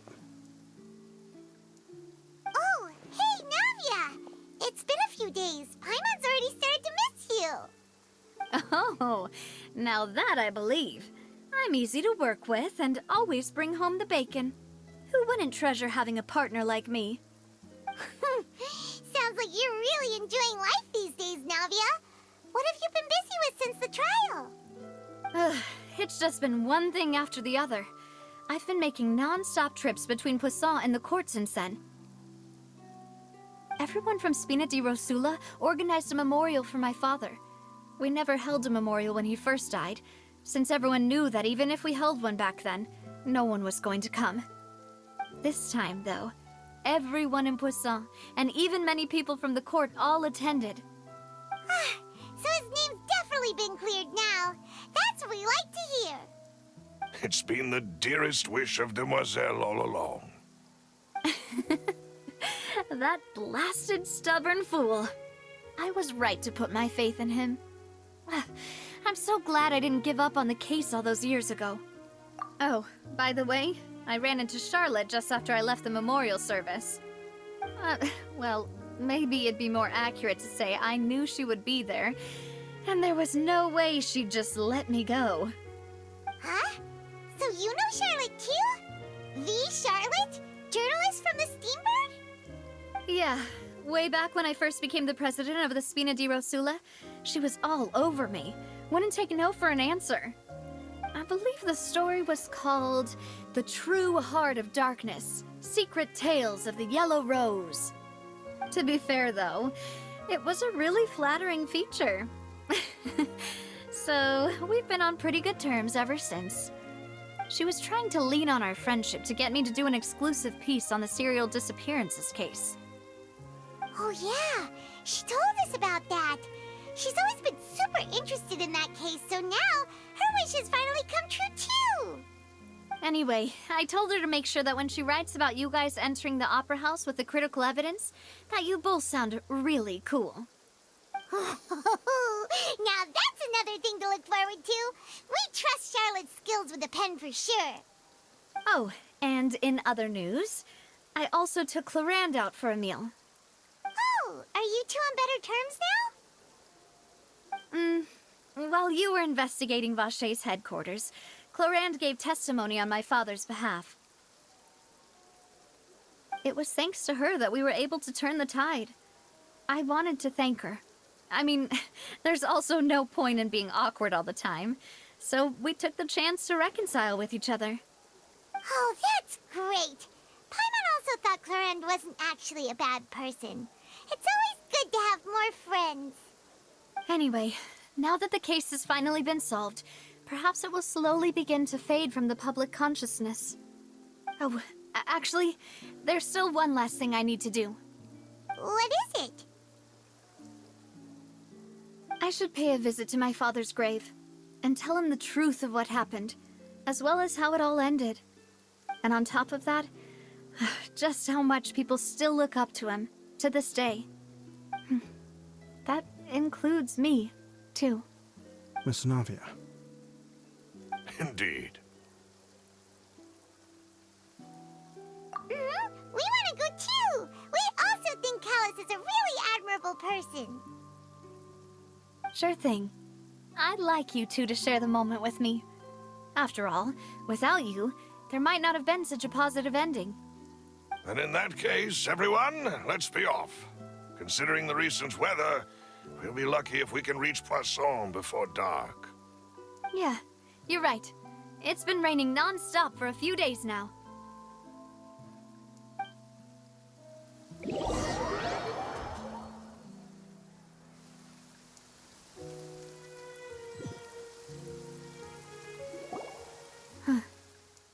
This is where my father's grave is.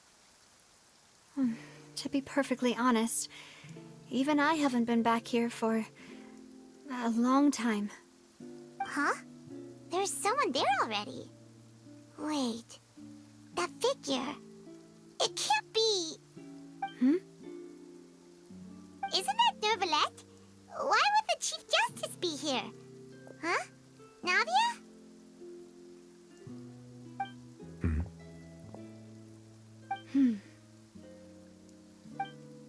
My apologies. I should have asked before coming to pay my respects. Don't say that. Sorry about that. Oh, I was trying to say there's no need for you to apologize. I wanted to show my father how much I've grown, but still, I doubt I've grown to the point that even the Chief Justice would feel compelled to apologize to me over and over. In that case, I will stop apologizing for now. You really could use some pointers on understanding human emotions, Monsieur Neuvillette. In any case, why did you come to Poisson? Well, ever since that day, I've been turning a question over and over in my head. Just what is justice anyway? There was once a time when I didn't want to believe that there could be anything more important to humans than life itself. Oh, rather than that, it's probably more truthful to say I didn't believe humans were capable of resisting the most basic instinct of living things. That they could rebel against their own nature, or consider certain things to be more important than their own lives. Which is also why I didn't stop your father from beginning that fateful duel. I believed that a truly innocent man would never throw away his life like that. That there was nothing, should have been nothing more important than one's own continued survival. But Mr. Callis proved me utterly and decisively wrong. If not for his sacrifice, the serial disappearances case would have remained unsolved to this day. Mr. Callis made the choice he did for his daughter, for his associates, and for many people completely unrelated to him. And in the end, from a certain perspective, one could say that he did it all for the sake of justice. A justice that's higher than life itself. So, you asked me why I came here. I just wanted to say my apologies to Mr. Callis in person. I should have noticed all of this much sooner. This regret has filled me with a sadness that has haunted me for days. That high and mighty chair in the Opera Epiclese indeed insulates one from many important things. Spina di Rosula, thank you so much for your hard work and perseverance. I'm sorry for being mad at you before.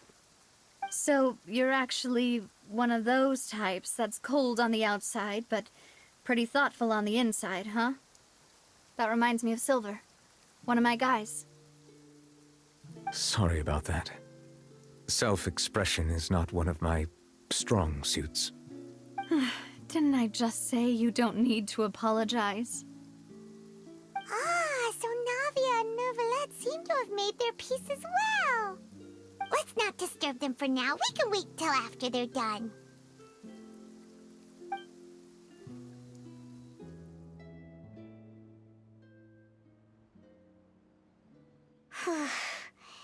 Paimon's never paid respects at someone's grave before. Did Paimon do anything rude there? Huh? Oh, Paimon didn't know that was a thing. But Paimon doesn't know what she would do if she can't fly. Oh no. Paimon hopes Miss Navia won't be too mad. Anyway, Neuvillette is still standing around there. It's not often that we can catch him alone like this, so why don't we go talk to him for a bit? If we can't talk to Lady Farina, we can at least talk to him, right?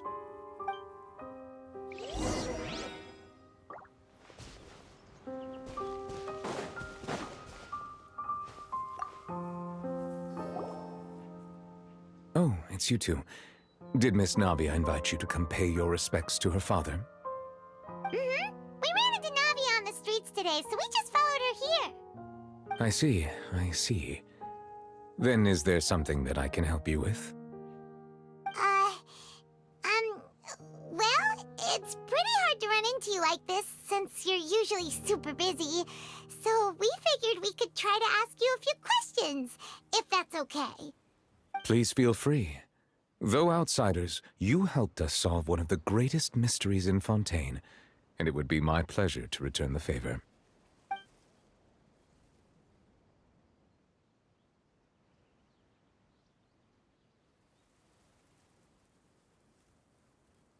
Your sibling? Another blonde-haired traveler? I'm sorry, but I've never seen anyone who matches that description. If he ever stepped foot in Fontaine, I'm sure he followed our laws to the letter, and had no reason to appear on the stage of the opera Epiclese. Is there anything else you'd like to ask me about? My apologies. My investigation has still not reached its conclusion. However, I still believe the judgment of the Oratrice was not rendered arbitrarily. But you also said you thought he was innocent.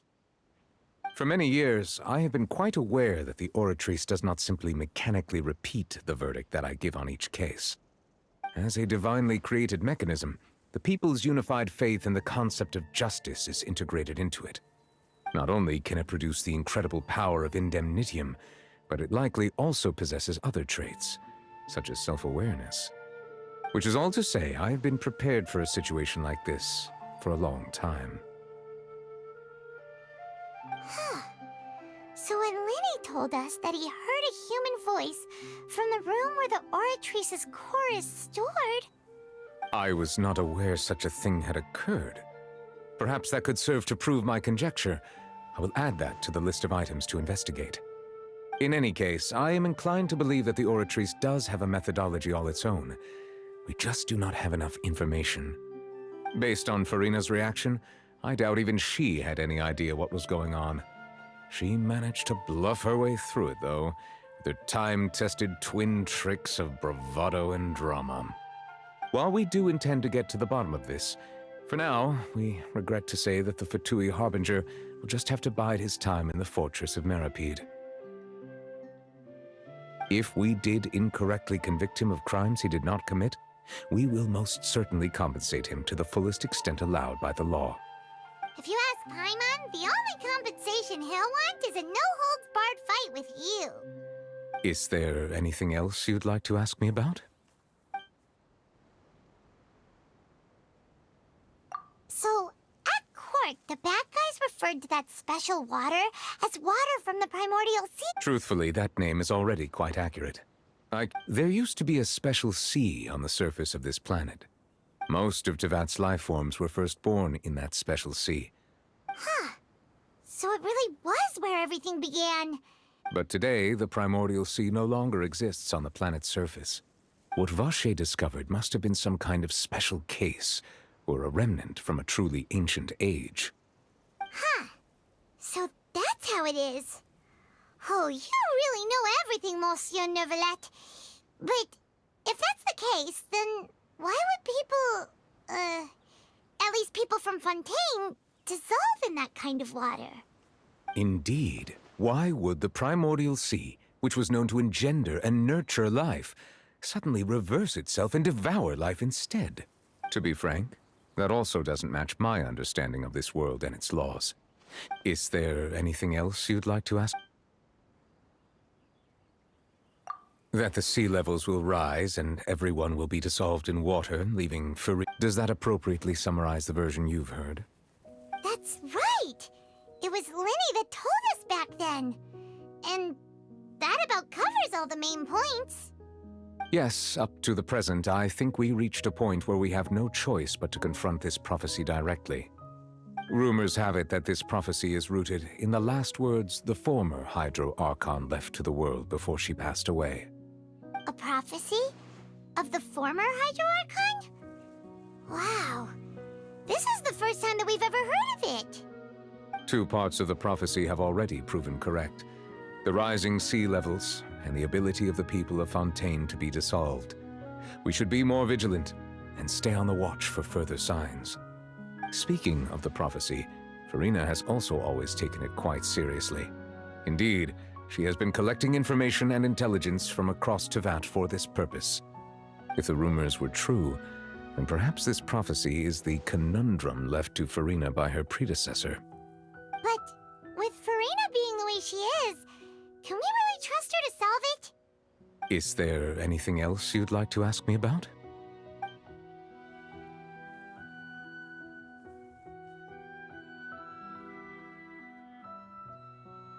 Very well. It was my honor to provide you with what answers I could. I very much enjoyed conversing with you. It will soon be time for me to leave this blissful tranquility behind and return to Palais Memoria. You really are super busy, Monsieur Neuvillette. Paimon thought you only came here to pay your respects today because you had the day off. Crime and villainy do not have the day off, and so justice must work around the clock as well. This is merely the nature of a justice's work. All right. You've got a point. Huh? Paimon just noticed that the rain has stopped.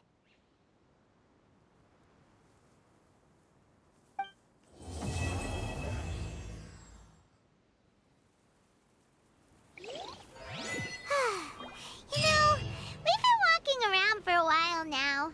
Why don't we go back to the Spina di Rosula base in the Court of Fontaine and have a rest? Nadia said something about having a place ready for us there, didn't she? Come on, let's go!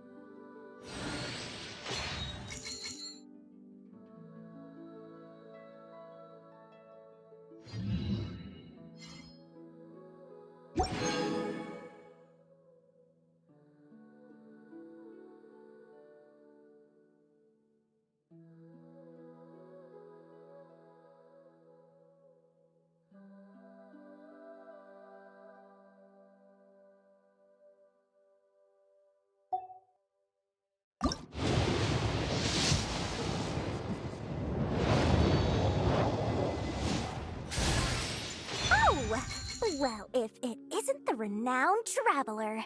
I'm Dory Sangamabe, a traveling merchant. As an introductory gift, you can enjoy a 10% discount on all my wares and merchandise. Feel free to have a look.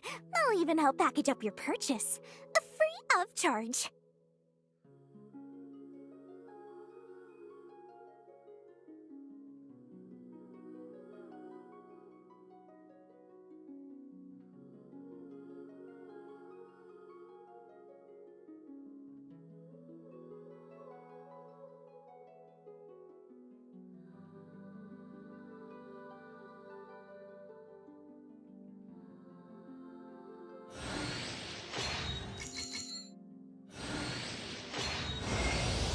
Greetings. I am Kirill Trudemirovich Flins.